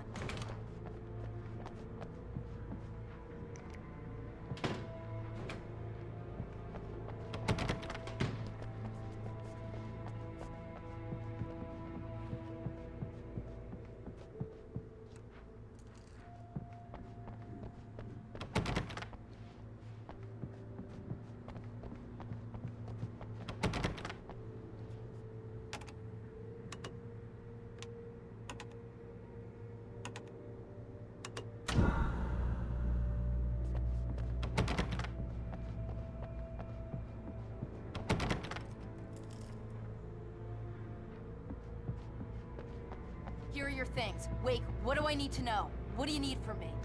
They can be hurt in the light, only in the light. And I need to find Cynthia Weaver. She can help me stop this. Light. Check. Cynthia. She lives in the old decommissioned power plant. I can get you there pretty quickly in the rescue chopper. Come on, let's get back to your friend. Wheeler, I need you to stay here. What? No! We're going to fetch our ride, but I have friends who need to be warned about this, and I can't be in two places at once. I need your help. Well, okay. Here's a list of people and phone numbers. I need you to call them and tell them you have a message from me. Night Springs, okay? They'll know what to do. Night Springs? Like the TV show? Gotcha. Oh, hey, that radio guy is on the list. Maine. Who's Frank Breaker? He related to you? My dad. Hey, is this like a secret society? Can you do this? You'll be safe here. The backup power's on. These guys need to be alerted, just in case we don't come back. You'll come back for me though, right? As soon as we get the chopper ready. Thanks, Wheeler. I owe you one. Okay, let's go, Wake. Through the back.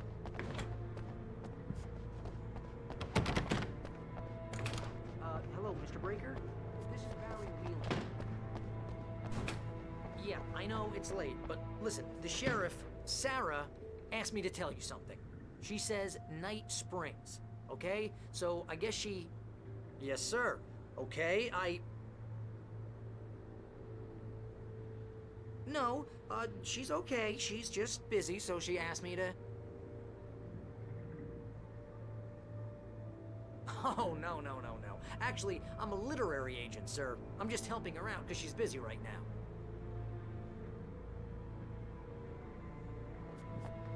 Well, the one you'd most likely be familiar with is Alan Wake. You're kidding? Well, I'm glad to hear that, sir. I'll tell Al you said that. That's really nice. But listen, I really need to make some more calls here. You got the message, right? Yeah, that's right. Okay, thanks, sir. Bye now. Hey, the sheriff's dad is a big fan, Al. Said you're the best thing to happen to crime fiction since James Elroy. I think he was a little drunk, though.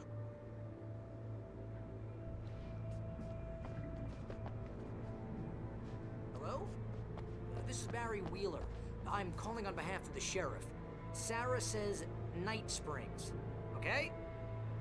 Okay, bye.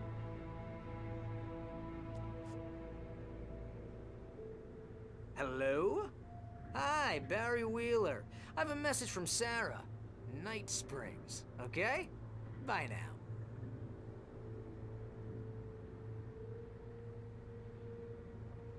Hello, ma'am. Sorry to bother you.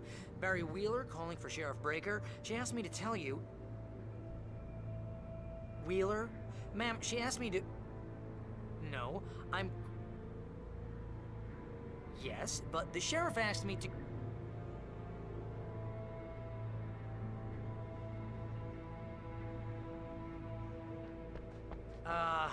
I think this is gonna take a while, Al. You better get going. Man, yeah, but...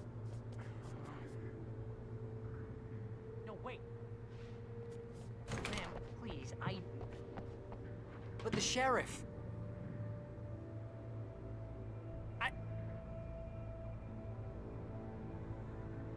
But ma'am, I'm supposed to...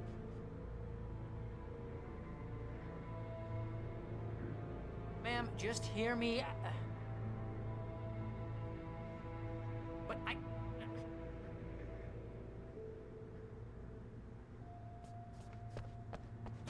But she said...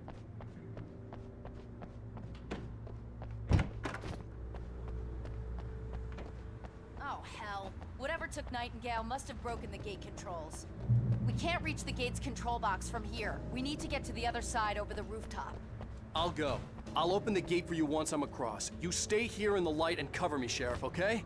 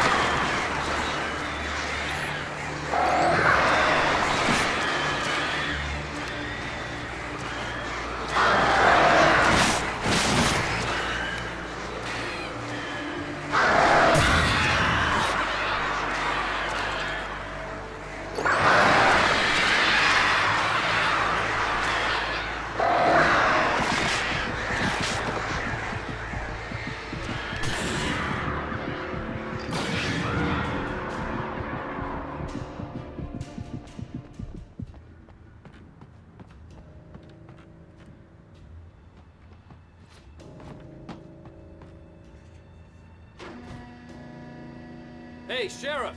Your password. Night Springs? What's that all about? It's a stupid joke we have. That Bright Falls is the original inspiration for the TV show. This town can get weird at times. Never this weird, though. You need to bypass the damaged control box. What am I, an electrician? Hold on!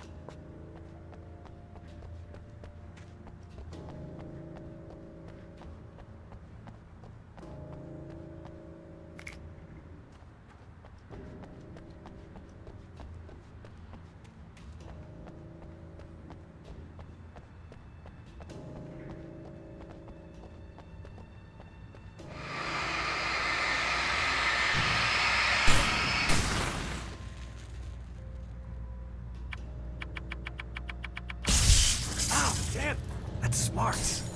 Good job, Wing. Okay, stick close. Our first stop is the town hall. The keys to the chopper are there.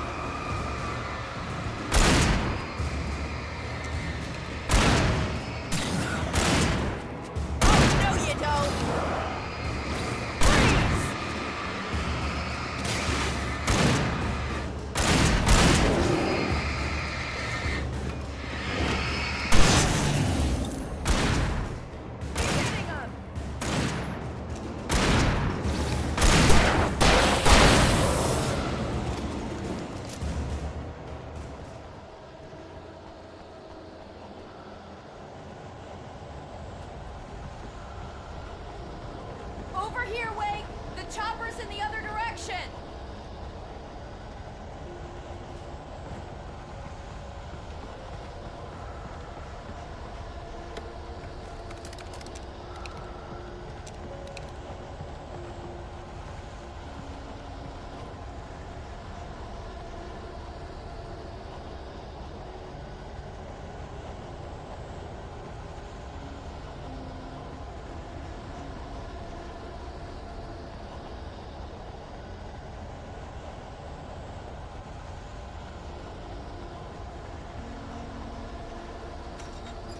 The air smelled of fish. This was Bright Falls industrial area. There was probably a cannery nearby.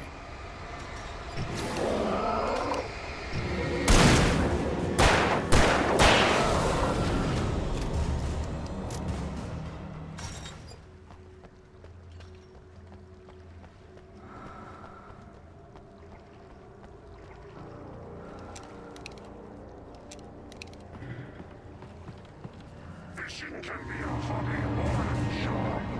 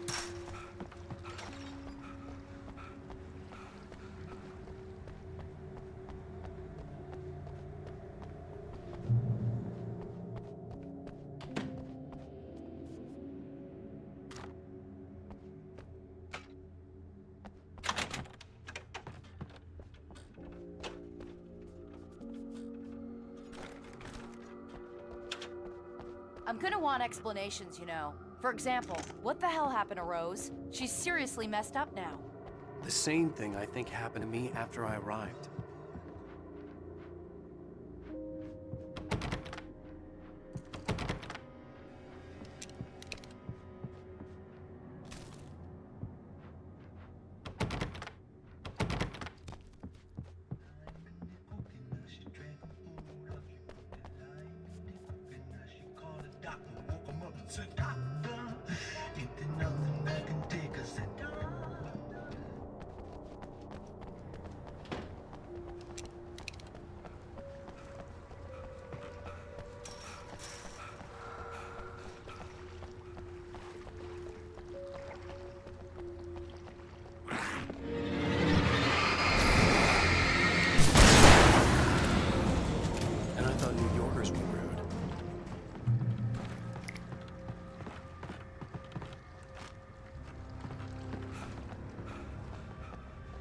You have the right to commit.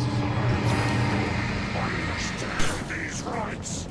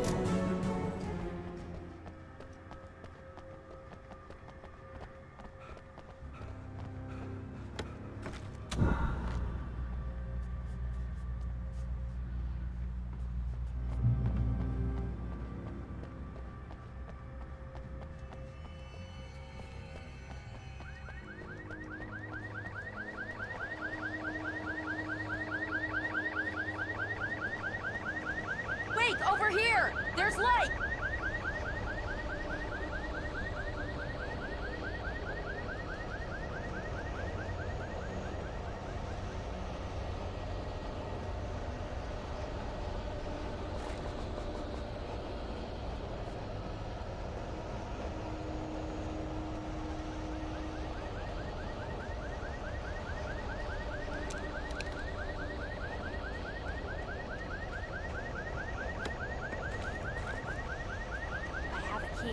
Watch my back, Wade.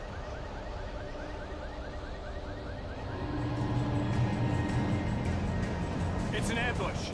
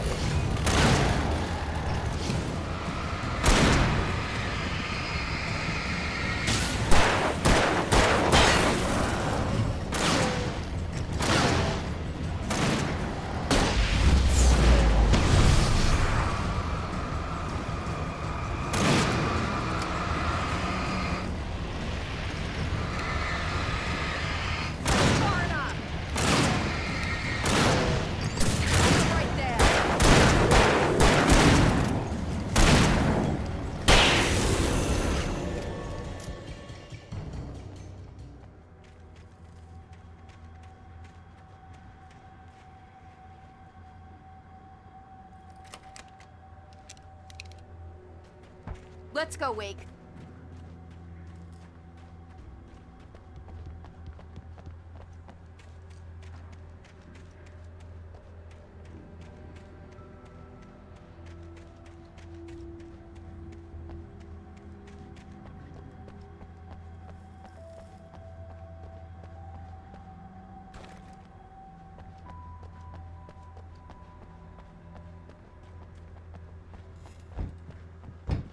Okay, someone's messed with the fuse box here, but you should be able to jury-rig it while I find the keys. I already got electrocuted once today. How about I look for the keys and you get burned for a change?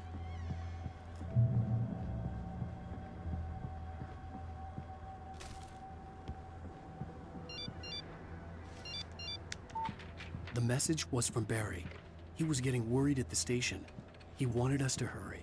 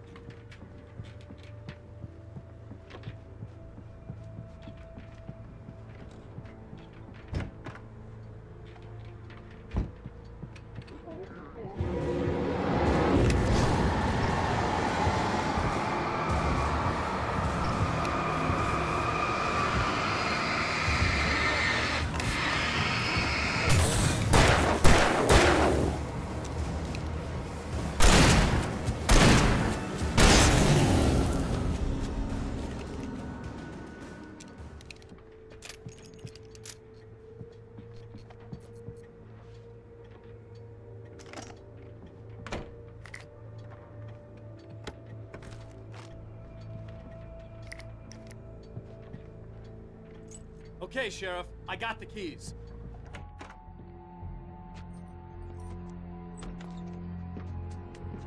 Barry? Why isn't he inside? Oh God! Oh God!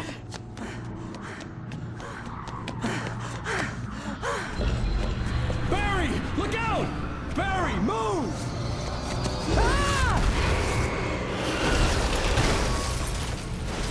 Barry! He made it inside, Wake. He's okay.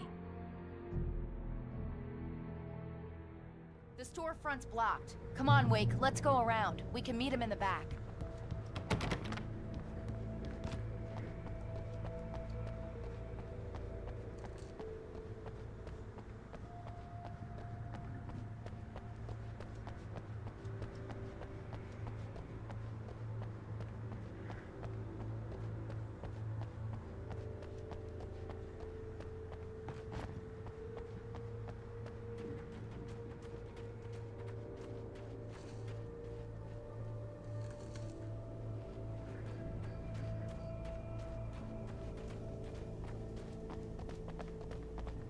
Heads up! Here they come!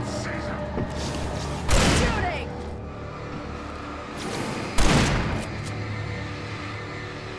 Oh, no you don't! Far enough!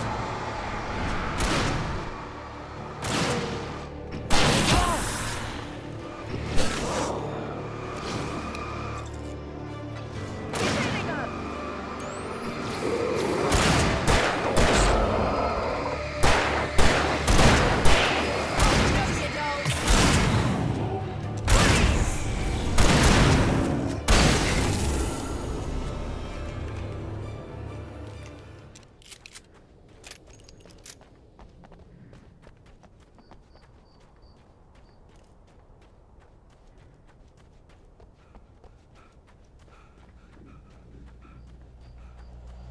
We can make it through the bookstore. Wheeler should be waiting for us in the backyard. Down or I'll call the sheriff. Oh, hi, Doc. I've got it. Don't worry about it. Sarah, about time somebody showed up. All this shooting in the air is idiotic. One of these days they'll kill somebody. And over Deerfest. I know. Go back to bed. He's got a point, Wake. Look, this town can't take this.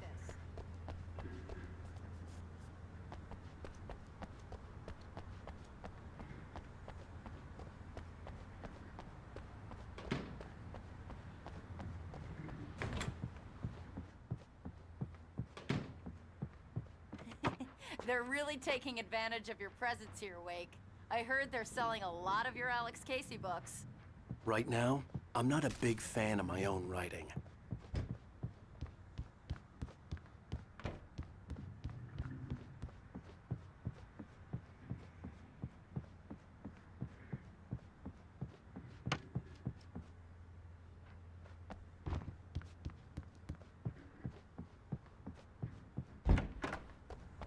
I don't see Barry. Look! Wake! Maybe that's him. That's the way to the chopper.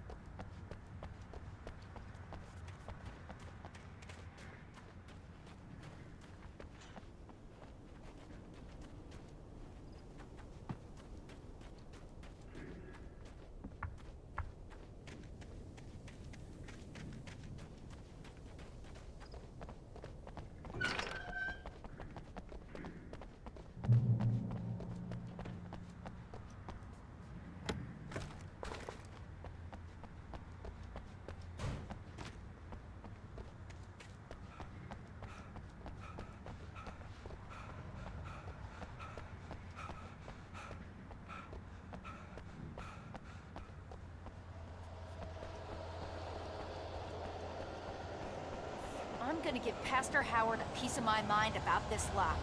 I told him to get it fixed. Here they come. Let's take a break.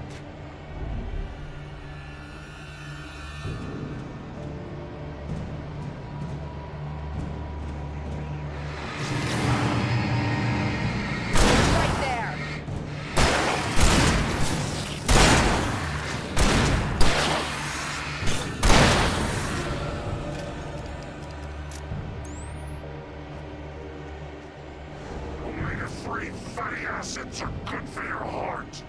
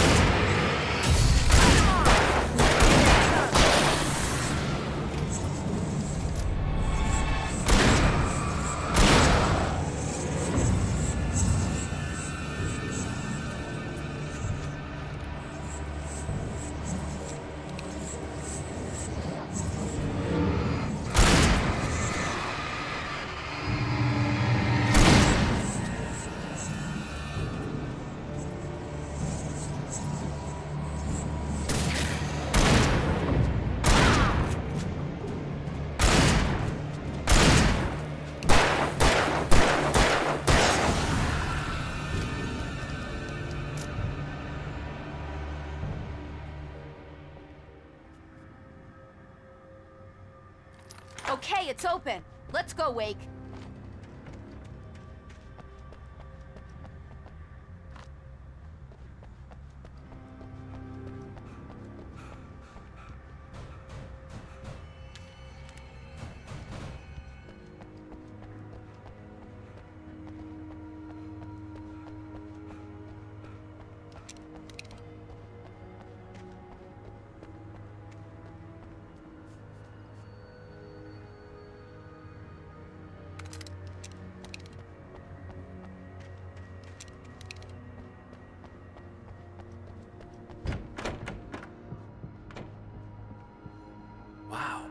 We keep them lit all night long on the night before Deerfest.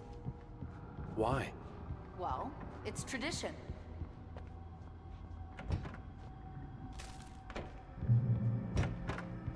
We're almost there. We'll have to go through the basement to get to the parking lot. Yeah, there's no way going through the crypt will turn out to be a bad idea.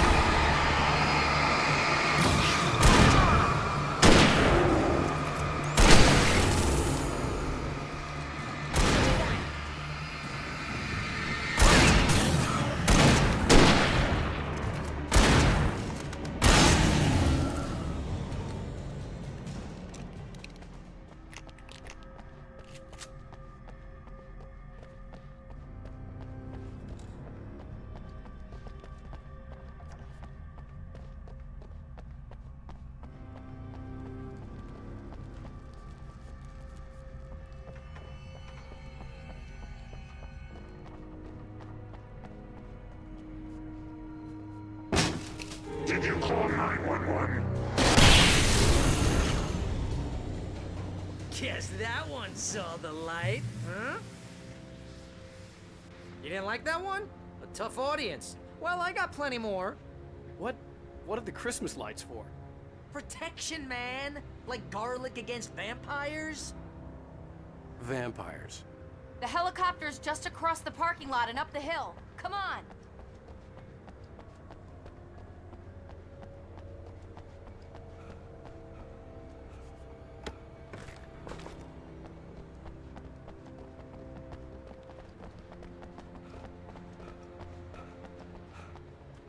Bright Falls General Store is now my favorite place in the entire world.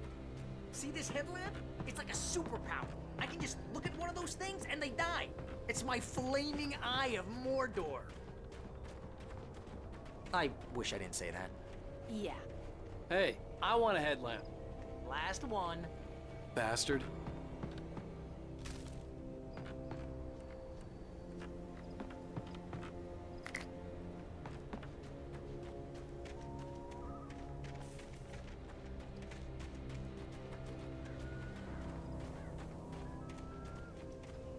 When someone throws a damn school bus at your head and you're about to take a helicopter ride with someone who may or may not have a pilot's license, you're cleared for departure to Night Springs. No offense, Sheriff.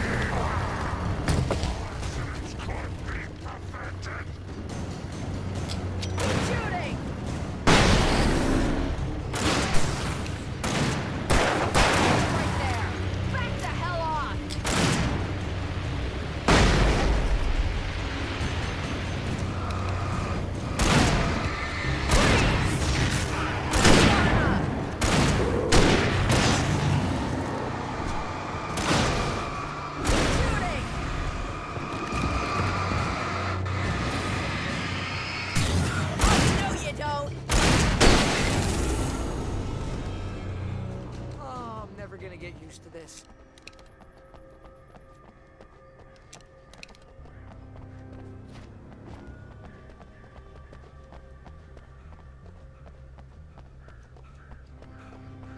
The helicopter's just up ahead. I'll need a while to prep for takeoff. Don't take too long. I want to get out of here.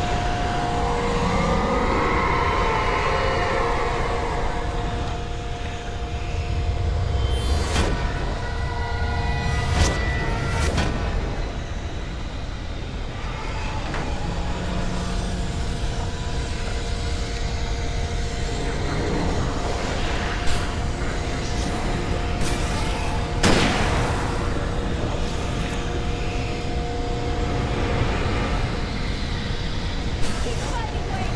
We're almost ready to take off.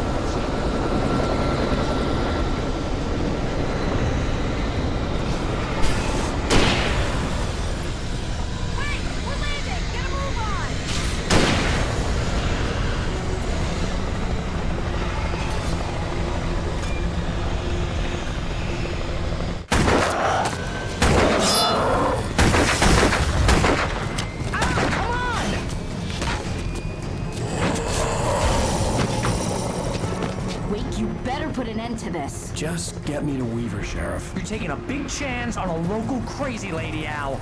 I hope you're right about her, or we can kiss this town goodbye.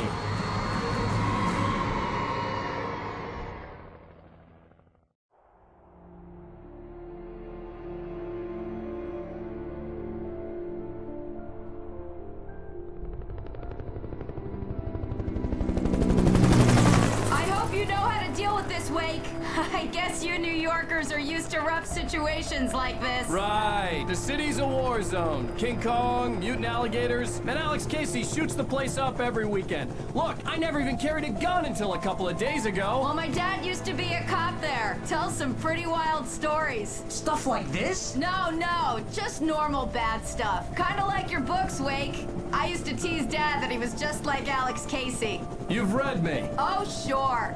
You're a pretty good writer. A little heavy on the metaphors, maybe. Nobody's ever said that before.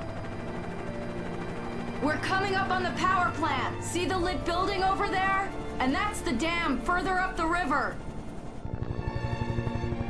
I can't land here. I'll take her down the road across the river. Just get me there, Sheriff.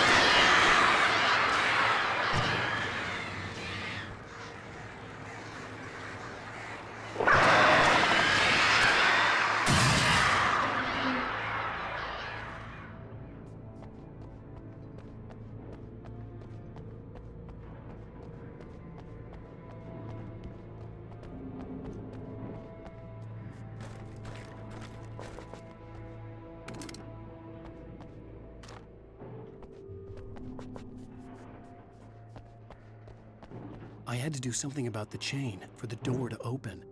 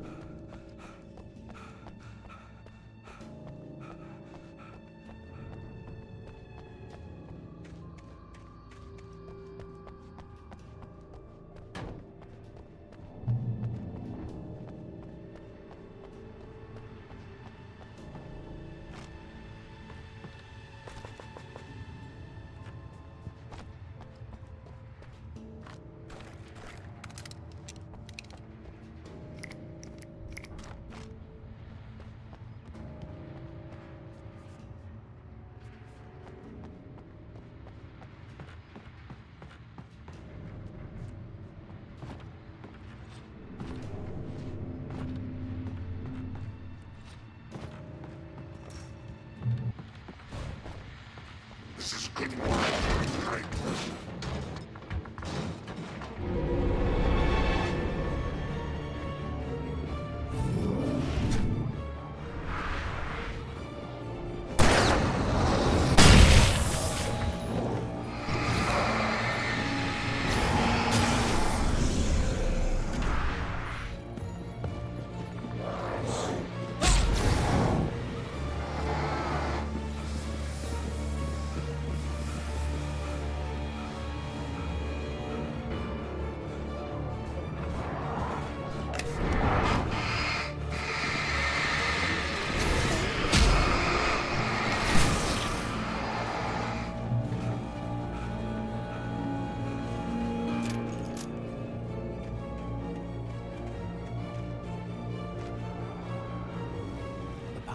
Glowed in the night. It was close, but I had to find a way across.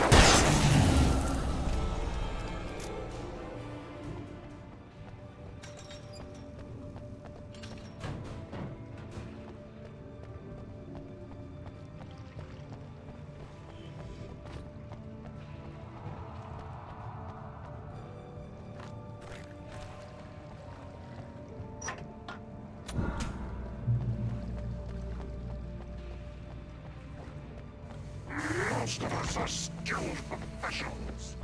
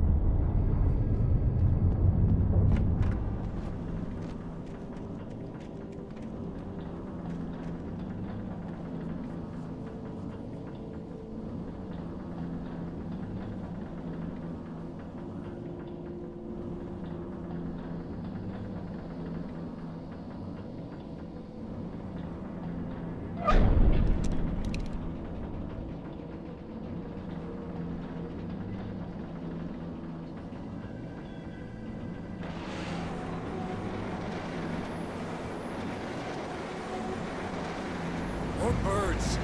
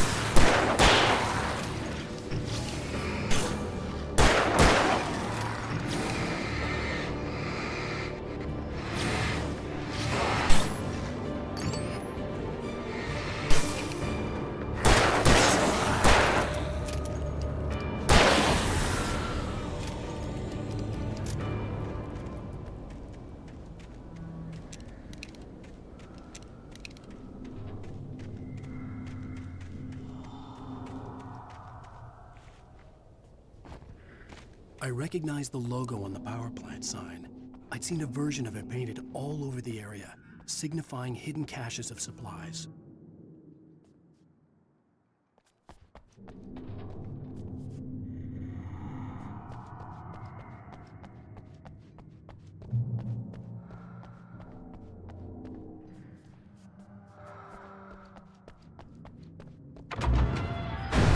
Hold it right there! Miss Weaver! Cynthia! I'm a friend! Prove it! You knew Zane! Thomas Zane! You're the Lady of the Light in the song! You can help me! About time! Young man, I've been waiting a very long time for you. It's in the well-lit room. Excuse me? What you'll need to drive the darkness back. The well-lit room's at the dam. I built the room to keep it safe.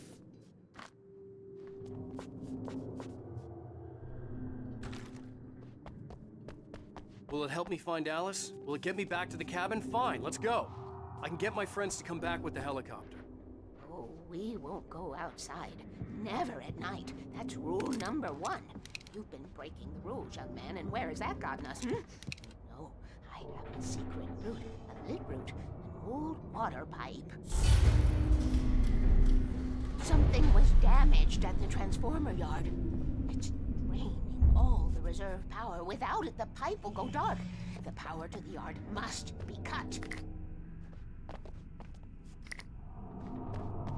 Let me guess. You want me to do it? Young man, you're the one who likes to break the rules. I can't be outside in the dark. The kill switch is outside.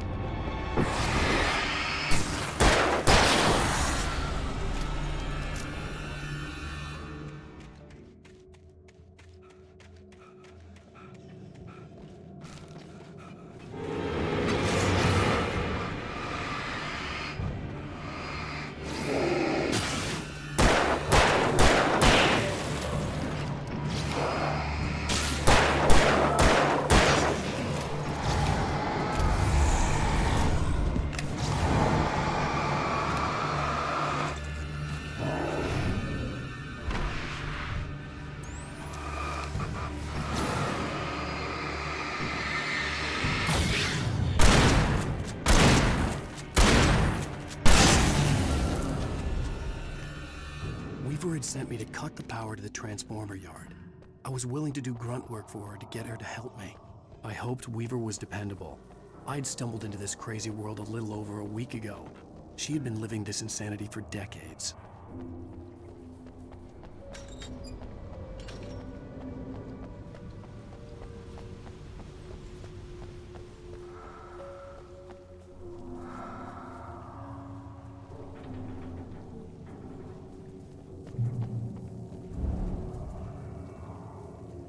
I could see the kill switch that would cut the power to the transformer yard. Now I had to find a way to reach it.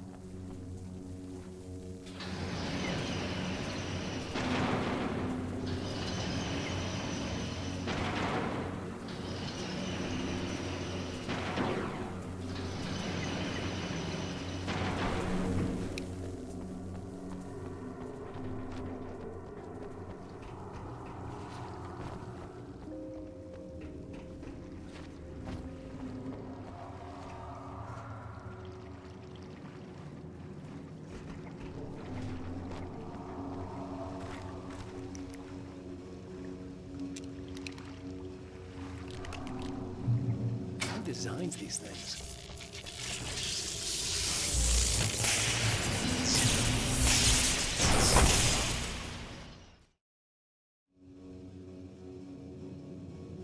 Who designs these things?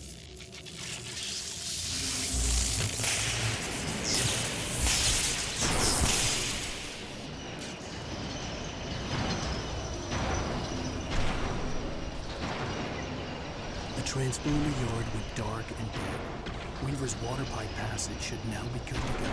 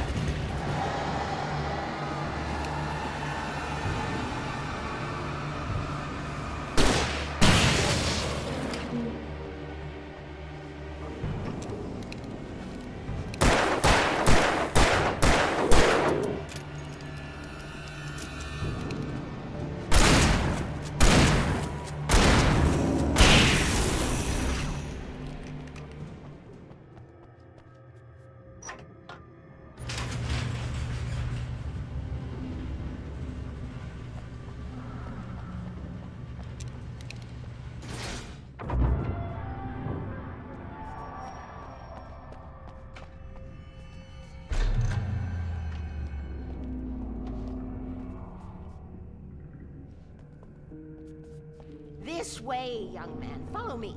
Come, come. The pipe's empty now. We're ready to go. This way. We need to go. I knew them both, Tom and Barbara.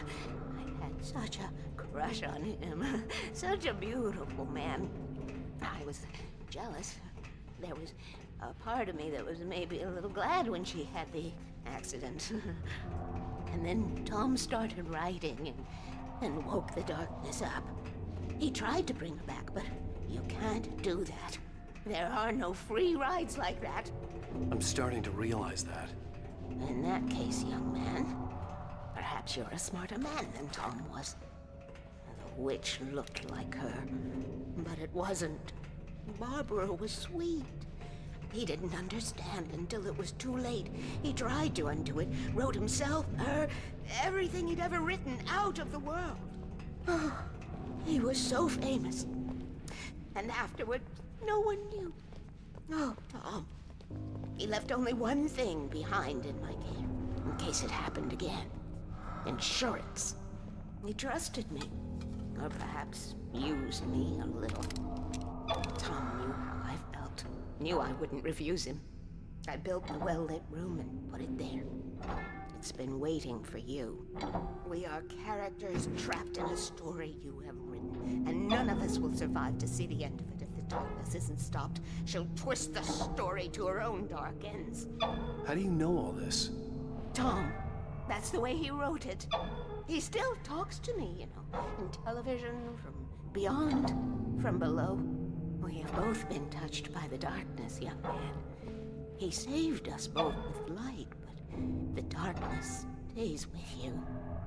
You sustain.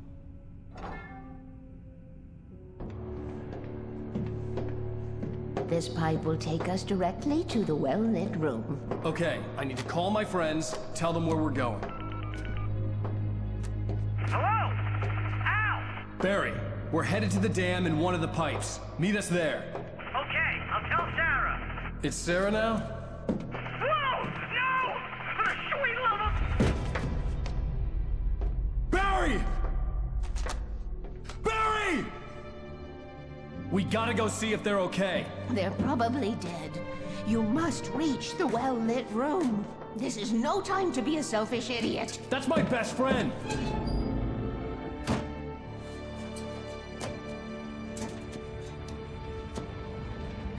Well, be a fool. I'll use the pipe. I'll meet you at the dam if you make it.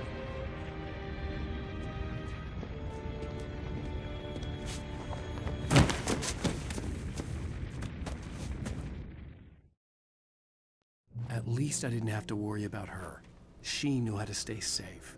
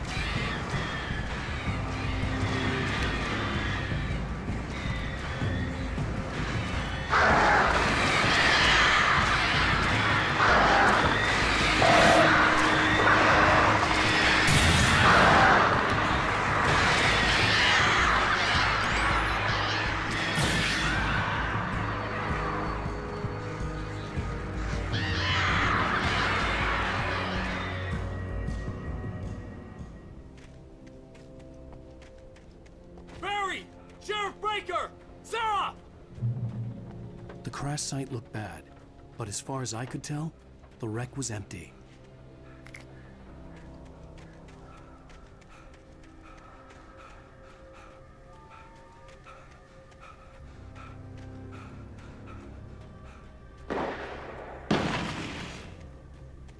Barry! Barry! Hang in there, I'm coming!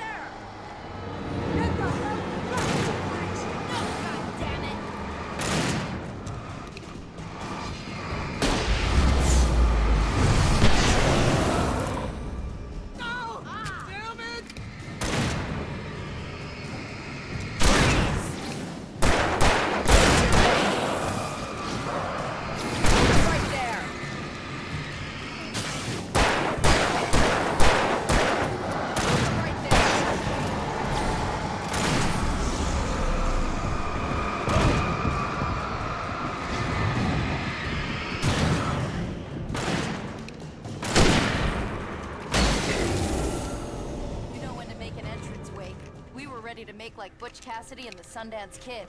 I have a different ending in mind. Yeah, I'm fine. Thanks for asking. I knew you'd be all right. How's that? The flaming eye of Mordor? Laugh it up, funny man. Didn't we have somewhere to go? Weaver will meet us at the dam.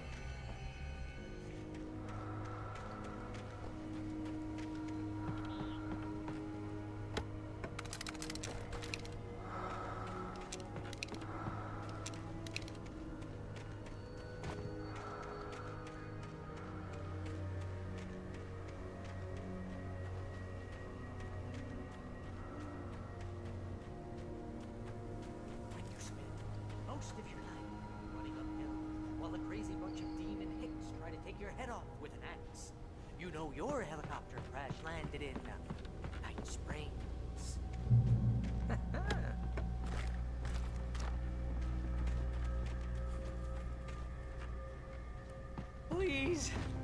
Please tell me we don't have See to those move lights? from here. That's the elevator we need to We take. should have kept that gym membership.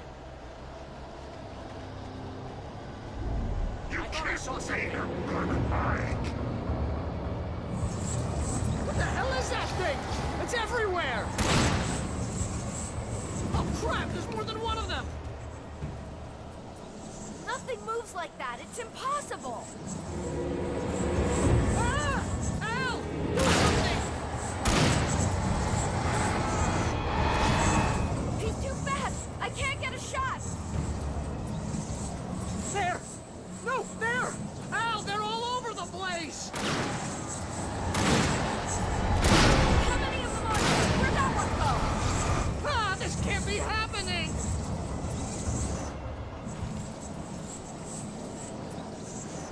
Wait, this is bad. This is really bad.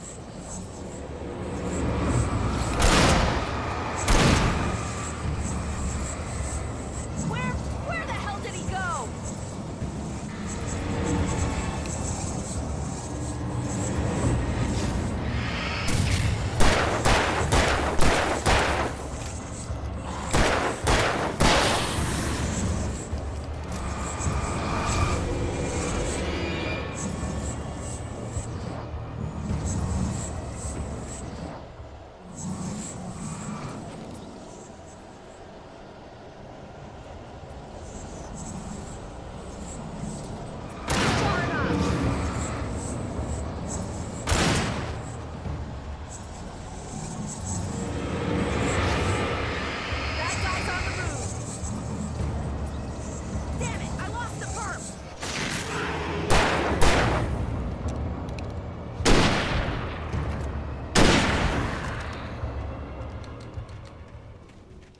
Was that it? Are we safe?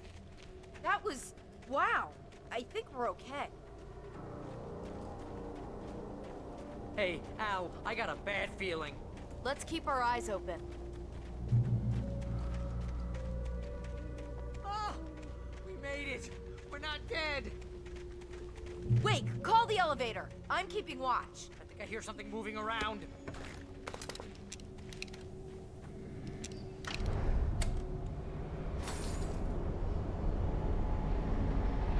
Heads up! Here they come!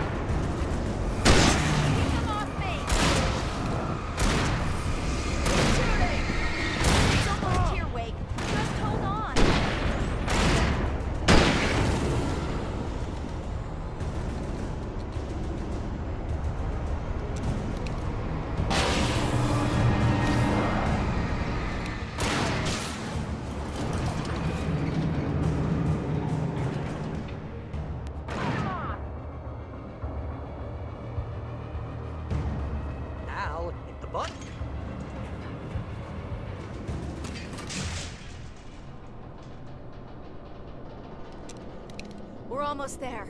There's an entrance into the dam at the top. What's the plan, Wake? Well, Weaver's crazy, but she's got something Zane left behind. Something to fix this. Gee, could you be a little more vague? Thomas Zane? Seriously? Might as well be Paul Bunyan or Bigfoot. Yeah, well, he was real.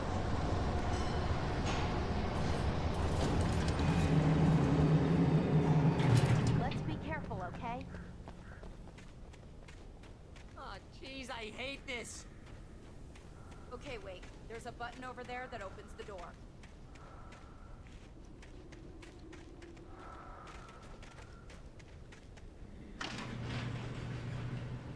I think something's broken. Hold the button down so we can get in.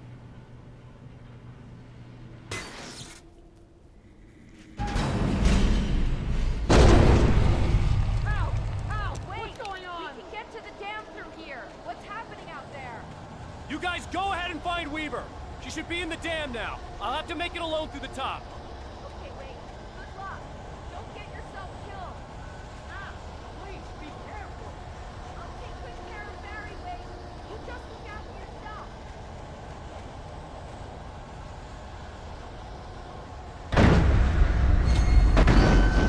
You gotta be kidding me.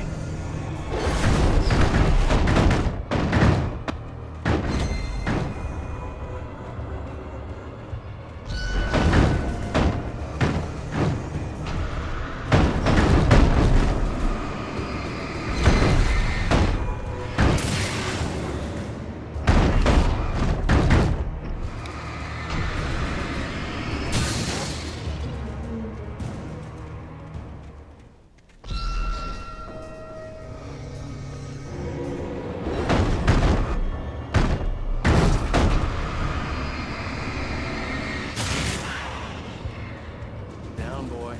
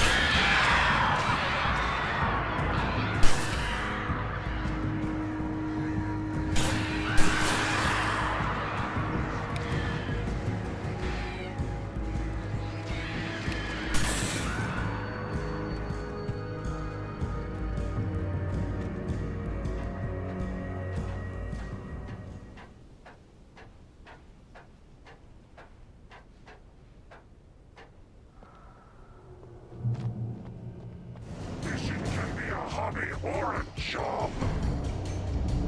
I was ridiculously outnumbered. The searchlight could even the odds.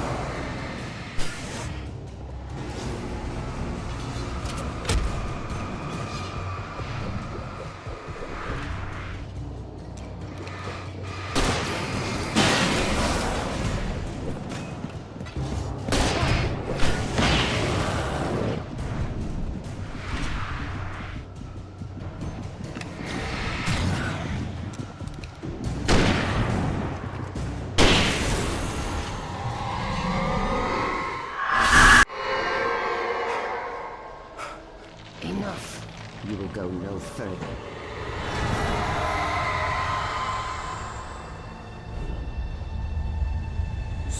Stop now!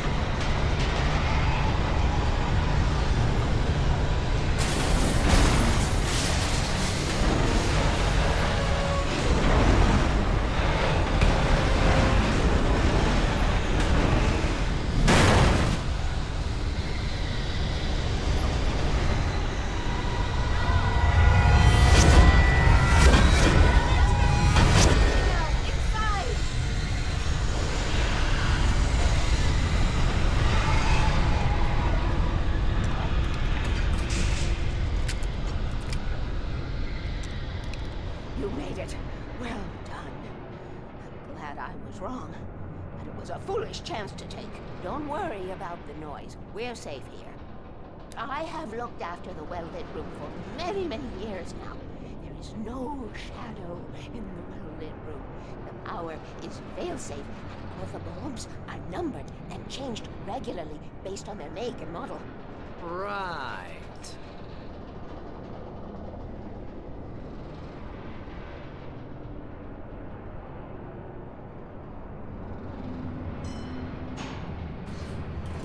There's an old army base at Raincoat Point, north of here. It was active during the Second World War. They operated here back then.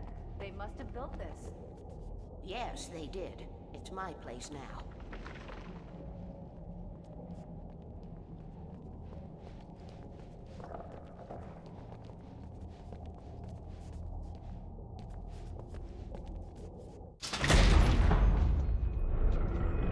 Take it, and I won't need to worry about the room anymore, because 6 and 33 and 118 need changing soon, and I don't want to climb up the ladder to change them because it's very late, and I'm tired. And if you take it, I won't have to do that anymore. The page was autobiographical, a memory from my childhood. But I didn't write this. It was a page written by Thomas Zane. None of them were supposed to exist anymore. Alan, 7 years old, would fight sleep to the bitter end.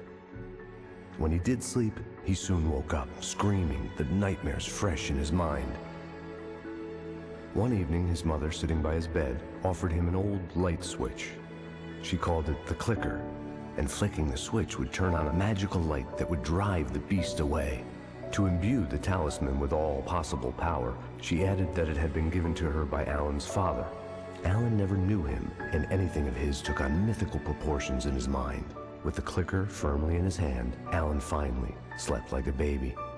Now, almost 30 years later, Alan thought of this as he stood on the rim of Cauldron Lake, the clicker in his hand.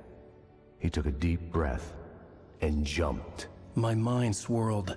I'd given the clicker to Alice, yet it was here. Zane had written it into existence, in a story I had written. I can get to her now. I can finish this.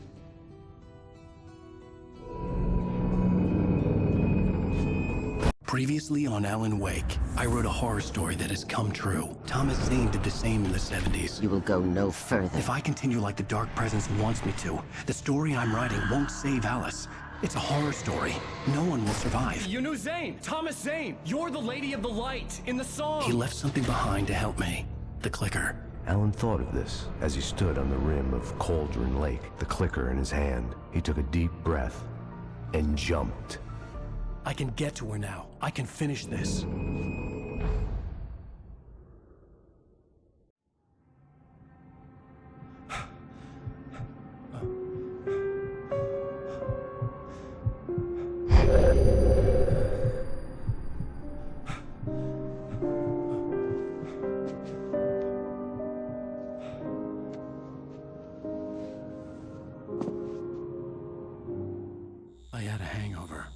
My head was about to explode and the light hurt my eyes. I needed my sunglasses and painkillers to dull the pain. In one of my finer moments of self-deception, I swore to quit drinking.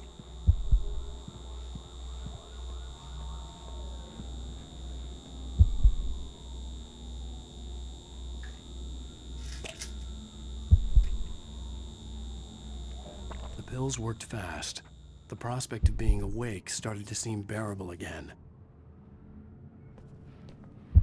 The lights were like needles in my eyes. I needed my sunglasses.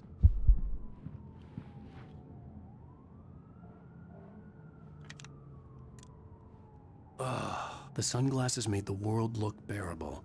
Now I could keep my eyes open without feeling like a vampire in the sun. There was a message waiting for me on the machine.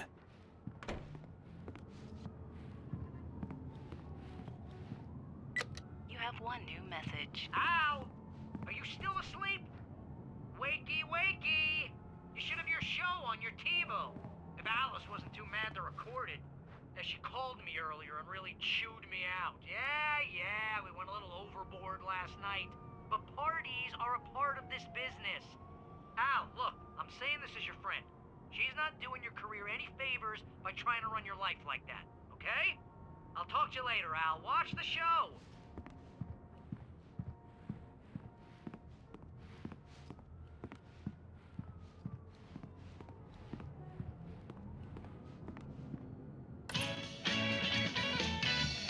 Ladies and gentlemen, welcome back to the Harry Garrett Show.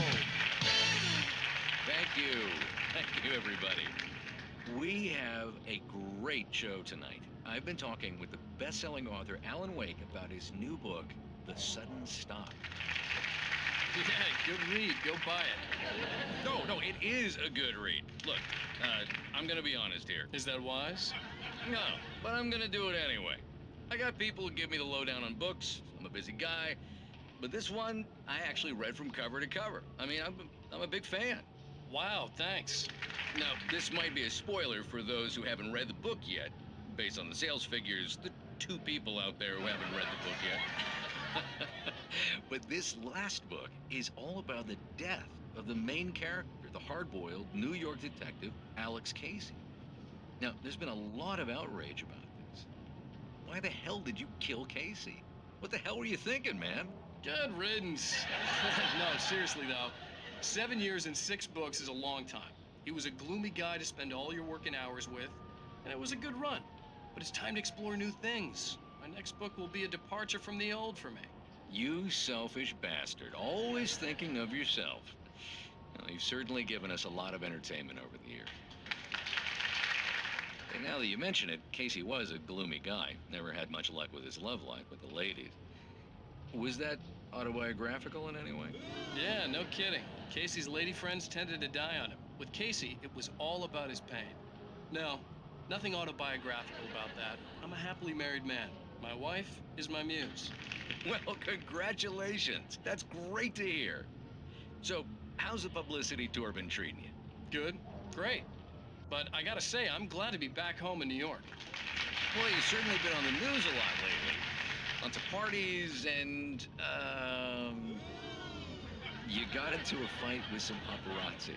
Oh, man. Well, that guy was really in my face. I lost my temper. I know that wasn't cool. You are famous for that temper. Well, I did also write several books. Well, your latest novel is called The Sudden Stop, and it's in bookstores now. Go get it. That means the 2 of you out there who haven't bought it yet. Ladies and gentlemen, that's all we have for you tonight. I want to thank all our guests for the evening. Alan Wake, Sam Lake. Once more, do the face for a Sam. And our musical guests, Poets of the Fall. Thank you. At least I'd been funny. I told myself I could live with that. Did you watch the show? I didn't say anything stupid if that's what you want to know. Okay, Grumpy. You want an aspirin or something? Are you going to start with me about drinking now? You know what? Go back to sleep, Alan.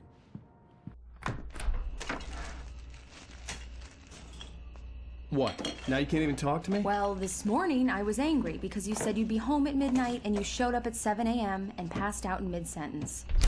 Now I'm over it. Are you angry? This goddamn tour. It's gotten out of hand. Oh, honey. It's almost over, right? We can get back to normal. Then you can start writing again. I'm sorry, honey. Alan, you're not thinking straight. Just take a shower and go back to bed, huh? Yeah, you're right, honey. I'm sorry. Once this is over, let's go away together. A vacation. Just you and me. Some peace and quiet.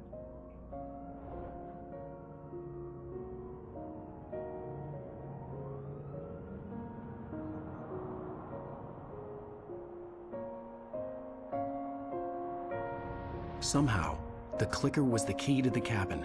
I had to return to Cauldron Lake to save Alice.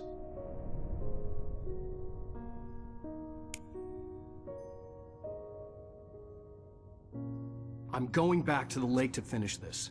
I'm going to write an ending to the story in the manuscript on my own terms, to make it all right. Why can't you just write it here? The last page is still in the typewriter. I need to read it first. Everything needs to be just right. Zane tried to cut some corners, and it didn't end well. Okay, ready when you are. I'm sorry, Sarah, but I need to do this alone. Barry, take her gun. Miss Weaver, close the door when I leave.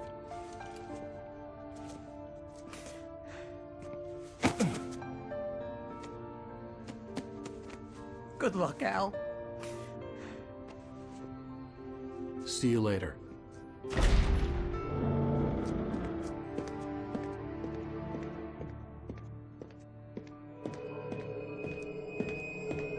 When I got out, it was warm and sunny. I'd flicked the switch of the clicker. Had it done this? I didn't stop to question it. I had to take advantage of the sunlight to get to the lake. On Zane's page, I'd stood on the rim of Cauldron Lake, about to use the clicker. That's where I was headed.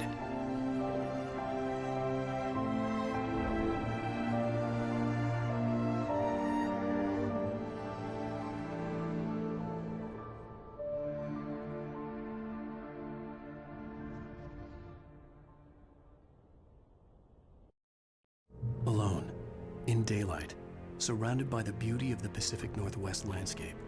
It was hard not to let doubt creep in one last time. I could still chalk everything up to a dream, a delusion. I had enough imagination to make up something like this, having been in the cabin all this time, trapped in a story inside my head, gone mad from grief over Alice's death like Hartman had claimed. There would be no way of knowing. I told myself it didn't really matter. My course was set.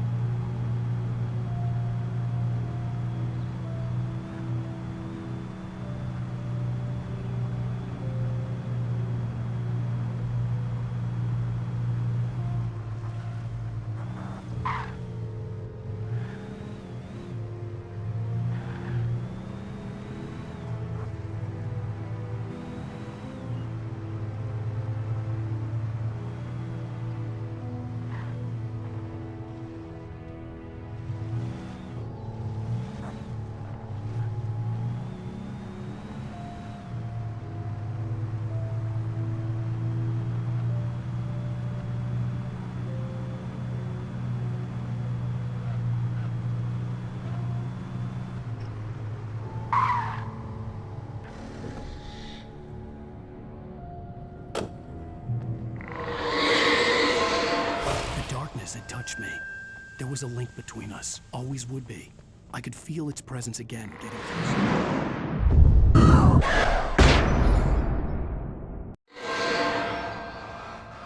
I will kill your wife.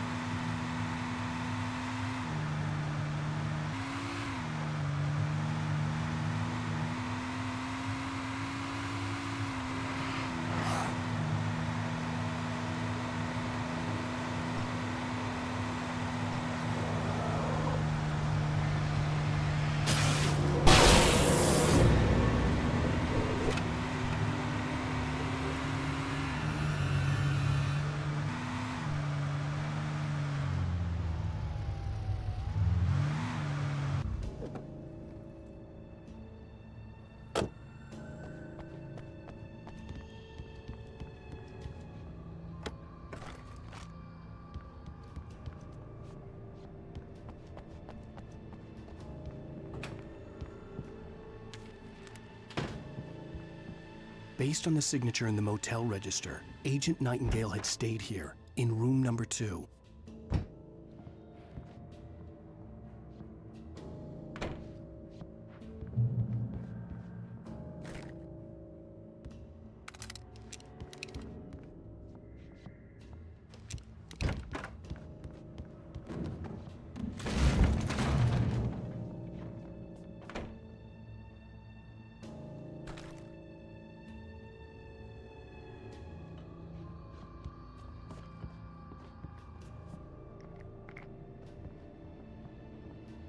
This had obviously been the room where Agent Nightingale had stayed when he hadn't been busy harassing me.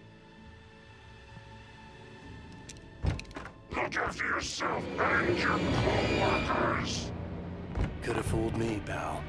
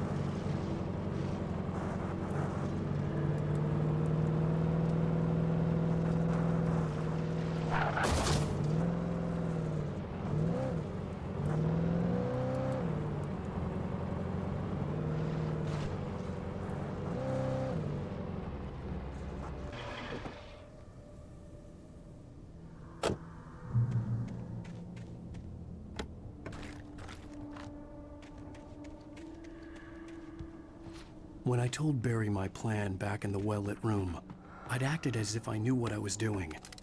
I didn't. I was operating on the shifting logic of a dream. I had to fight my way to the lake through the horrors of the night. I had to flick an old battered light switch imbued with childhood magic. I had to write a happy ending to a horror story. I had to save my wife from the dark prison she was being held in.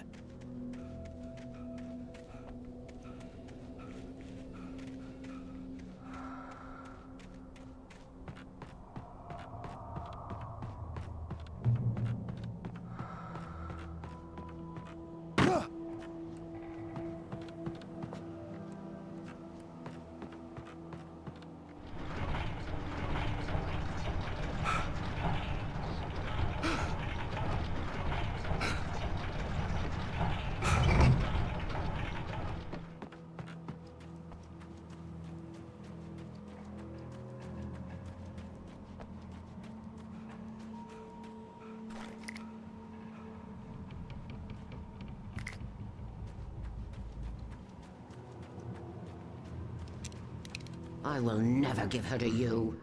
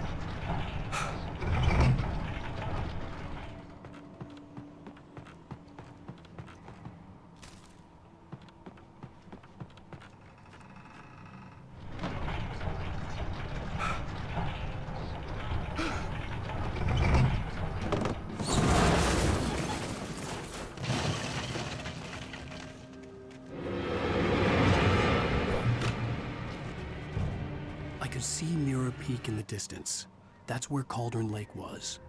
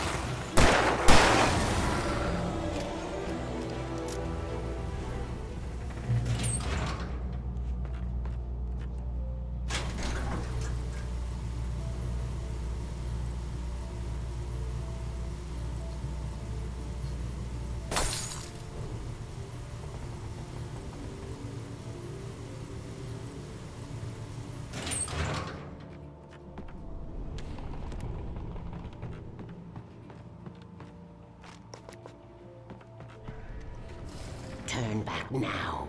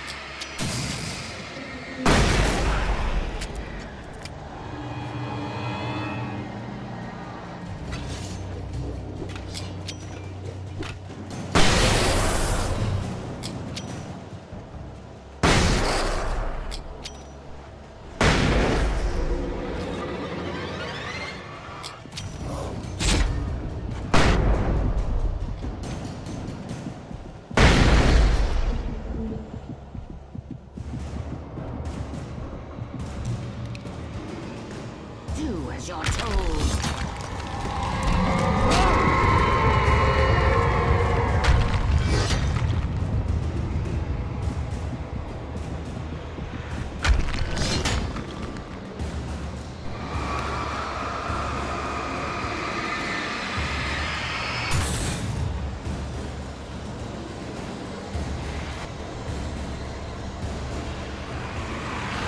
Alice never loved you.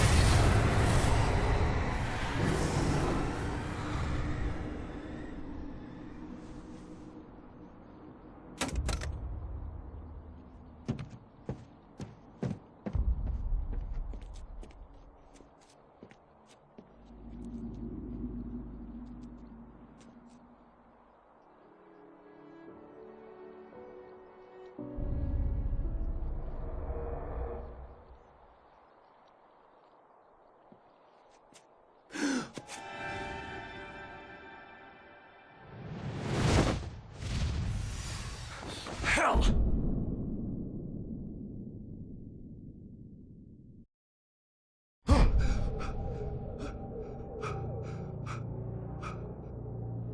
Shh, baby. You were having a bad dream. It was just another nightmare. No. Everything's fine. You're home. It wasn't a dream. Everything's fine. Turn the lights on. Turn the lights on! Shh, baby. The power's out. There's no light. Come back to bed and I'll make you forget all about your fear of the dark. My fear? It's your fear. Why aren't you afraid? You're not Alice. Turn the lights on now. Where's the clicker? What did you do with it? Alan, honey, you're still 1 foot in a dream. You're not making any sense. Come back to bed.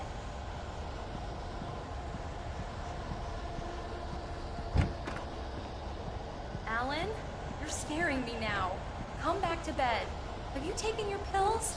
Do you want me to call Dr. Hartman? I read your manuscript. It's brilliant. Departure is your best work yet. You're a genius. I'm so proud of you. Come back to bed. We'll talk more about it in the morning. Come back to bed, Alan. Come back to bed, Tom.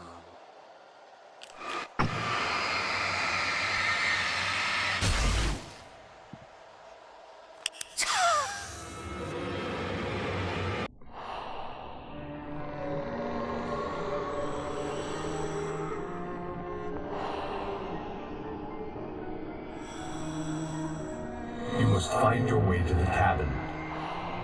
It stands in your way. It won't let you pass. It has no heart. It's filled with darkness. You must fill its heart with light.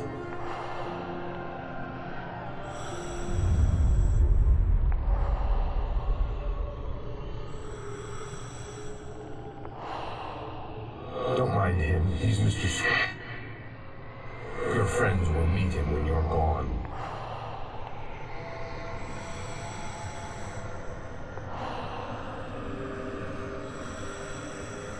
Use the clicker.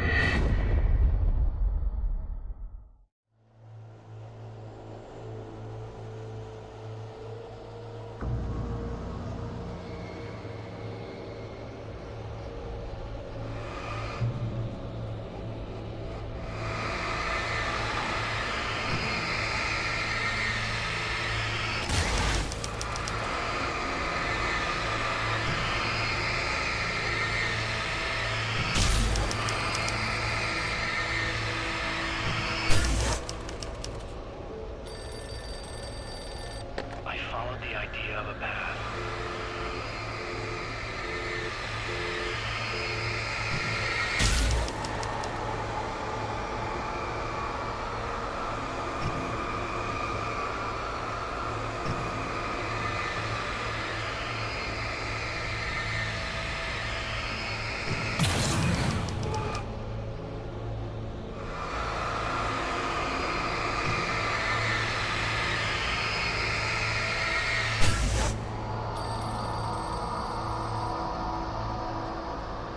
I'm leaving you.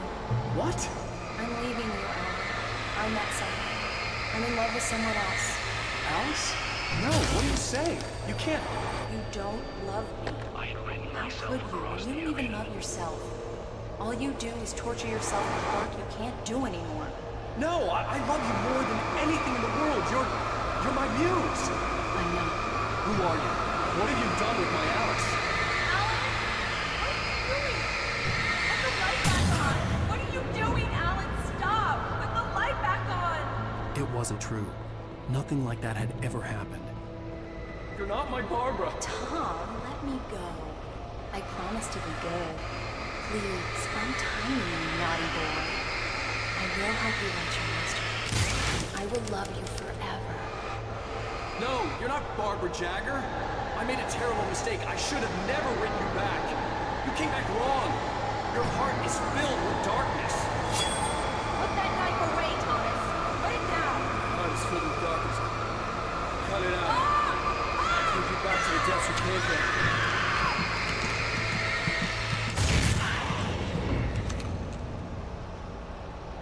Filled with darkness. Get away from me, you hag! Where am I?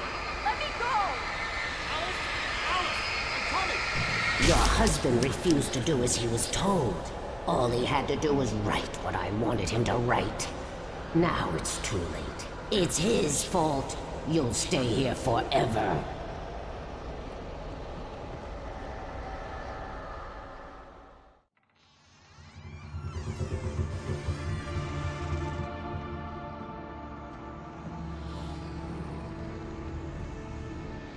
Now you will never get her back.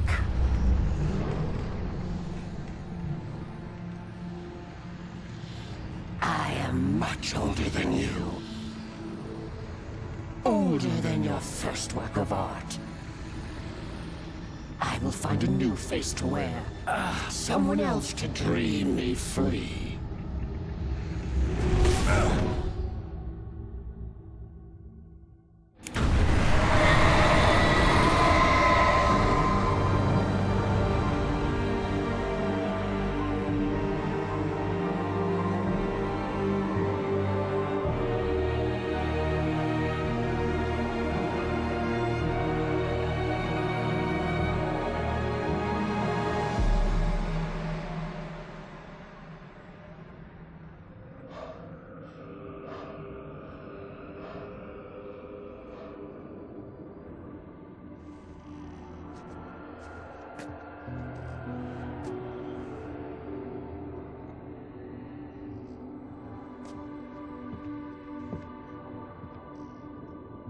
I could feel Alice's presence close by. I understood what I had to do now.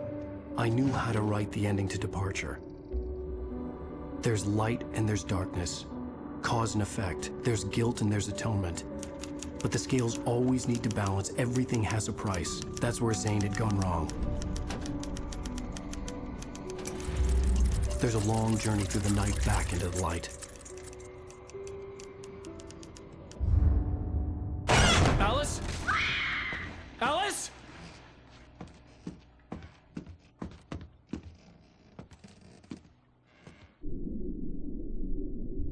Oh no!